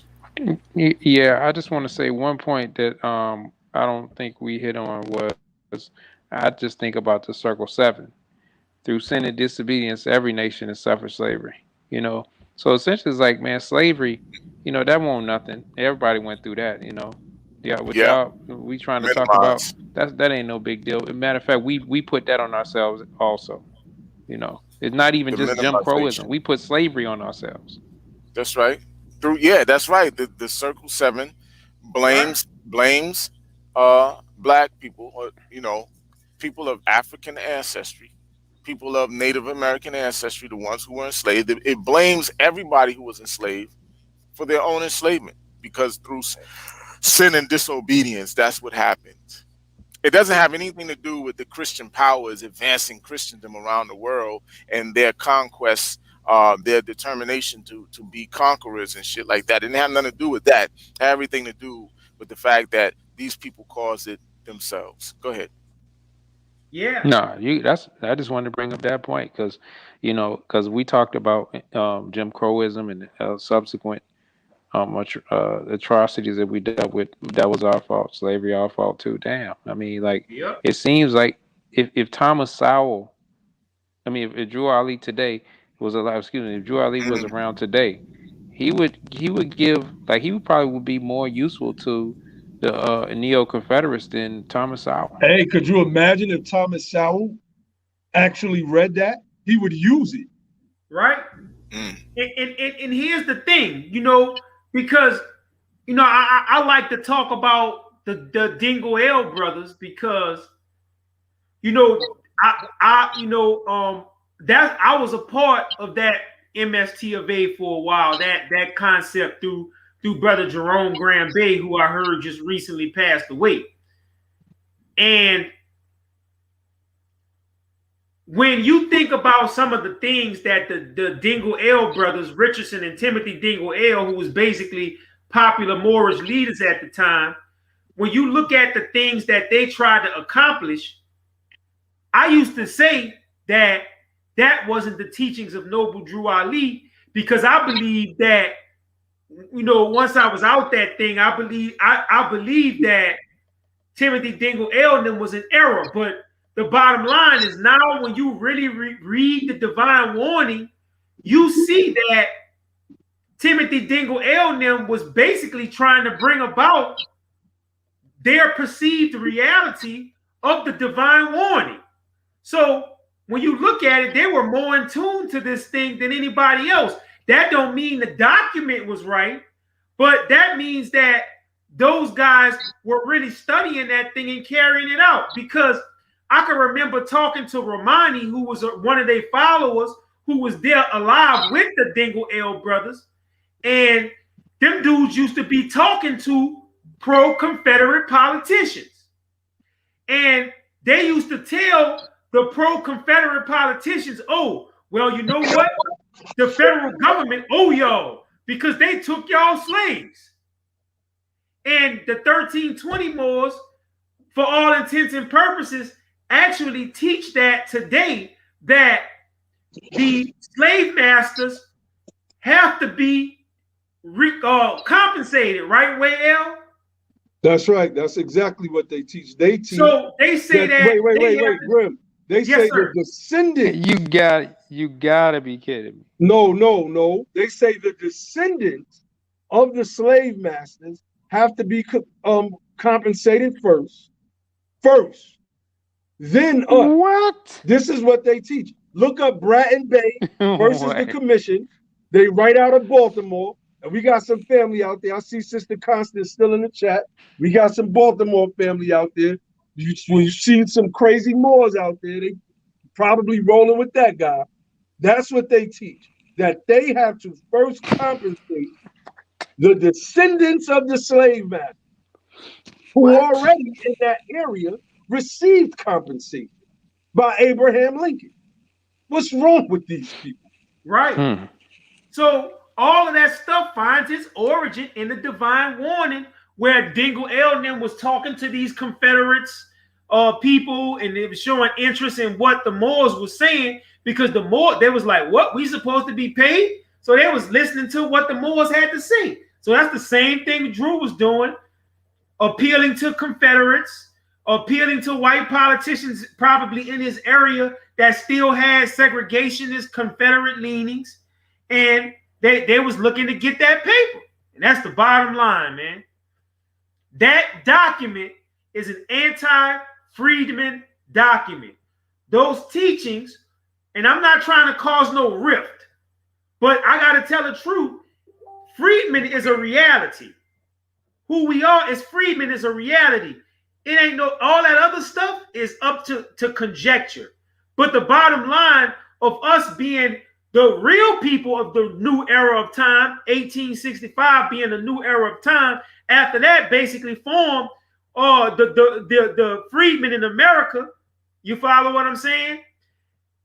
When you look at what they saying, Ali read it. I asked him to read it like a couple of times so y'all could see this nigga blamed the fucking freedmen for trying to be fucking free, and said that they caused the sin that caused Jim Crowism.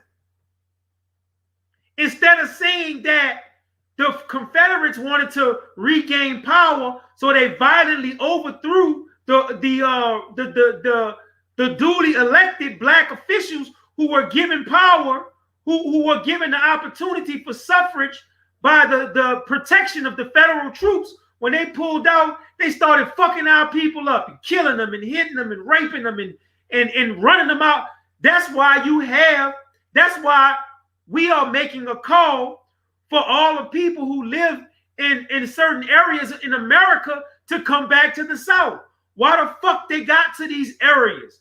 They left, like Chicago and Indiana and so on. They left the South because these fucking devils was killing them and raping them. That's what them was about. Those people got to California because they was running for the fucking wicked Confederates and their children.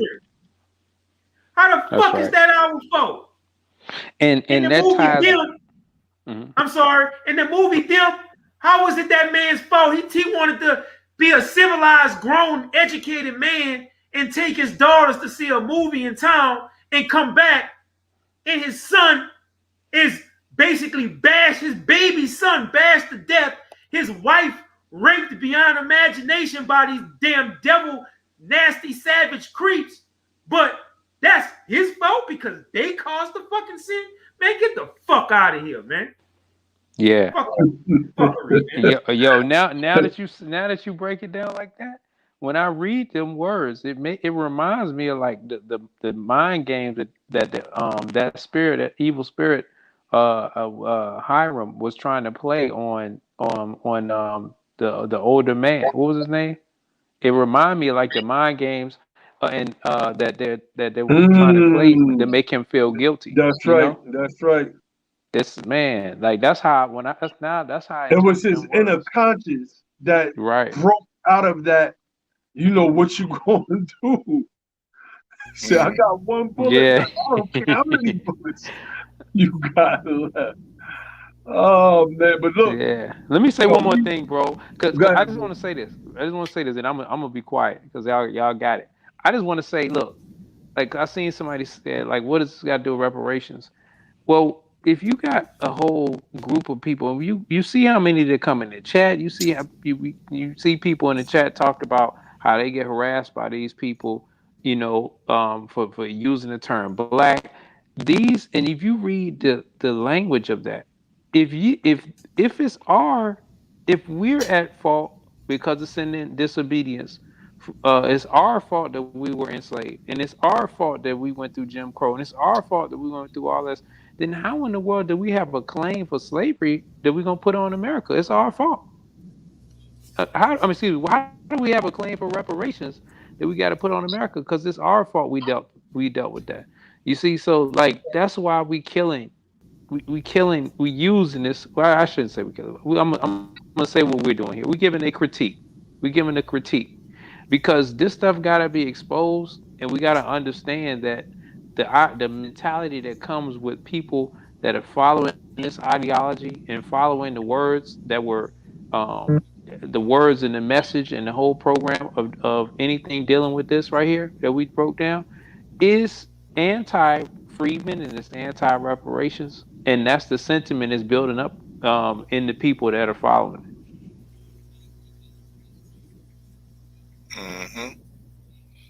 Yep. Yes, indeed, my brother. All right, fam. Prophet not right, the temple not right. And we proved it. You might not like it, but we proved it. Now, we not saying we ain't no Moors and all of that kind of stuff. We ain't saying, but the prophet ain't right. Y'all always be saying that shit. Well, Moors, the prophet ain't right, the temple ain't right. That's right. Answer the questions. How did our people cause Jim Crowism? And when you analyze it and go into the history, that nigga was wrong because he blamed us for the shit. So if he ain't right, the temple ain't right. And that's all right. I got to see. That's right. All right. We've been on here for 4.5 hours. Whoo! I mean, you know, we went in. We had to. Just real quick, not tomorrow night, but our next live stream. Let me pull this tweet up. Let me pull this tweet up because it's just ironic, right? We were just talking about Carlton. Wasn't we just talking about him earlier? Just talking about this whole thing. So here's Chuck D retweeting one of our freedmen brothers, Michael Graham from Actify Press.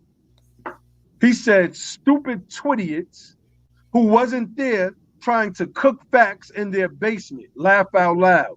Give the Caribbean credit for the foundation of hip hop." Well, we have somebody who was there. And he's right on the panel with us right now. Brother Ali Bey was right there.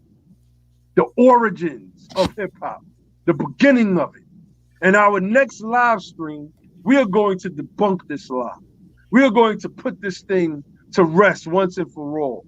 Period. So that's going to be the next stream, family. And we're going to use Chuck D. Matter of fact, I'm going to screenshot this. We're going to use Chuck D's tweet as the thumbnail for our YouTube video.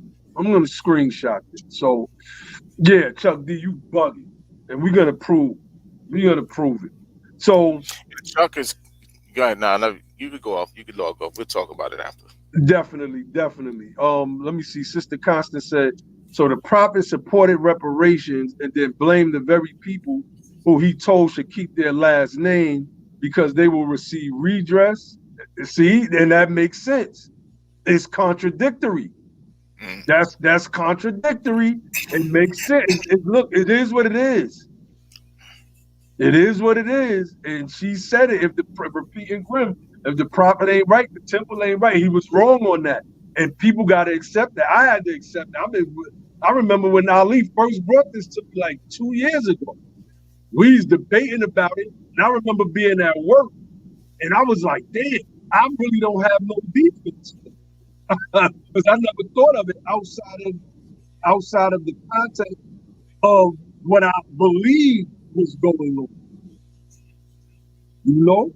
So, yeah, man. Freeman University, thank you, brothers. Great seeing you, Grim. That's from Sister Constance. Oh, yeah. We trying to make Freeman University a real thing, too, y'all. Like, Josh. Hi, Josh. Josh, like the battery's dying up in this piece. All right, so let us get up off of here, man. Let us get up off of here. All right, he just went out. Josh just went out. He was at 1%. So we showed it to anybody, Ali, Grim, y'all want to have any final words? We love and appreciate you too, sis. Wow, thank you, FF80OS. Wait. Here they go. Restitution, not reparations. Well, do this. Hold on. Let me do it real quick. Real quick. I'm gonna just. It's gonna take a second, bro. I know I gotta go. These are the dudes that crazy, man. Oh man. They're the lovers of the dictionary, but then when it comes to certain things, all of a sudden their dictionary skills go out the window. Sister Brianna said, round of applause for Josh not pulling the Josh all week. It was the Naheem show all week. Now, he definitely pulled the Josh the other day. I had to like say it. No, Josh, I'm getting up off of here, bro. I'm not staying on. This dude at the end of the stream, I was like, I am not staying on here, Josh. All right. Can you see this? Yep. See right here, this is the word reparation. This is coming from the definitions from Oxford Languages. So this is coming from Oxford Dictionary. Reparation, the making of amends for a wrong one has done by paying money to or otherwise helping those who have been wronged. Now check this out. Here it goes right here. Similar words, meaning synonymous words, amends, restitution, okay? Restitution and reparations are synonymous terms. Y'all can stop it with that. Stop. Just stop. These people are, but this is what we're dealing with. This is why the Freedmen movement is rising. The ancestors are moving us. We are resurrecting a lot of the structure that the very first Freedmen's fraternity, confraternity, actually, by Moses Dixon, which was the Order of the 12. I could be saying that wrong, in the Knights of Tabor, right? We're going to be resurrecting that. Come on. You know, I've been on it for the past couple. I only slowed down because of the event. But other than that, I've been studying and I've been looking at the badges. I've been looking into the history of Moses Dixon. And if you're still listening, Rob Ord, who is not a Pan-African, so you trying to use his order as some form of Pan-African, I'm going to cook them dudes. Y'all already know what it is, because we still got to get our little debates on. Y'all already know. You know? Man, Moses Dixon, man, is our father, man. You know, matter of fact, that's what they call him, Father Dixon, man. Father Dixon. Father Dixon, man. Frederick Douglass, man. The brother, Robert Benjamin Lewis, man. Those are our fathers, man. Not all these weirdos, man. Those are our, you know how they talk about Abraham, Isaac, and Jacob. Well, Douglass, Hiram Revels, Robert Benjamin Lewis, Reverend Johnson. Those are our fathers, man. That's right. Freeman. Shout out to our brother Logic, man. Shout out to our brother Logic. He be back on the stream soon. He taking care of some business. Brother Logic taking care of some business. Word. So look, we going. Oh, go ahead, bro. Say peace to the family. Thank you for tuning in. God bless you. Good night. That was the old Russell Simmons close. That was that old Russell Simmons close out there. Hey, Grim, you got anything you want to say before we leave? The prophet not right. The temple not right. Man, I wouldn't have been able to say that for a few years ago, man. But that jump is freeing and it's liberating. And like you said something about the hell that me and you went through in that movement, bro. The only thing, man, I want to say this, right? The Freeman movement. About you, Will. Remember we was in the movement. We was defending Prophet Noble Drew Ali. We was bringing out all the Moorish history, the teachings, and everything like that. Every Moor in the universe hated our guts. That's right. And your guts especially, right? That's right. And you were putting in scholarly work to prove the whole Canaanite Moabite thing, and they still hated your guts, right? That's and just right. to show you that that's a wicked, evil movement, right? That when we left that thing, right? And I won't even go, but when we left that thing, the dynamics of a whole lot of stuff for us, man, really like turned around. That's a fact. That's a fact. None of them Moors would support you, right? That's right. And then we start doing this thing about our people specifically, this whole Freedman thing, bro. That's right. Talk to him. You got support now from athletes. That's right. You follow what I'm saying? You got support from people running from office, politicians. You got support from people from one end of this country now to the other, from the East Coast to the West Coast. We would have never been able to do that from them Moors. You know why? That's right. Them fucking people evil, man. Fucking people evil, bro. Them people fucked all over us, man. That's right. They didn't want us to be happy about it, and they call us traitors. But when we was with y'all, y'all was calling us traitors. That's right. So now, bro, you have the support, and you're gonna have thousands of more people supporters. This Freedman thing is taking over. That's right. The whole goddamn map. That's right. These eclipses and stuff. Now you got people talk. Man, you got people on the news now talking about Freedman and shit. That's right. You know? That's and right. This thing, I mean, we going up or whatever. Well, we'll say something about something foolishness Roland Martin say, and we got people, you know, the Freedman thing is out there. That's right. We're never been able to do that against them dudes, man. That shows us we had to go through that for the experience. It was divinely ordained. Whether it was sour pill or not. But the bottom line, man, is Freedman first. That's right. That's right. Woo, man. We just put on the clinic tonight. Well, my brothers put on the clinic tonight. I just jumped in and out here and there. And I needed it. I have to be honest with you. I really needed this tonight. You know, I'm going to be really, really honest with you all. And, you know, Brother Grimm is right, man. I've gotten more support just on a personal level. This is a team thing. You know, don't get it twisted. This is a team thing. But, you know, Grimm knew what I was personally doing for the movement. It was never about me. They tried to make it about me because as the lesson, what the lesson say? They gotta heap their sins on all of their sins on one person and drive them out into the wild. I was that person, and Grimm was that person as well. And it is what it is. I drove myself away. I said, you know what? I got car keys. Let me jump in this vehicle and head on out. And that's exactly what I did. And the brothers tonight really, really broke down that divine warning. And, you know, it's problematic. It's problematic. And if you're real, then you would accept the critique. You would accept the critique. And if you are who you say that you are, well, then you would come back and show and prove and answer the question. What did we do? What did we do? What did we do to bring about Jim Crow and all things that harm human beings? What was it?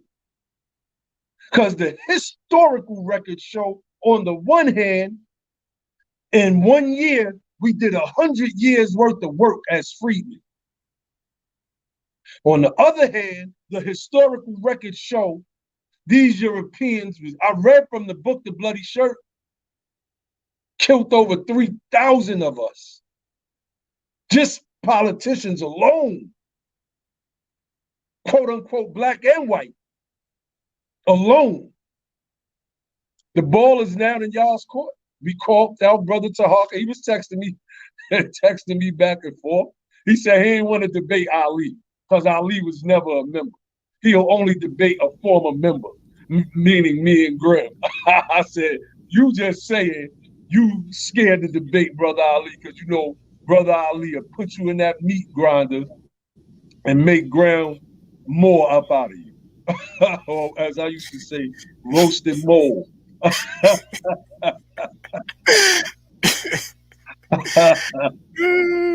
Tahaka is funny. Listen, the same question applies to him. What That's sin? right. What sin? Or what sins did our people do to cause slavery and Jim Crowism? That's all. The problem is them dudes never knew what Jim Crowism was. So, and if they had to do the research on it, they still couldn't prove that our ancestors caused Jim Crowism. I don't want to hear nothing about no Circle 7. I don't want to hear nothing about no fez or turbans and turning them in, because I ain't had to turn. I threw that shit away anyway. But anyway, you know, the bottom line is that what did those freedmen do to cause all of this confusion against a civilized world? So the Confederates and the people who hated our people were civilized, right? But the Confederates, but the freedmen was the problem. I mean, God damn. If he can answer that question, bro, I don't want to hear nothing else. Answer the question of what our people did. That's it. To deserve all of that torture, all of that burning, hangings, rapes. Because if their God was the bottom line, Noble Drew Ali said, what? My teachings are for all of those who love Jesus. So for all of those who love Jesus was the freedmen. Right? Yeah. So if the freedmen was Christian, some of them, because not all of them were, we talked about that. But if most of those people were in church and loved Jesus, right? And that was the prerequisite, and they always were more religious than the damn slave master, then what the fuck did they do? Because they took the word literal, Grim. Yeah. Right? Our ancestors took the word literal. Right. We believed in that stuff. Our ancestors, you know, they enculturated that stuff with African traditions that became known as conjuring and hoodoo, and so we talked about that, right? Hey, look, Baldwin said, if there was any power in the name of Jesus, the slave master would have never gave the slaves a Bible. Right. And the thing about it, we believed in that junk. And once the slaves got Christianity, that shit became something totally different than what the slave master had. For him, right. it was the continuation of the same conquering that conquered the Moorish Empire, the Christian, but when the slaves got it, when the freedmen got it, you follow what I'm saying? Sometimes we practiced it in such a form that it brought tears to white people's eyes to see the way that we practice the damn religion. That's right. We was the fathers of gospel music, the mothers of gospel music, right? So my whole thing is we had no access to Islam except for the few slaves that preserved some parts of Islam. So we didn't have no Qurans. So you can't say that we traded against the Prophet Muhammad, because most of the people was born didn't know that much about Muhammad in the Quran. So That's what the right. fuck we did? They can't answer the question, man. That's right. That's right. All right, y'all. We went in tonight. We showed and proved. The ball is in y'all court.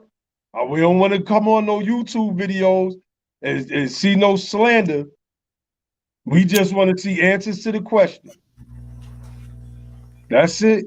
Well, that's what they gonna do. They gonna pull up old stuff. See, he used to be with the Moors. He was a defender. Now he not with the Prophet no more. Oh, he's a liar. He's a traitor. You know, and you know, like I remember the dude. Everybody know I'm a fucking warrior, right? And I'm a warrior and a first responder. This the nigga who claim that they follow the lofty teachings of the prophet, right? So he goes on and he talks about me having PTSD. This a Muslim, right? So you're gonna talk about a veteran and a first responder having the condition of PTSD, like that's something bad.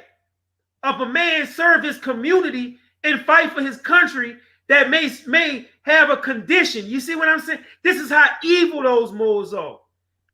And back in the day, them dudes made a factor out of that.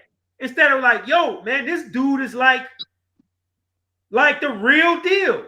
But they make fun of a warrior who suffered from a condition, from fucking combat, from fucking falling in floors and shit, and fucking burning buildings, seeing people die. You see what I'm saying? They make fun of that shit. You see?